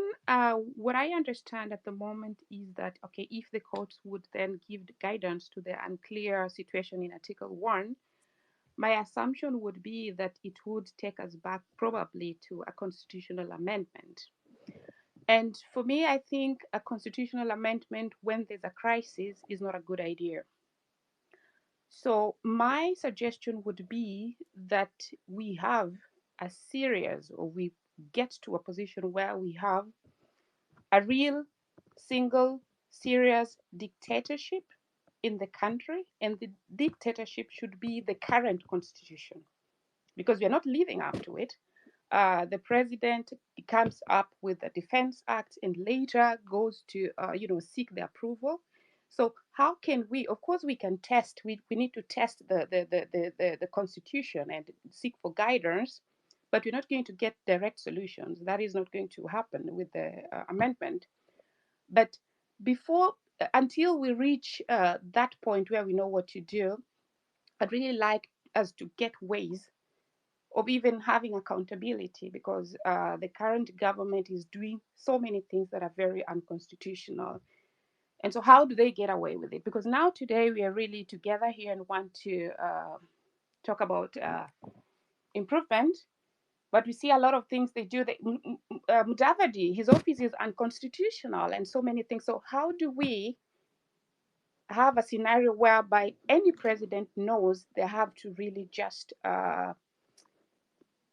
go by the only dictatorship that should dictate a country, and that's the constitution.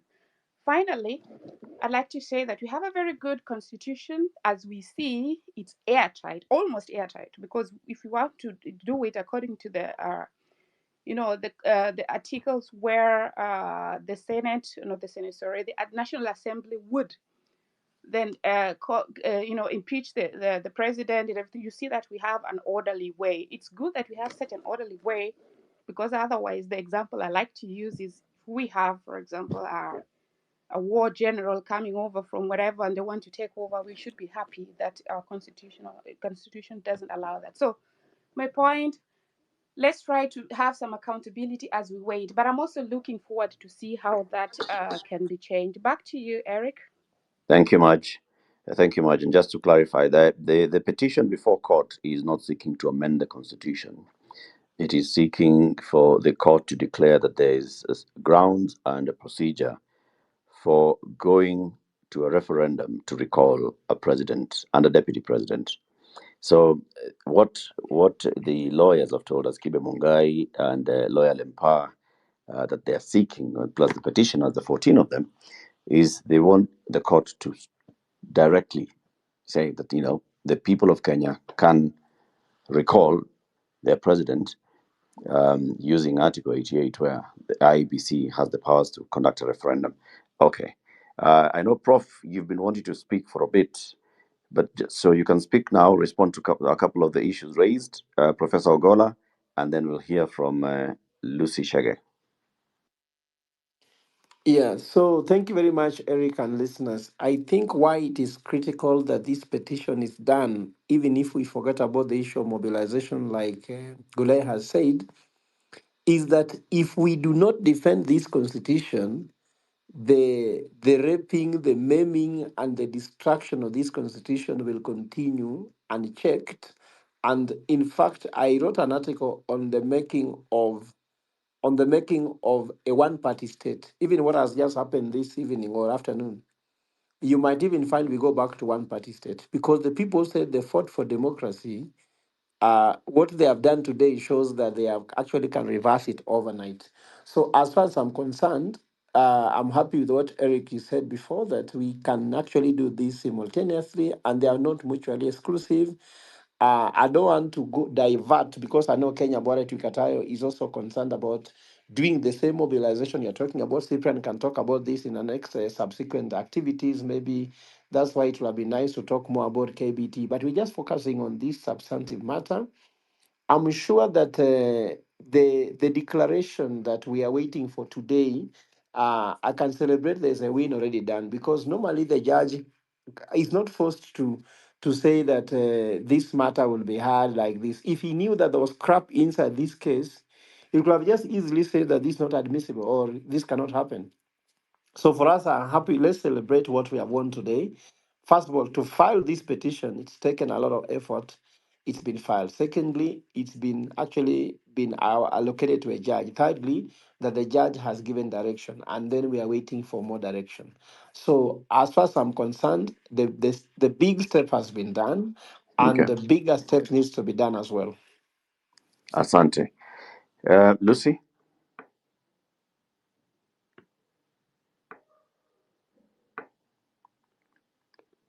Lucy, you may unmute your mic. Nutritionist Lucy Shege.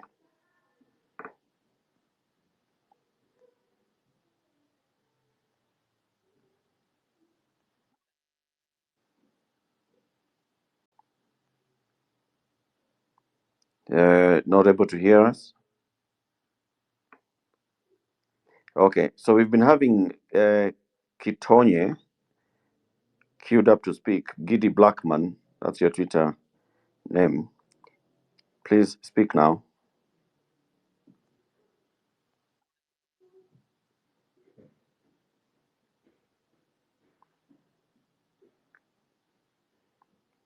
Also not able to come in.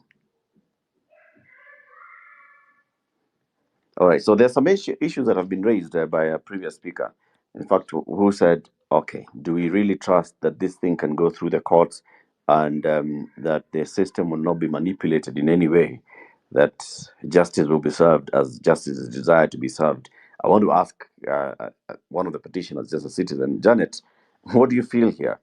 Do you have the confidence? Do you feel that the issues being raised here are merited?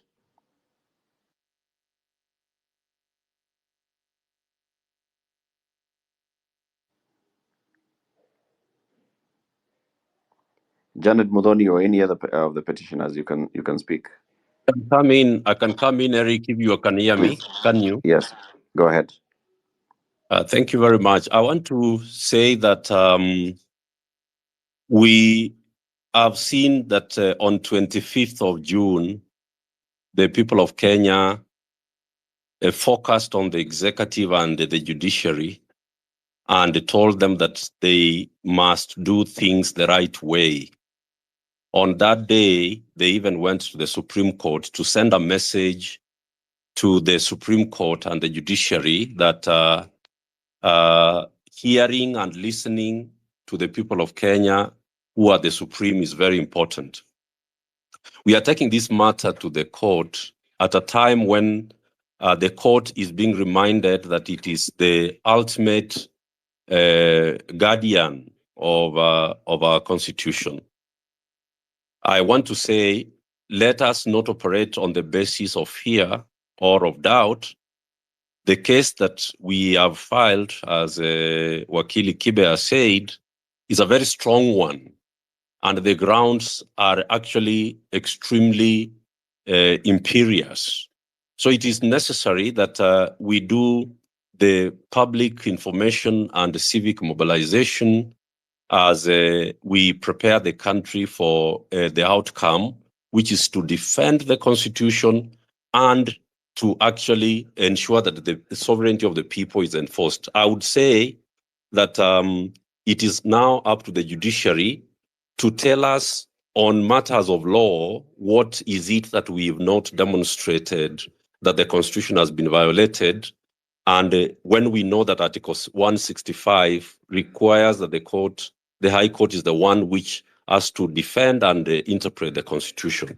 We are extremely positive. We are very confident. And all the other issues that are being raised about 2027 are in order, and we can be able to do the two of them simultaneously. Thank you very much.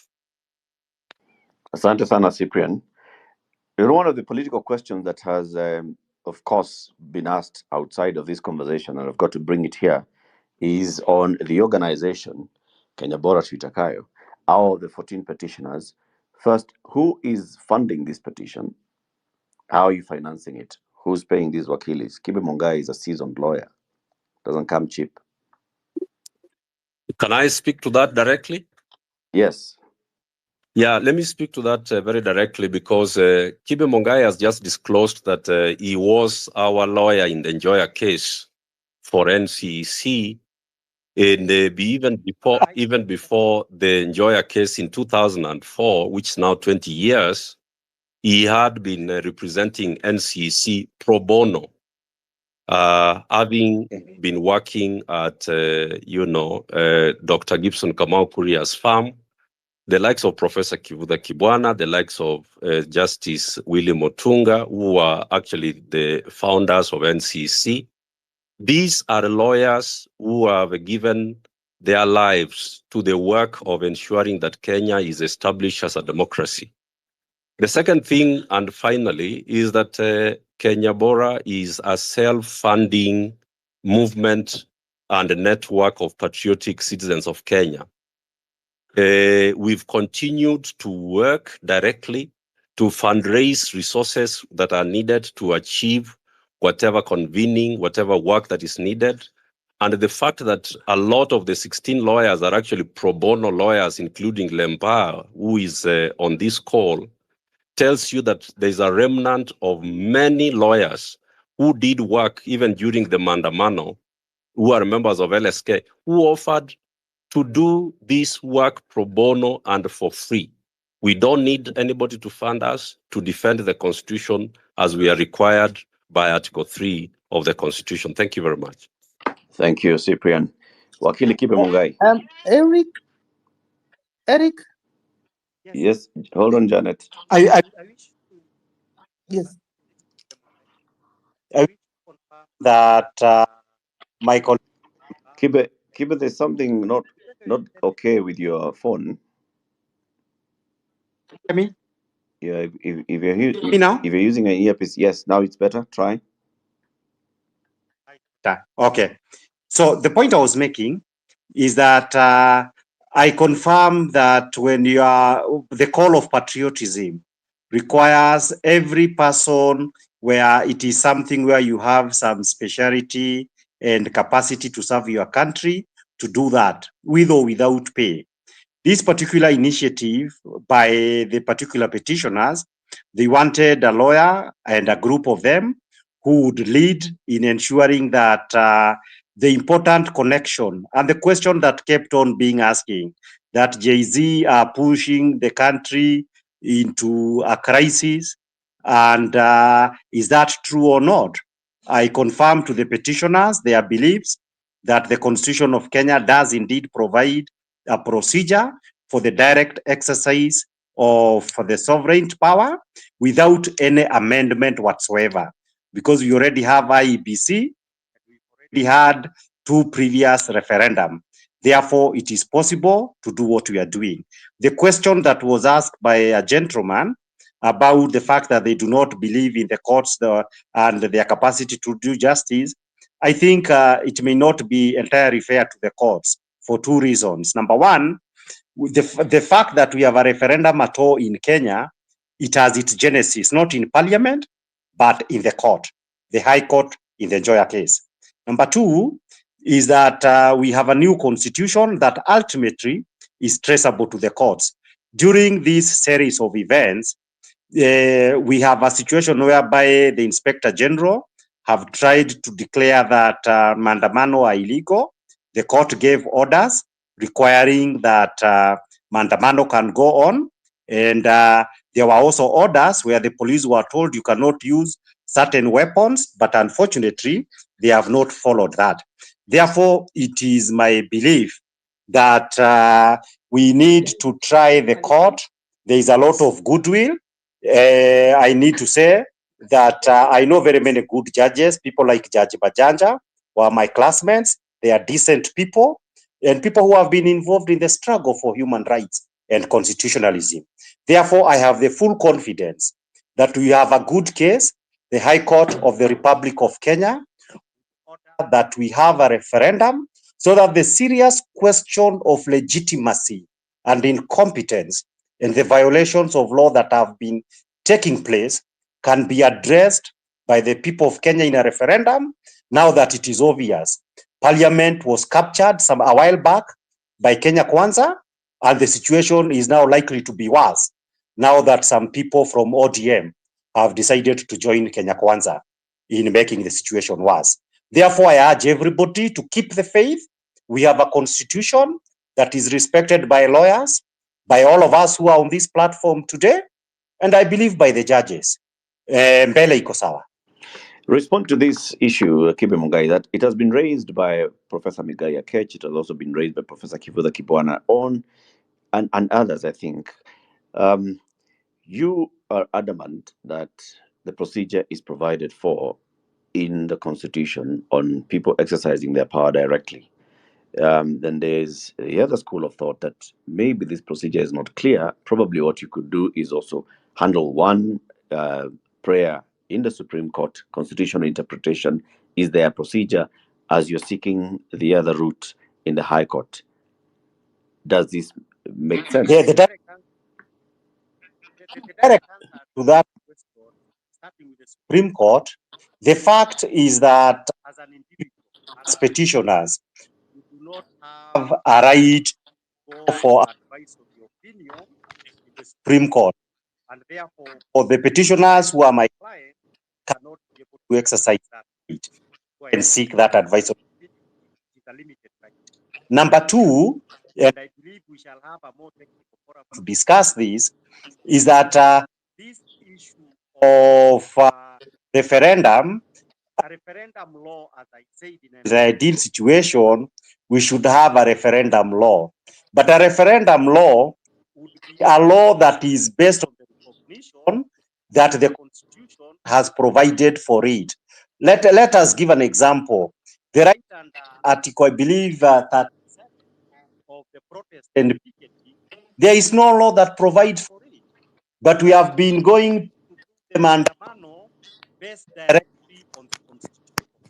Therefore, the apprehension that there is no procedure would not be correct, because we have IEBC, and it is the responsibility of IEBC to conduct referenda. And we have already held two. So the anxiety that is there, I insist, has got no basis, provided there is a law saying who is supposed to conduct referendum, and the substantive right exists in Article 1. And I believe all those colleagues you have mentioned are friends of mine. We should have one of these days, and I will allay their fears. Okay. There is no gap whatsoever. Thank you, Kibe Mungai. So, Prof.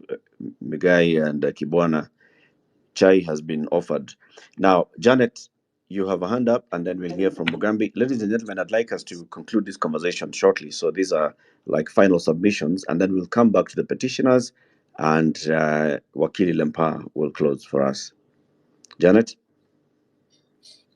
Thank you very, very much, Eric. And I really want us to learn a lot from what the Gen Zs have taught us. And I pick from them 3 principles. And one of them is the principle of volunteerism. having been a player in the political sector, if we do not insist on volunteerism and insist that to take part in everything, there has to involve money, a lot of things would not have been possible if there was all that money involved in the organization of the Gen Zs. And that is why you're seeing, the ruling class wondering who is funding the Gen Zs. But I am aware a lot of them were funding their own activities. A lot of them were just volunteering to do a lot of things. And we need to be challenged by that. And people need to believe that even in processes like these ones, there are lawyers that act pro bono, there are lawyers that are, and other professionals that are willing to do anything, for free, to just volunteer their expertise for the sake of the cause. The other thing is about us demanding thorough accountability, like we have learned with the Gen Zs, without making excuses. That our codes are ABCD. So what do we do? Do we die? Do we stop trying? Do we stop challenging? Do we stop expecting more? What do we do? And the third one is about patriotism. The belief, and the want for a better country, without so much looking at the gain that we have towards that end, because a lot of these expectations are what has bred the political situation that we have, that for anybody, and that's why people are not even believing that when we say that there can be new organizations, people are wondering, where would you get crazy monies? Because people believe that for you to be a president or to vie as a president in this country, you must have billions and billions of money. I put you to test. Even if you have served for 10 years as a member of parliament, how would you be able to accumulate 2 billion unless you have stolen? We know the salaries that they earn and the expectations that they have from people. So I think also some of these processes are part of educating citizens that we are part of this mess, we are part of this problem, unless we are thoroughly patriotic, unless we demand total accountability, unless we are ready to embrace a volunteerism, we are not going to change this country, Eric. So for me, I really believe that even if this process we are engaged in might not yield our expectation, I know it will achieve a lot in terms of telling and shaking the political class to know, hey, the 5-year mandate is not guaranteed. There is something that citizens of this country must do. And therefore, I totally believe that it is not an exercise in futility. It is an exercise that as citizens of this country, we must rally behind so that we get the impact that we desire. Thank you, Eric. Thank you very much, Janet. Mugambi, you want to contribute? Mugambi Nandi. Thank you very much, Eric, and everybody else on the platform.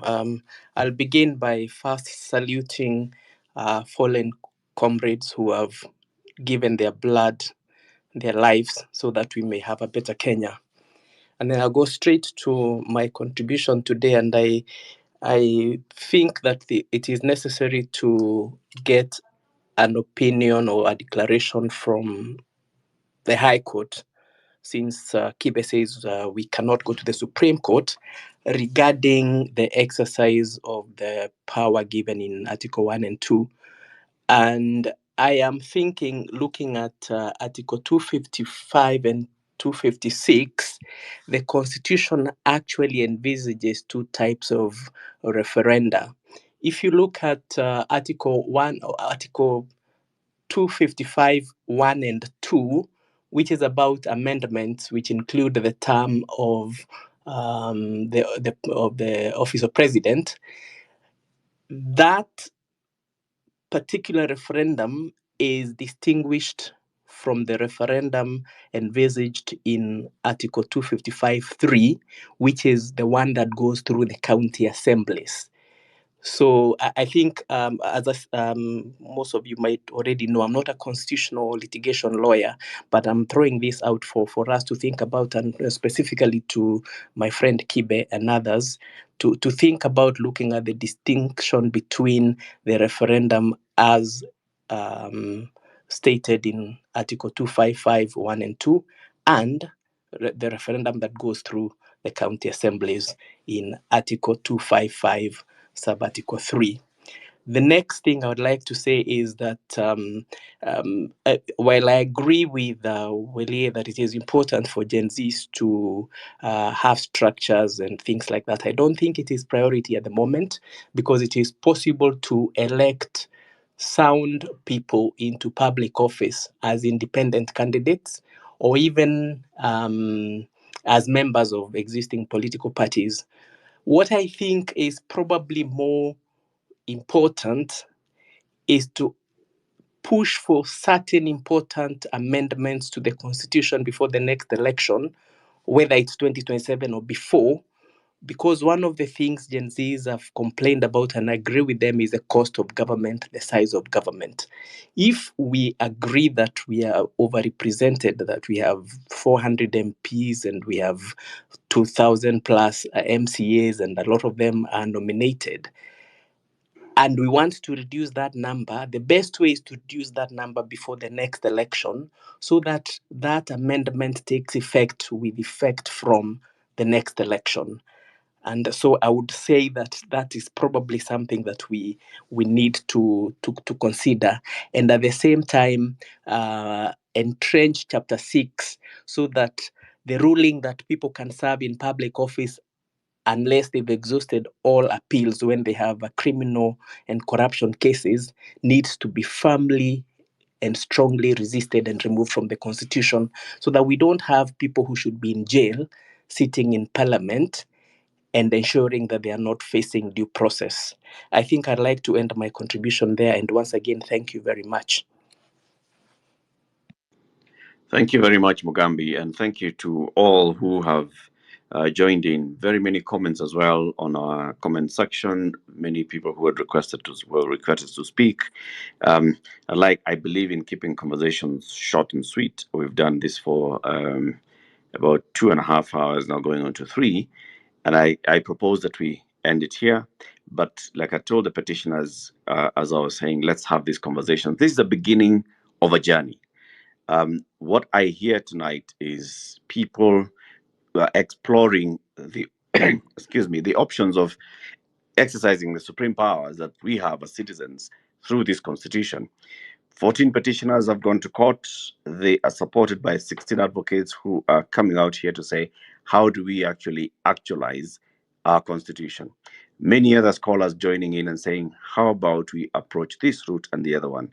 Many citizens saying, this is a good way, or maybe it may not be the right way to go. It's a beginning of a conversation. I'd like to propose that we continue having these conversations.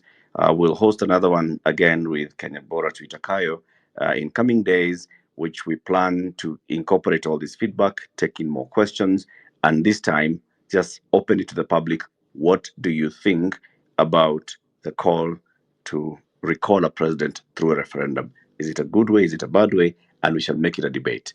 I want to thank you very much for that. So I want to come in now to some of the petitioners and then the advocate, one of the advocates, to come and close. I think I will give the microphone to Cyprian. Cyprian Nyamamu is a spokesperson for Kenya Bora Tuitakayo.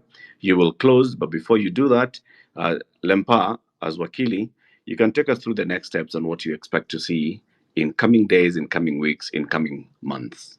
Wakili Lempa. Thank you very much for giving me the second bite. Thank you, everyone who has contributed to this debate. It has been very enlightening. We expect, of course, the judge has given directions. We expect the respondents to put in their responses, and we probably expect a PO on so many of the questions that we have raised. And of course, that is one of the delaying tactics. You realize when a party does not have a clear defense in a matter, they opt for delaying tactics. Thank you very much.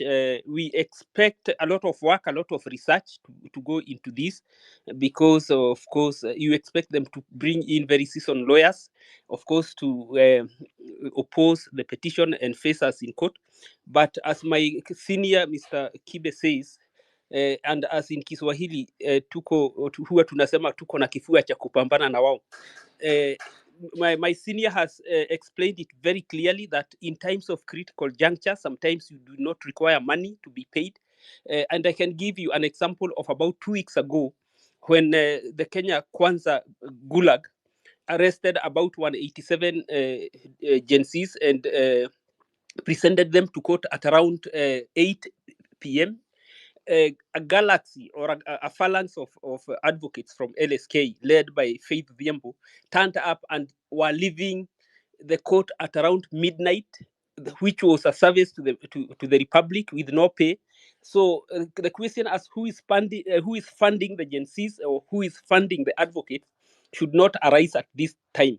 It's like probably someone would have asked in 1950s during the British Gulag, who is funding the Mau Mau. It is a case of patriotism. And thank you very much, gentlemen, for turning up for this. We have learned a lot. And I believe my senior, Mr. Kibe, and other advocates in the matter will incorporate all your concerns for us to strengthen the petition. We are still at the early stages of the petition, and if needs be, probably Mr. Kibe will guide us on whether to amend the constitution and put in some of your concerns. But insofar as we are concerned, as Mr. Kibe has said, we have a very strong petition, and we believe that we have presented a very hot potato to the judiciary or to the court, and we do not expect them to take it very slowly along the edges of a bowl. Thank you very much, Mr. Latif. I now defer to Mr. Kibe and Mr. Cyprian Nyamwamu. Asante sana Lempa. Indeed, it's a hot potato, not just for the courts, but for the entire country. Cyprian Nyamwamu, close this for us. Oh, no, before you do that, Wakili Kibe, come in, Wakili. Yes, I think I need to do two things in closing. Number one is to say to my learned friend, Mr. Mugambi, that it is true the Constitution has provided a clear procedure for amendment and to deal with certain kinds of referendums that are provided for in articles of. But remember that the Constitution itself is not exhaustive, and it is stated clearly in Article 19 and 20. The rights under Article 1, that is the spirit of the Constitution from the Chief Justice Emeritus Mutunga, is that the enumeration of any right is not a complete list. Therefore, if there is an Article 1 in existence, that article can be implemented with or without a specific procedure under the Constitution provided for in a law by Parliament. Finally, I end up by saying that we are very grateful for the many opinions that have been given. We can now anticipate many of the doubts that probably be in the opposition, on the opposition side from the judges. We are going to make a richer petition because I believe this is a petition that at some stage would require some amendment, because very many people who have read it keep saying, oh, you should have explained this a little bit more or the other. We have received a lot of commentaries from the general members of the public, some very educated than us, and we are grateful to all of them. People want to see results because we do not want paralysis in resolutions of national problems. If the question of legitimacy arises, like it did arise in England, about whether to be in the European Union or not, the supreme authority of the people must be invoked. We are invoking it this instance. I am confident the High Court will not stand in the way if we demonstrate that indeed we have had an incompetent government that has lost legitimacy. Thank you very much. Very glad to organize this. Thank you. Thank you, Wakili. Cyprian. Thank you very much, Eric. First of all, to really thank you, Eric, and those who co-hosted the space with you. I want to close tonight's very rich engagement that has gone down by quoting what Chief Justice Emeritus David Maraga said on September 1st, 2017. He said, and I quote, that the greatness of any nation lies in its fidelity to the Constitution and adherence to the rule of law, and above all, respect to God. There are three things there that Chief Justice Maraga said that we must, first of all, operate in fidelity to our Constitution. Anytime we are outside the Constitution, like it has been more than 36 times now, since 2022, we are going to be in chaos and we are going to breach the very peace of our country. Secondly, the rule of law. If we are not going to uphold the rule of law, we are going to destroy our economy and we are going to destroy every institution and pillar of this country. And finally, let us not use the word of God in vain, as it has been the culture now. We are being called upon to actually uphold a new culture that this constitution has set out and must be governed by the constitution. The Gen Zs and millennials are telling us that the only way forward for this country is to operate within a new culture which is based on the values that the constitution has approved. May God bless you, and I want to thank everyone who found time to be on this very educative, very enriching debate, and particularly to you, Eric. Thank you and good night. Asante sana. Thank you very much, Cyprian, and thank you to the 13 other petitioners who have taken this bold step, to the advocates, to everybody who's supporting it. For me, like I said from the very beginning, and I want to repeat, I'm not part of the petitioners, but as a journalist and somebody who likes to engage on matters of moving and advancing our country forward, I find this a very interesting conversation.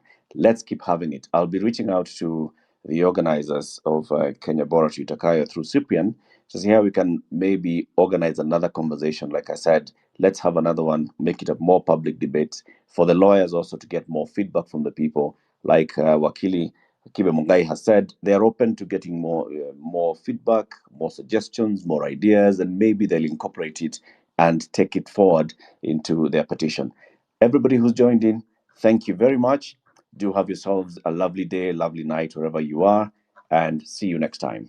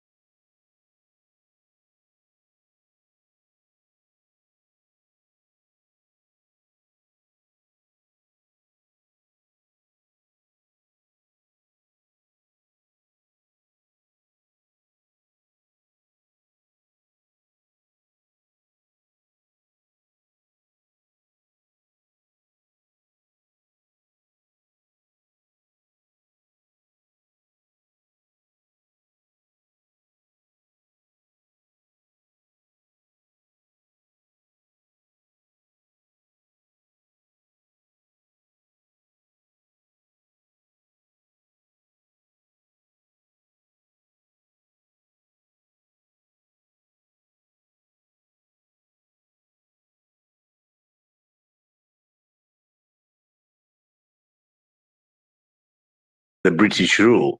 If you go to South Africa, in fact, the Boer regime was defeated after such a long time of armed struggle. It was defeated by sanctions when eventually the last remaining remnants of refusing sanctions on South Africa, the British and the Americans, and that time it was Thatcher, when they agreed to sanctions, the Boer regime fell on its sword. And so if the economy of Kenya is actually the way it is, then that itself will propel Zakayo's end simply because the books don't balance. And I wanted to just talk a bit about what people are saying about the constitutional amendment. When Punguza Mzigo was being done, and it was a people's initiative, the plan was to incorporate how the people can do things without relying on parliament. So to answer Miriam, I think, or the lady that was speaking, a friend of Dr. Mumbi, is that yes, there is a way in which citizens can change the supreme laws so that we do not need the political class. And this had been actually done by Punguza Mzigo, which was done by Dr. Ekuro Akot. And he actually got 1 million signatures that started the referendum, the bill for a referendum, to change certain things, which you could actually do, which would have the impact of what you are saying, including, for example, giving citizens certain direct rights, which are not subject to parliament. But that was only defeated because the 2/3 of counties did not come to support his initiative. If the current situation where the revolution has reached where it has is to play, we would be able actually to have a successful referendum and we would actually be able to change some laws. But coming back to this last question as to whether or not today is a sad day or not, I am very sad today. I am very sad because I thought that at the age of 80, Raila Odinga had played enough games. As my friend Karanja says, brief scope, that he had played all these games for a very long time. And I thought that this was the time he had reached in his life where he could give to the nation. I thought that at this age, and having done everything he has done, this is the one time he would not look inward and he would look outward. How wrong was I? I want to say that it's a sad day also to me because William Ruto stood out there and brought in Oparanya. Oparanya is a man who had been accused the other day and arrested for corruption when he was governor of Kakamega. Ali Hassan Joho, everybody knows the questions that were put on his academic papers. And all of a sudden, he is now brought into government, even though he's cleaned up his papers, quote unquote. Everybody knows he has no expertise or capacity to lead that important ministry of mining. And when you look at even an MP like the MP of Cilicia, John Waluke, who was attacking the movement, the Jay-Z movement the other day, he's a convicted felon. He was convicted of stealing 1 billion from the National Cereal Produce Board, and he's only out on appeal. And he's not actually going back to jail because he's able to sustain money and from, of course, corruption. And so what I'm saying is that it's a sad day because the people who are benefiting in the short term are people who actually should never even be considered to sit in cabinet offices. But having said that, perhaps now we all know where these people are. They are cast in one basket of evil versus good, one basket of them versus us. And perhaps this is now a new beginning, a new dawn, where this nation must then rise and be able to fulfill its own destiny. Perhaps 2024 will go into our history as the year that Kenya moved on from Odingaism, Rutoism, Kenyattaism, and all the isms into a place where we will remember that we are governed by the rule of law and hard work, and meritocracy will come back to this nation that we love so much. Thank you. Asante Bwana Tony. We'll move swiftly on to Declan. Tony is saying it's often about the economy. And of course, it's also about a government that's responsive and resonant, and it's about services, government services. On the question of the economy, I completely agree Um, and the reason that people cannot afford their lives, I argue, it's not easy, but in my view, it is also simple. We were given a bill, and we've been given bills for the last decade plus, actually probably closer to 40 years, neoliberal bills that were pushing us away from the needs of Kenyans. What are neoliberal policies? It is policies of the globalists who push us to tax the people at the bottom of the economic ladder instead of having progressive taxation, which taxes very little to zero at the bottom of the economic ladder and pushes the tax burden to the wealthy and to corporations, especially international corporations, international organizations. It is having living wages. The people that prescribe for us that we cannot have living wages, the IMF, the World Bank, in their own countries, they would not abide people not having living wages. They insist that we cannot raise minimum wage. Those are some of the conditions of the IMF. So we must do away with these neoliberal policies. We must have living wages. The UN recommends $500 a month as a minimum to be able to live anywhere in the world. That includes Kenya, that includes Guinea, that includes any country in the world. And of course, $500 is very little, but it would be a better beginning than where we are now. And we must fight for that as Africans. We also must fight, and these are some of the things that we are learning as Kenyans from these spaces. We must get control of our natural resources. And not only must we get control of our natural resources, but we also must be in control of the pricing of our natural resources. Because in this world, the only people who price their commodities, the people who produce the commodities, is OPEC, the Organization of Petroleum Exporting Countries.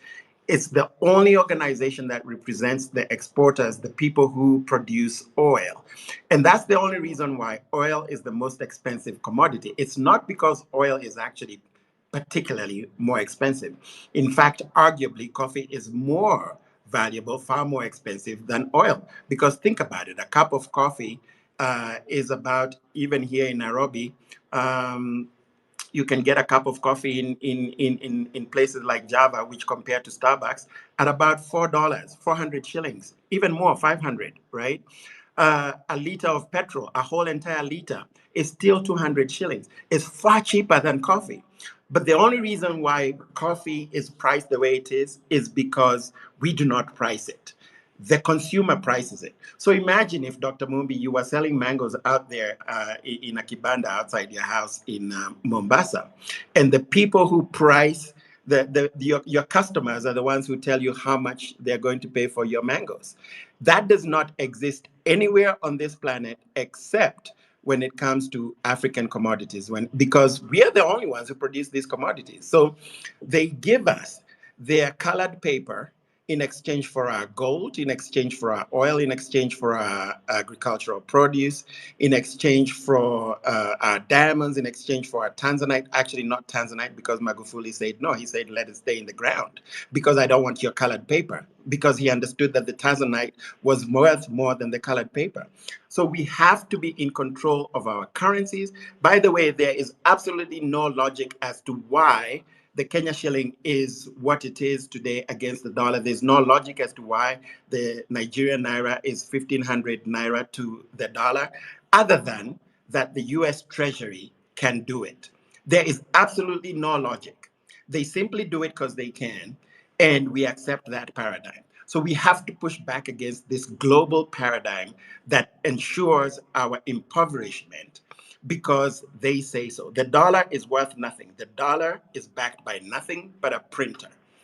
Our currencies should be backed by our commodities, and that would make a big difference. So that's the Gen Z movement. The Gen Z protests are a protest against neoliberalism, and we must not allow the mainstream media, including the Kenyan mainstream media, which is bought by the globalists, or international media, to try and label this movement, because they've been trying to label this movement as simply anti-tax protests. These are not anti-tax protests. What they are anti-neoliberalism protests. They are protests against neoliberal policies of regressive taxation. There's a difference between regressive taxation and progressive taxation. We want progressive taxation. We want living wages. We want in control of our resources. We want to be able to price our resources. We want our own currencies that are backed by our resources. We want services. Kenyans want free at point of use education, free at point of use healthcare. Kenyans want affordable, decent housing. Kenyans want government services, a social safety net, a dignified retirement.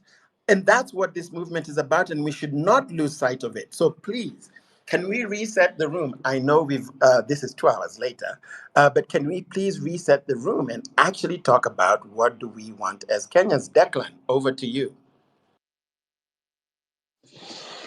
Hi, thank you so much, Brief Scope, for that. And what do you want as Kenyans? I think the first thing that we need as Kenyans is for Ruto to go. That's what we need.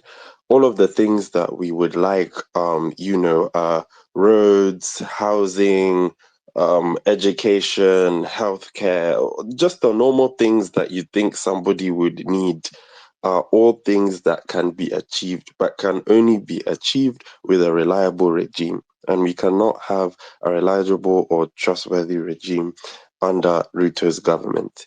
He needs to go. And it brings me to the older generation. This has been pushed as a Gen Z movement, but I'd like to remind anybody who is not a Gen Z that it is not a Gen Z issue. This is a national issue and it is a matter of urgency. We do not have time to wait until 2027. All of the things that the older generation seem to be cautioning about, be careful, if you remove Ruto, the country will go into economic instability and all of these things. We are already in economic ruin and any other kind of ruin we can be in. I don't think it can get worse than this. And if it does, it was already that bad anyway. Let us rip this guy out and rebuild. That's what I think we need to do. And I feel like people need the older generation, rather than cautioning us on what we should or shouldn't do, come to the ground and help us. This experience you claim to have, this knowledge you claim, or wisdom, whatever you claim to have, bring it to the ground and work with us on the ground. Because most of the people who are talking are still at home. I know my time is already is close to being up. So the second thing I'd like to address is the team in diaspora. The team in diaspora, especially diaspora UK, we need to do more. You should, at home in diaspora, this should be a personal issue for you, because the only reason you're in diaspora is because your own country is a mess. If it wasn't, you would be at home. So do everything you can to contribute to the movement, to make sure that you're helping in the best way possible that you can, with all the energy you can, to make sure that Ruto goes and we fix the nation. Thank you very much. Thank you, Declan. Dr. Mombi? Declan has literally taken the words out of my mouth, because that's what I've been wanting to say. Gen Z and Kenyans who have been on the streets, we are not ready to forgive Ruto. That him staying is not an option. So either we do a transition government. I've seen now, earlier today, I was sent a referendum that's been proposed by 14 people. They want to try and do it through a popular vote of removing Ruto and Gashagwa.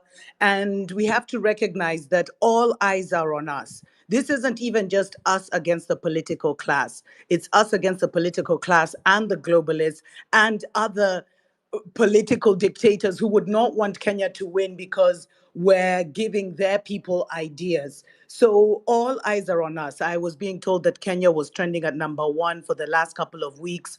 Ruto Must Go was trending at #2 for the last couple of weeks. So we're not going to really stop. The momentum is not stopping. And in fact, what I noticed today is the minute the CS was announced, Occupy CBD Thursday went to #1 on the trending list.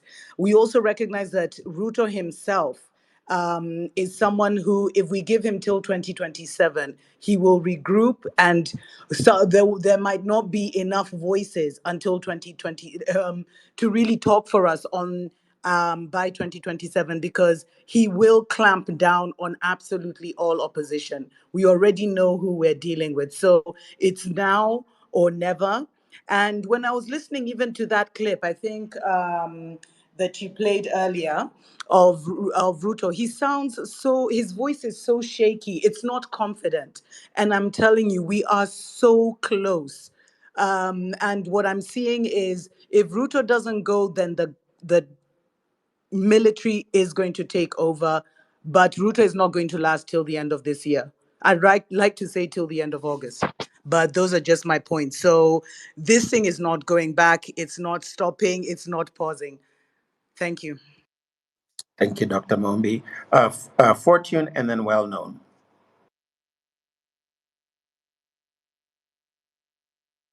Sorry, was I off mic? Fortune, do you hear me? Go Yes, ahead. You're yes. unmuted. Yes, go ahead, please. So, hello, good evening. I We would hear you like loud to and clear, clarify. please. Hello? Do We you? hear you loud and Hello. clear. Okay. So, I would like to clarify some issues. So, one, since now we have seen now the ODM party has now joined now the government, and ODM party has been criticizing the government for so long. So I think now like it's an end of like it's like we are killing the democracy. For our government to run, it needs to have an opposition. Now that the opposition has gone, it's like even I saw a recent like our debt now it's as increased by 18% now, going to 10.2 billion, although 10.2 trillion. So like some of these things now are going to be like under the water. You will not hear like we are going to that our debt currently stands at this, and it is like everything is now going to be like you can't speak and you can't be heard of, kind of.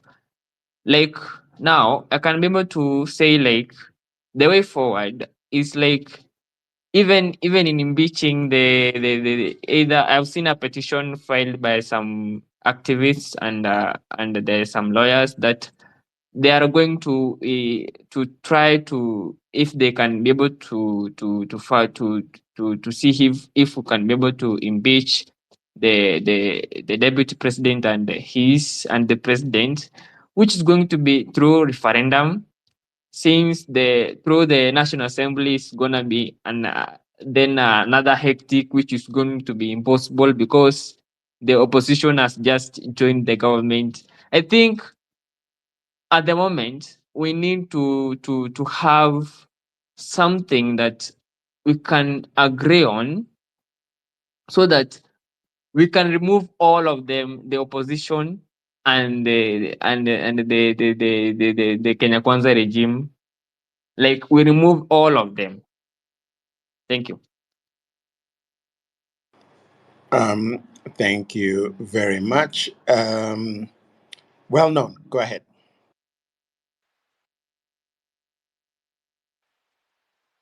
From me, it's just a reminder. Can you get me?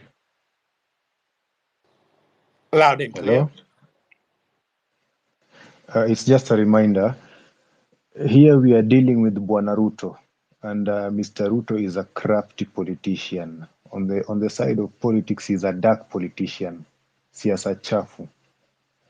And the things you're seeing, the uniting of the opposition and the government, things will be happening. He's using them as divert tactics from the main course, which is to divide the Gen Zs and the Kenyan people who are attuned to the revolution,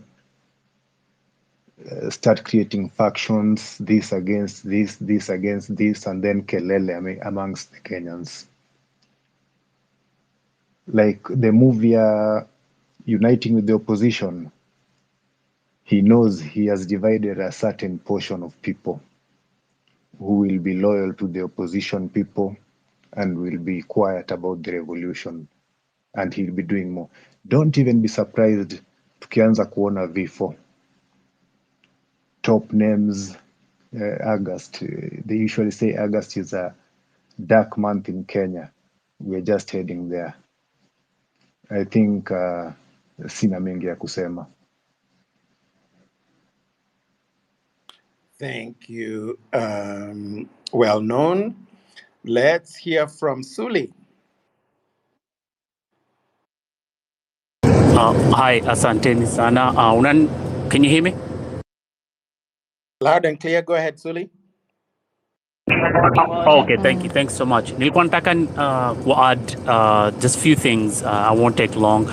I just wanted to say that I think, as much as Ruto is to be blamed, right, for the mess, let's remember he was, part of the government, as a vice president for the past, 12 years, 10 years, and 2 years as a president. Before that, he was in the corridors of power, right? This guy from the 90s, right, since he came into power. But he's not only to blame. I think it's the system that needs to be blamed, right? Kenya has a political class that's also the economic class. People at the helm of power in Kenya also own, huge, businesses, right? And sometimes there's a conflict of interest. And what we see often is, this conflict of interest ends up on the side of, on this, politicians, right? Political powers. Where they run the state for the benefit of their, economic and political interests, right? So I think as much as Ruto is to be blamed, I don't think he bears, all the blame. I think what we're dealing with right now, the guy's just trying to collect taxes, right?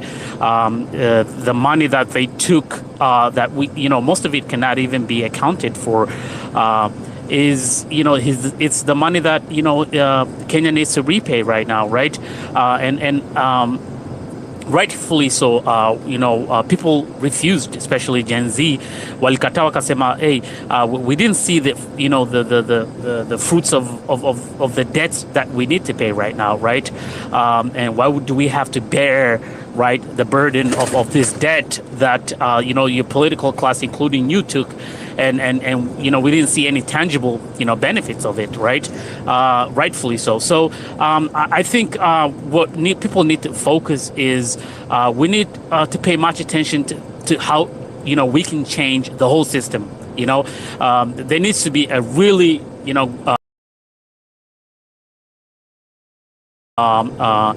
solution that's from from the bottom, right? And exactly, and from the bottom. So we need tunataka the whole system changed. We need states. We need statespeople, right? Statesmen, and we need checks and balances. We need to make sure, certain people. I mean, you can own business, but we need to make sure, there's no conflict of interest. So this whole political class needs to go. I think, that should be the main aim, and not only Ruto, but a lot of people need to go. The whole system needs to change. The political class needs to go, says Suli. Drain the swamp. It's a whole entire system. The political class showed us today that they will come together, right? Who are the new speakers? Rabia, would love to hear from you. Thank you. Although bado nilikuwa najitayarisha lakini ni sawa. Mimi nimeingia kwa huu space manake nimeona mada yasema Kenya wants a functioning economy, responsive government services. Mimi naungana na huu mada manake sisi kusema ule ukweli tunateseka na tunaumia vibaya sana. Mimi leo kusikia tu ile habari nilikuwa tune in on X to the State House briefing. Yani immediately tu hizo majina kusomewa. Nikafungua tena space nyingine na nilishangaa nisema space twafanya nini? Ona, sahii hakuna space mambo ya kuongea tena. Mi nilivaa buti, nilienda town. And I just, on a small piece of paper, I just wrote reject because I reject everything that is happening at the moment. I feel like it's leading us down a very murky path, a path to self-destruction in a way, actually. And I want to say that I came on Spaces, or I came back on X, literally like ile siku ya maandamano kubwa, manake niliambiwa pale ndio huwa wanaongea mambo za visiasa na nini. Mi huwa naishi msituni, I'm a conservationist. So, you know, we live in places that have no network. We interact with very marginalized communities. And I come on X and I find very politically charged conversations. I find topics being heavily politicized where, you know, it's actually to our detriment in the long term. But I don't feel like a lot of people realize or really even have a deeper understanding of some of these matters. So it's disturbing. You know, I want to say that, and I'm just sharing some of my observations in the last couple of days. You know, there was a couple of posts. One was by Martha Karua. The other one was from Esther Pasari's Mambo ya women rep kwa serikali na vile hizo ofisi zinastahili kufanya kazi. And I actually commented and I said, you know, as a woman myself and as a woman working with other women in these very remote regions, in marginalized communities, in places where hakuna stima, yani hakuna network, mara hakuna maji, hakuna hata nyumba. Like, what are you really telling me about this office of women's rep? Manake sisi wenyewe kwa wenyewe, ourselves, me and a couple of my friends who are in more privileged positions, because sisi ni wakaji wa Nairobi labda au mita mikubwa, tuko na uwezo tuchange hela, you know, even if you're changaring a little bit here and there, tuachanga pesa ili kusaidia wale jamii, those communities wenye wako marginalized, hawana chochote vile. And then you come across these posts where they're really lauding these offices and some of these, you know, unconstitutional posts. They're lauding, you know, other sort of agencies, or I don't even know what to call them. Sijui ni sub agency au ni nini. Kuna nyingine nimekuja kutambua juzi called National Environment Fund, something like that. It's a government fund apparently. Na unajua vitu kama hiyo, sisi tuko Asal region, tunastahili pia ku access funds kama hiyo, tufanye hiyo kazi ya upandaji miti na nini, ile tu kidogo we bear some fruit from our ecosystem. But it's very sad anyway to see how broken and degraded our systems are in this country. It leaves you really feeling very hopeless. Like, I'm telling you today, as soon as the announcement was made, mimi buti hiyo, nimepanda bodaboda na nimefika pale town. Why? Because it's nile feeling, yani huwezi kustahimili ile mateso. It's sorry, is that my time? I'm just finishing. I just want to say, you know, in closing, that while we are in this movement, I hope that there can be also some consideration for some of these issues that are not really being highlighted as much. You know, the other day we spoke about some environmental issues which are really affecting the local communities in these arid lands, these arid regions. That needs to be spoken about. Sahi tumeletewa Duale, hata tuko na maswali mingi sana, manake hatuelewi sasa Duale hakuja kufanya nini pale mambo ya environment. Yeah, ashawahi kupanda miti yeye. So it's a bit like, you know, it's a dysfunctional system with people who are not well suited for those positions. We have so many young people in this country who have the qualifications that they can actually deliver some of the services that we need. They can be responsive to some of the needs of these communities, of all of us actually, whether it's communities, marginalized, ama hata kama ni sisi, you know, like everyone needs to have a functional system, and that's just what we're lacking really. So vile mwasema drain the swamp, Sijui tutaidrain lini, lakini tutaendelea hiyo safari mahali tutafika, tuko pamoja inshallah. Shukran. Thank you, Rabia. Good to see you. Nyaga, masculinity. Go ahead.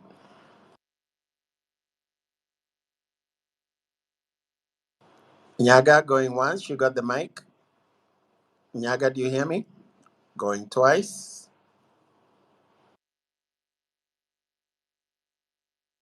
All right. Too bad we don't hear you, Nyaga.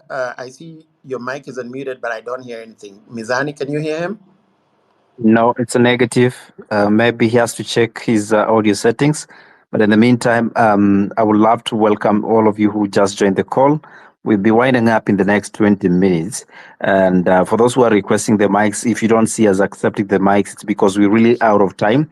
We, however, appreciate you equally sharing your thoughts with us in the chat section. We'll look at them and sample some of your comments. For those of you who have the mics, we'll give you a maximum of 3 minutes to make your points. Kindly respect that. We would love to start making our closing remarks. So let's have the next speaker, a brief scoop with your leadership. And in the meantime, if you look at the Jumbotron, we've posted there a tweet that would like to have your response. We are running a poll on the nominations of the CSS, and we are asking, will you support the initiative of having what we refer to as public vetting of the CS nominees? So if that is your yes or no answer, you can equally sign up to that. And definitely we'll be having this space hosted this coming Sunday from 10 a.m. in the morning, East African time or Kenyan time. Be sure to join us. In the meantime, also, this coming Friday, we are looking at a topic labeled Brutalized Kenyan. And we'll be highlighting some of those inhumane situations and the deaths that have occurred during these very trying times as Kenyans try to agitate for a better governance structure. So be part of it. You can set up the reminders and see you on Friday from 8 p.m. on Mizani 254. For now, let's go to the next speaker with your leadership brief scoop. Thank you. Thank you, Mizani. Damon, let's hear from you. Hello, hi, how are you? I hope you can hear me. Loud and clear, please go ahead. Okay, thank you. So, I think the question you're asking today is about if we can have a functioning economy, a responsive government, and good government services. I think the answer lies in the hashtag, which is we must just drain the swamp and drain it in full. That's the only answer.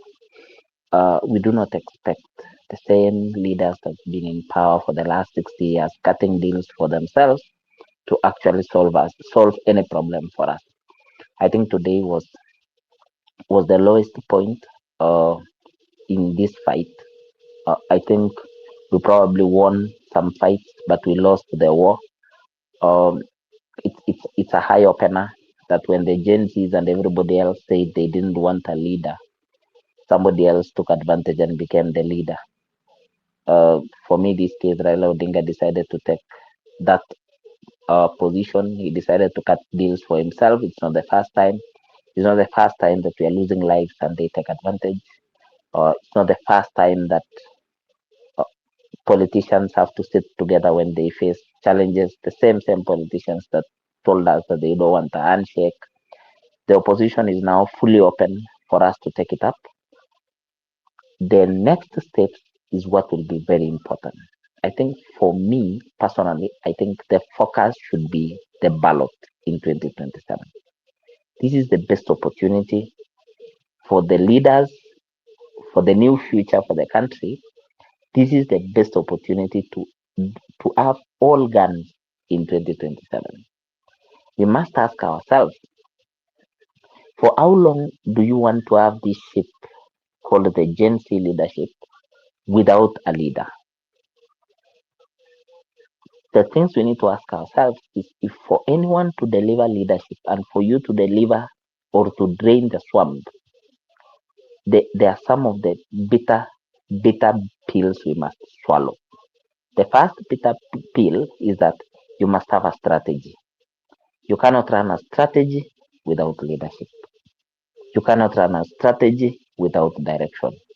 You cannot win a game without a coach. That's the first bitter pill that everybody doesn't want to have. But I'm telling you for sure, we must have leadership. It does not necessarily mean that having leadership is having one man run the show. It can be committees, it can be 10 people, it can be 20 people, it can be anything. That's the first one. The second one is, remember, the people who are actually very, very focused issues are the ones on X, which is Twitter. There are thousands and thousands and thousands of youth in this country who do not even know that Twitter exists. They actually do not know that these conversations are going on today.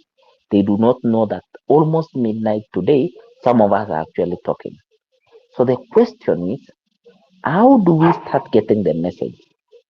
This same message to the villages, to the young boys in those villages. How do we explain to them that they do not have jobs because the government is wasting our money? That is the biggest question. How do we go there? Remember, they will not come to Twitter. Just one more second, please. They will not, just one more minute, sorry. They will not come to Twitter, and we must take that. So I think for me, we must mobilize. We must mobilize with the eye in the ballot. Lastly, is now that we are the opposition, we need to know at what point are we supposed to oppose. We can't oppose everything, but we must be ready to oppose when it's needed. For example, I think we need to oppose the health insurance fund. We need to wait at the right time and oppose it. We need to wait for probably another finance bill or something else and oppose it. But we must have our eyes in the future of the ballot and win it at that point. And we must drain the swamp from your MCA to the president. Thank you, and I hope that message will go from today all the way to 2027. We lost the war, but we will win this battle. Asante Sana, Diamond. Let's hear from Namzini. You know, the thing about today for me is, and listening to everyone here is, I'm kind of surprised because I wasn't surprised by this move at all, and so actually I wasn't disappointed at all. Like I foresaw this before even the 2022 election. It was so clear to me. So honestly I'm a bit surprised by how much surprise there seems to be in the space. Namzini, let's hear from you. Thank you for this opportunity to talk to you guys as well. Just one thing that I think I want to acknowledge is that, you know, people are feeling like the protests have been in vain. I don't think that's right, because one of the key problems that we've had as a country has been tribalism. But this is one movement that has brought all tribes together, irrespective of their tribes and everything. And what this means basically is that now we have an inclusive country. We have communities like, you know, some of the communities that I come from are minority communities, and never ever would you ever hear the president even fueling their chopper to go and campaign, because our numbers really don't mean anything. I mean, we can't even, you know, mobilize votes that are significant for them. So they don't really bother. And what this means is that it also has an impact on how resources are allocated to some of these counties. So this whole movement that is tribeless is basically representative of all these people or these tribes that have been marginalized for the longest. So that's a huge win, and we should, I think, be very proud about that. The second thing is that we have redefined the politics. The government has always been used to, you know, having the opposition leaders to engage with, and now you have a movement that has no leader, and they don't know how to engage. They don't know what approach to use. It is nowhere in their books that, you know, when you're faced with this situation, these are the tactics that you employ or you deploy. They don't have that. And I think that's also a really good thing, because now they have to really think, what is it that they can do to address the needs of the citizen? And so I think to just respond to the aspect of how do we then have a responsive government and, you know, a functioning economy, one of the things, like the last speaker said, I think is around strengthening the movement.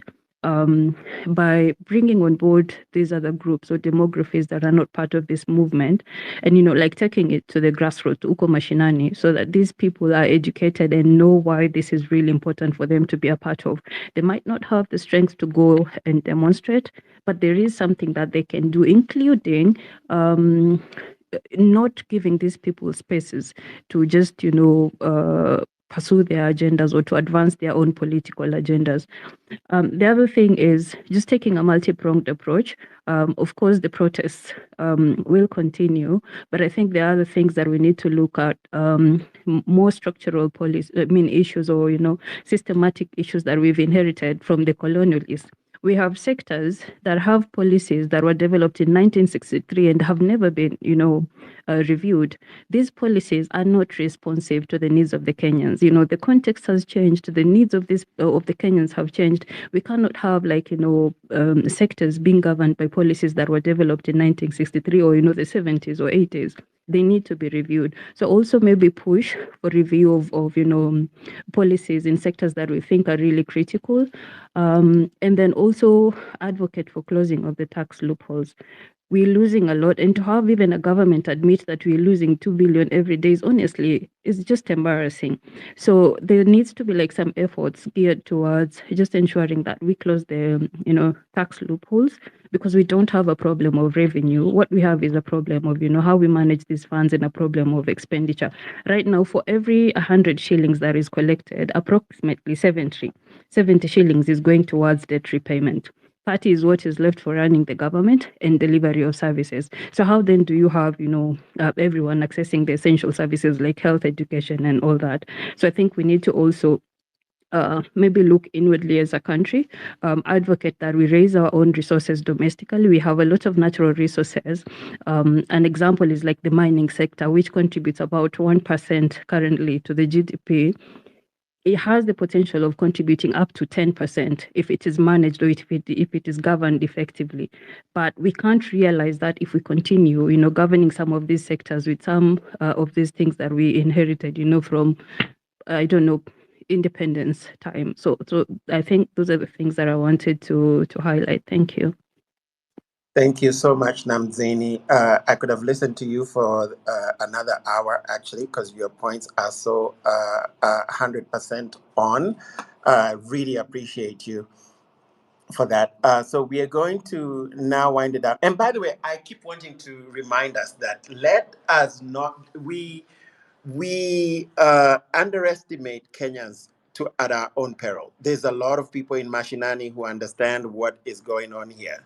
Just because wako Mashinani does not mean that they don't understand. Just because they're not on Twitter or don't even, a lot of Kenyans, first of all, do have smartphones. And even the ones that don't have smartphones, they still have their pulse on the moment and understand, first of all, your lived experience is the best teacher, right? But anyway, thank you so much, Namzini.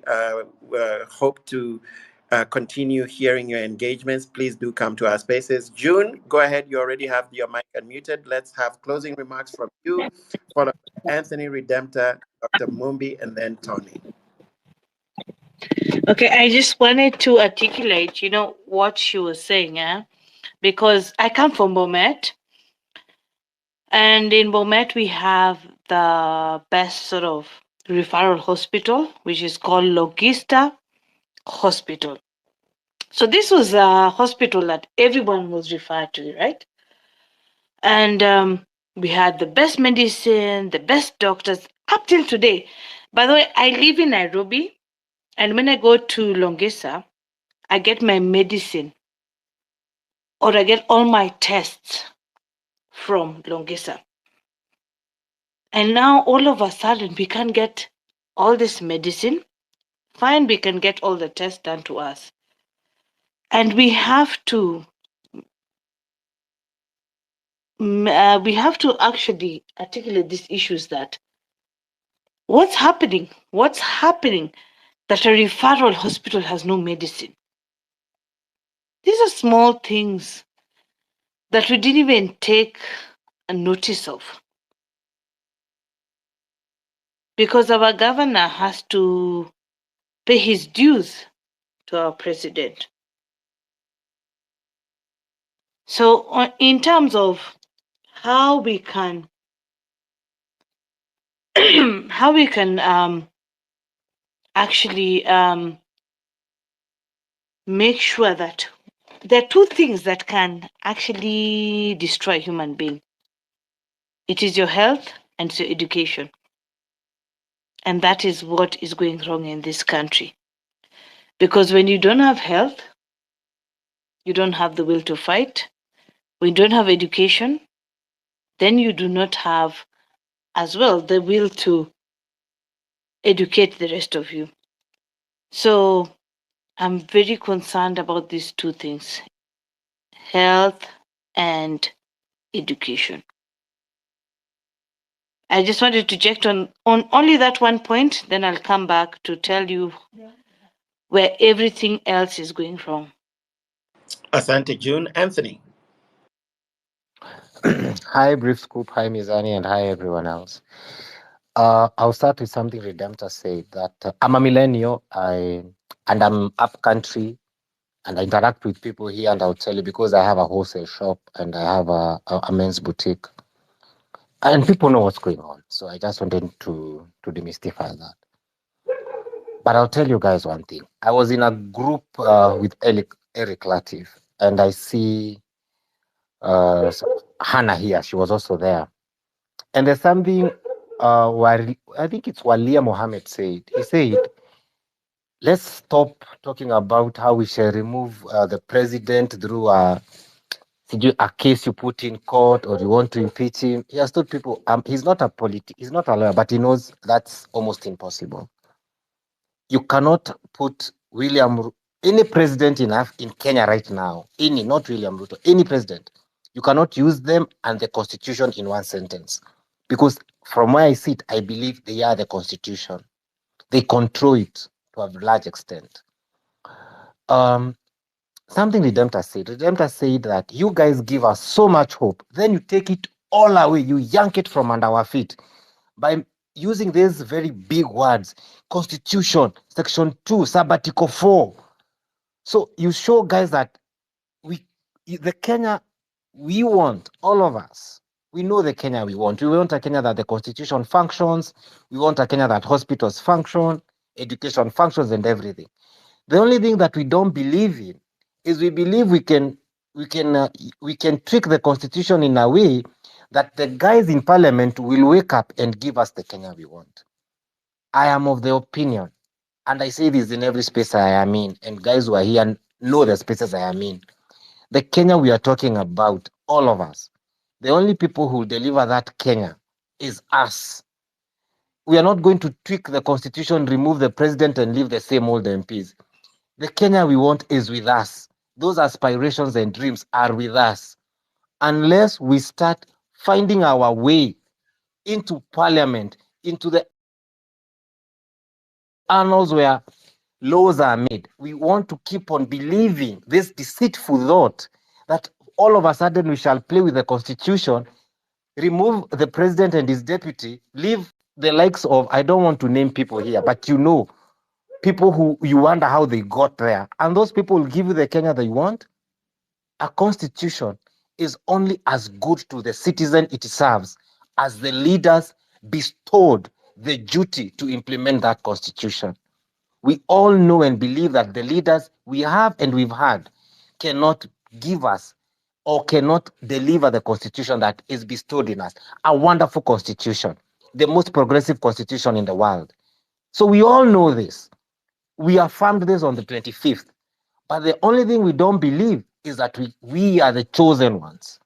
It's the high time we start believing that we are the chosen ones. Let's stop with this wishful thinking and be pragmatic and practical. We can deliver this country in 2027 in August by us organizing around this idea that we the people, this generation, the Gen Zs, the millennials, the alphas, and the millions of people who believe in us. That's why they marched with us on the 25th. They showed us that we believe in you. You guys say you are not corrupt. You don't just say it. We see it. We believe it. When you say you are not tribal, we see it. We believe it. We give you the power today to announce yourself to the political class that you're here. Now, these same people who gave us that power are telling us, organize yourself and we shall give you this country to govern. They are waiting for us to organize ourselves. Let's not waste that moment with wishful thinking that we all know won't work. You cannot tell a person who pays a judge when he said, I remember one president once said, I will revisit. And he cut the salary of judges. He cut funding to the judicial system. That's how powerful a president is. So we believe that we can go around that constitution. I'll close by saying, let's wake up, let's smell the coffee, let's be realistic. The change we want is us. Those are my submissions. Thank you. Asante sana, Anthony. The change we want is us. Thank you. Redemptor. Thank you. Nilifikiri nilichoma by pretending to be the Mokoro. I want to thank everybody for their patience and everybody for being authentic to what they are feeling today. Today we've seen that there are people who are capable of getting appointment letters that are blood-stained. We've seen that it's possible for a very, very, very rich man to take away food from the hands of a child. And we have come to the realization that we don't have leaders, we have dealers. And I want to send my apologies to everybody who's been hurt and say, pick yourself up. I won't say much, I'll be back in these conversations. I've remained consistent. And I thank Dr. Mombi and Tony, sorry, I'm picking them out. And Anthony, thank you for affirming my words because you've remained calm, even when it feels very, and brief scoop and Mizani, sorry, I'm not overlooking you, that we've remained calm even when we feel like our voices are too small for what is ahead of us. And I refuse to believe that once Kenyans have opened their eyes, that they are going to close their eyes again. We have a lot of work ahead of us, and the president has consistently said Kenya is full of intelligent people. So our work is cut out for us it's going to be just common good of just kurejesha utu wetu, teaching people that tumekosa utu, and that is why we can watch videos of tear gas being lobbied into houses where there are children, and we can't even process the grief that we feel in our hearts. But out of it, we are going to arise from the ashes. From the day Rex was shot, the battle lines were drawn, and people now have to take a side.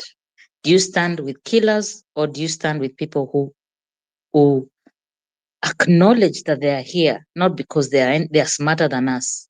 And I want to finish on all the people who are listening to me, who love the government very much. The government is not a person. It's an institution. It's a system that is very dark. But what is the saving grace is our humanity and also our mortality. I hear politicians, I hear you panicking about 2027. And politicians are the only people who never number their days. They talk about 2027 beating their chests. The young people need us to tell them it's not okay to take their lives when all they want is a job. And a 65-year-old, 68-year-old, 80-year-old man is taking a job. And the president is giving the daughter a job. So I am staking my life and saying, all the people of like mind, all the people of goodwill, all the champions of justice, all the historians of political history, all the smart minds that wrote the constitution and understand the law. And I am ashamed of most of the women rep. And I am sorry, I am not hitting on my fellow women, but I am just calling out. Maybe they will hear me when they tell us, our young people, we'll have this conversation on Friday. But thank you very much for your time and for your patience with me, because I show my emotions in a different way. I come out fighting, and I want to fight for our young people. And my last submission is this. Our parents took us to school so that we would be better than them. Some of our parents could not speak the English we speak and the Kiswahili we speak. And we took our children to school so that they can be better than us. And so, as a parent of a young person in this country, where being young is criminalized, I want us to trust that our investment in them, our love, sweat, blood, and tears, they are smarter than us.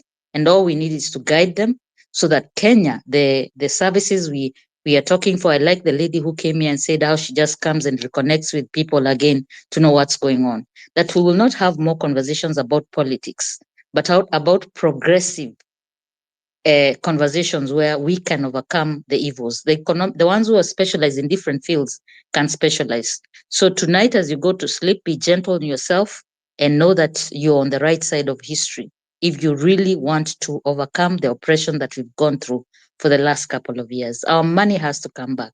The money that is in offshore accounts, it has to come back and feed our children, educate our children, and give us health services. Thank you for your patience.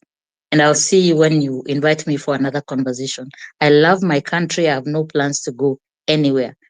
Asanteni. Thank you, Redemptor. Dr. Mombi, your closing remark.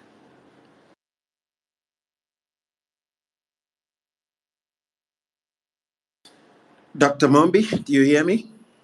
Your mic is muted. Okay, Mizani, do you want to try? Maybe she can't hear me. Dr. Mumbi, can you hear us? We want to call it a night, please. Kindly unmute and proceed. You're muted.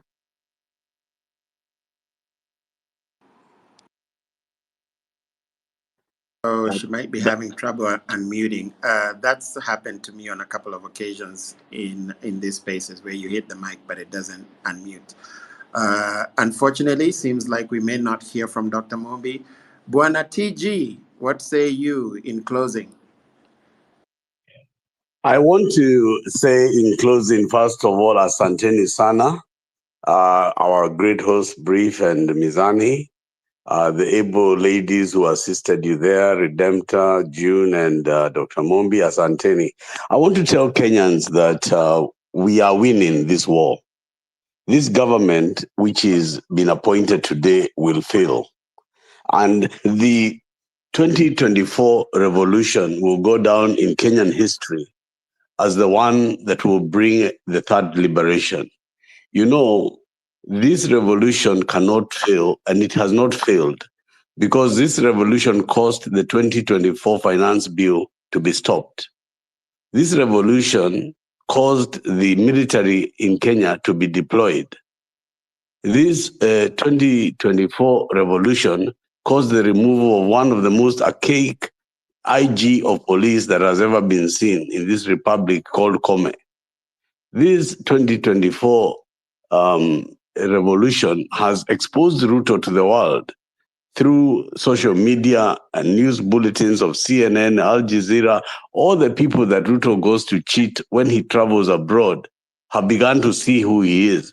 And if you look at the diary of the president, since his infamous 200 million trip to America, he doesn't travel as much because he's been kept home by this revolution. He has become less of an air hostess and more of a butcher of Sagoi. If you want to know that we've succeeded in this issue, and I have a lot of friends in the political class, and those friends, many of them have become irrelevant. And many of them, those who are hanging onto their seats, are scared.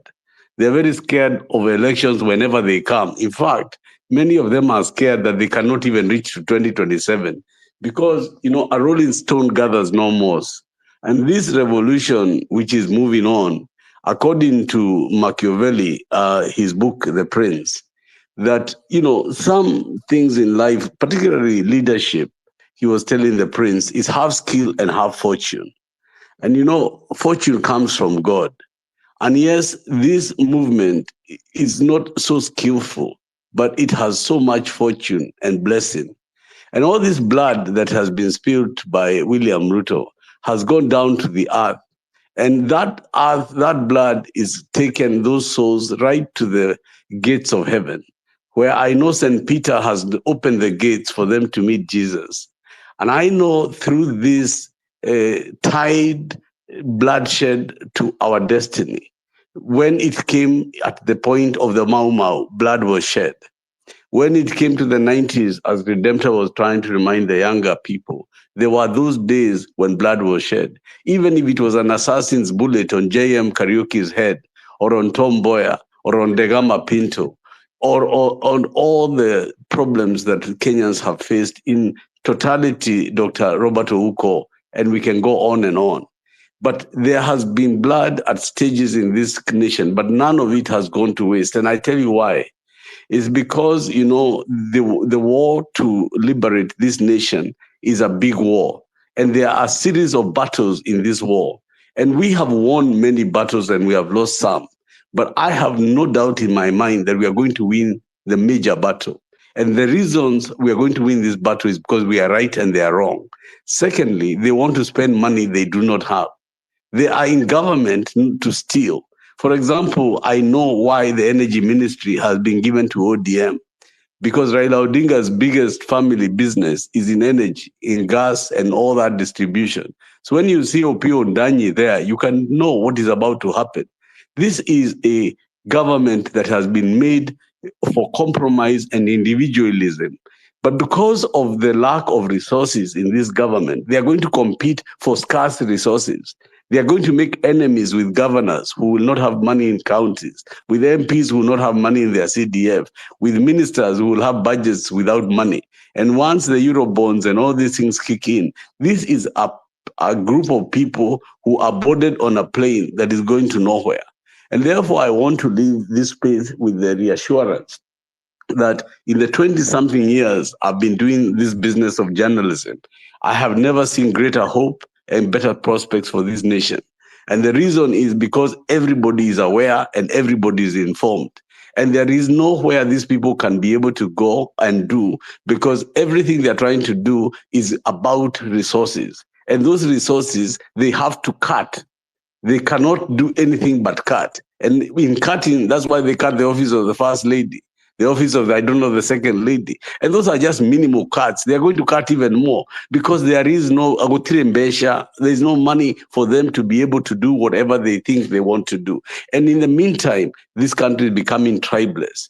They are beginning to change the dynamic of how we vote. So I want to leave this space today with the encouragement that there is a time and a place when God himself blesses his people. And I think the time is now, and this is a generation that is going to rescue our nation and walk on the shoulders of Wangari Maathai and the champions who came before you. So with those so very many remarks, I want to tell you that I'll try and be here every Wednesday to be able to talk to you guys and to be able to share with you.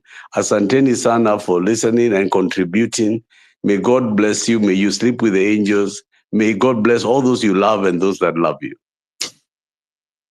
Asante sana Bwana TG Mizani.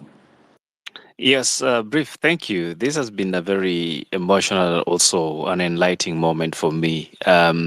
Looking at the journey we have gone through, trying to push for better conversation, especially around governance. I don't think it is fair for us to beat down ourselves and think we are losing the battle. Well, Tony here says many battles are won and others are lost. And for us, we dust up and continue marching towards our destiny. And for us as young people, our destiny is to see a country that brings in everyone and everyone feels they belong. I've continually stated on most spaces that I believe in our national anthem when it states that plenty be found within our borders. And I think there's a lot of that within our borders. There's no reason why any child in Kenya should go to bed hungry. There's no reason any child in Kenya should miss on school because their parents cannot afford to pay school fees. How do we even comfort ourselves with lining up to fill up forms in the name of CDF forms to get school fees to go to school? Yet the same government can actually allocate these funds directly from the Ministry of Education. Is it not strange that we've converted people who are elected with nothing in their pockets, quote unquote, to become our demigods, and we have to bow at their tables or at their feet trying to scramble for breads just because they are called Waheshimiwa? When are we going to really respect them by referring to them by the names they deserve? It's a Mr. this or a Mr. that.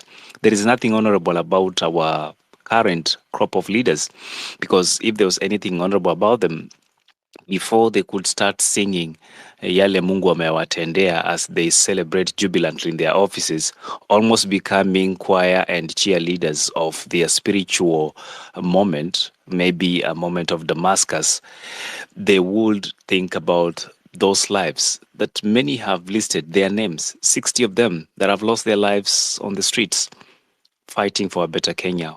And some of them didn't just lose their lives, they were shot maybe in their homes. I read a story of a young girl here who they were on their way home, I think in Nyaururu, and they were shot in the leg. How do you explain that? What do you tell that parent? What do you tell that young child? This morning, we made a tweet on Mizani 254, and we asked the president if it gets to his head that young Kenyan children are being converted into monsters because they see their siblings being shot on the streets. They see their mothers and fathers' lives turning upside down for simple things that this government can actually solve. But guess what? The president somehow had a response, and this is what he said, which it's still something I'm trying to interpret the meaning.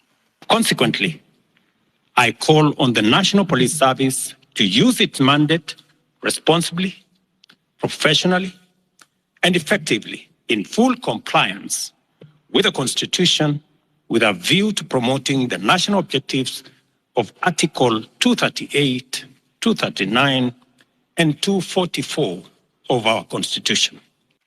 Well, that was his statement earlier on in the day. But also, what I don't get is the fact that looks like this president knows something about the law and the Constitution. But when Kenyans are shot in their homes, when you see a young mother carrying their child and they're getting sprayed on with some substance that is pinkish, what are you doing to that child? And that's why tomorrow we have a session, rather on Friday, we have a session labeled Traumatized Kenyan, or rather brutalized Kenyan, and we'll be featuring a number of those stories, including some documentations that Redemptor has been telling and documenting through her ears as a storyteller. So if you are one of those people who have witnessed firsthand the trauma that Kenyans will be facing, the monster we are changing our children to become, and the things we need to change in this country moving forward, and you believe that this generation is calling us to action, join us this coming Friday from 8 p.m. on Mizani 254. And on Sunday, we have a special sitting from 10 a.m. in the morning. We are calling for public audit and public perusal of all those people who have been nominated. If they deserve or don't deserve, if you have all the evidence, we'll be more than happy to engage with you. See you then. My name is Likiani Eli. On behalf of everyone that came here, I want to say a big thank you, and thank you for being patient with us and also interacting with us in the chat section. We don't take it for granted. Good night from my end. Thank you. Thank you, Mizani. I'm going to do this out of order because Dr. Mumbi was unable to speak earlier. Let's give it a try. Dr. Mumbi, your closing remarks? Thank you so much. Sorry, my system crashed just before you called me to speak. Thank you so much for the opportunity to speak today. My only statement is, please, people, don't be thinking we have until 2027. We don't. In fact, the majority of people are actually seeing this thing has to end. There is no 2027 and we'll do this and we'll do that. So for those people who have the expertise in law, in constitution and everything, try and think how we can transition out, how we can transition to the Kenya we want, because that is the place that is where we find ourselves. And may all of you be highly blessed, highly favored. This is a watershed moment in our nation that will be written about in the future. And take heart. Today, we lost a battle, but we definitely didn't lose the war. Thank you. Thank you, Dr. Mumbi. Thank you, everyone. All that's left of me is to say thank you to all of you who contributed today. Redemptor, Dr. Mumbi, Tony, of course, my co-host Mizani, Namzini, Hannah, I see you there, Anthony, Richard, and everyone, Tom Boyer, especially. I loved your submissions, Namzini as well. I haven't heard from you before, but absolutely loved your submissions today. And everybody's, Richard Motomoto, and everyone else who contributed. I can't remember all the names, but really, really appreciate all of you for listening, for contributing via the comment section, by just listening. And I just want to say, I have spoken about the Kenya we want, the Africa we want for many years. There are no perfect politicians. There are no perfect people. There is no there's nowhere where politicians are pure and clean. Um, but what we can have is systems that work. Trump in the United States, the other place where I spend a lot of time. Rishi Sunak was elected by 100 dudes after having lost to in the election by over close to 60% of the vote. Excuse me.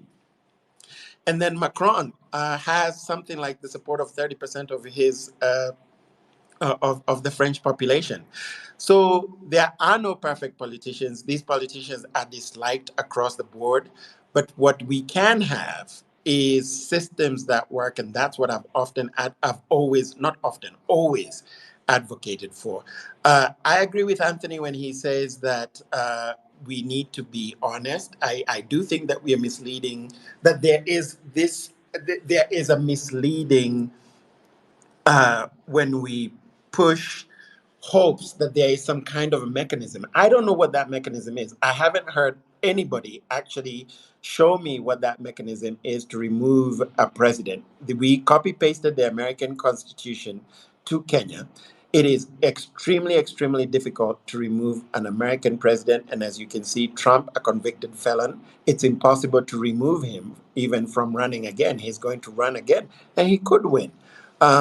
Because that constitution, which is what we copy pasted, really provides for a very powerful president. So I don't know what constitutional means exist for removing the president, but that's not to say that there is no hope. There's so much that we can do. We can still work towards a constitution referenda for a constitution that is resonant. I have often pushed for this. I didn't start this year, didn't start last year. I have been pushing for a Council of Elders type constitution where we have an executive leadership council akin to the old councils of elders. Get rid of State House, make State House a museum. Get rid of the presidency. All we have is an executive leadership council that rotates every 2 years. We can have that if we put our energies the way the Gen Z have shown us.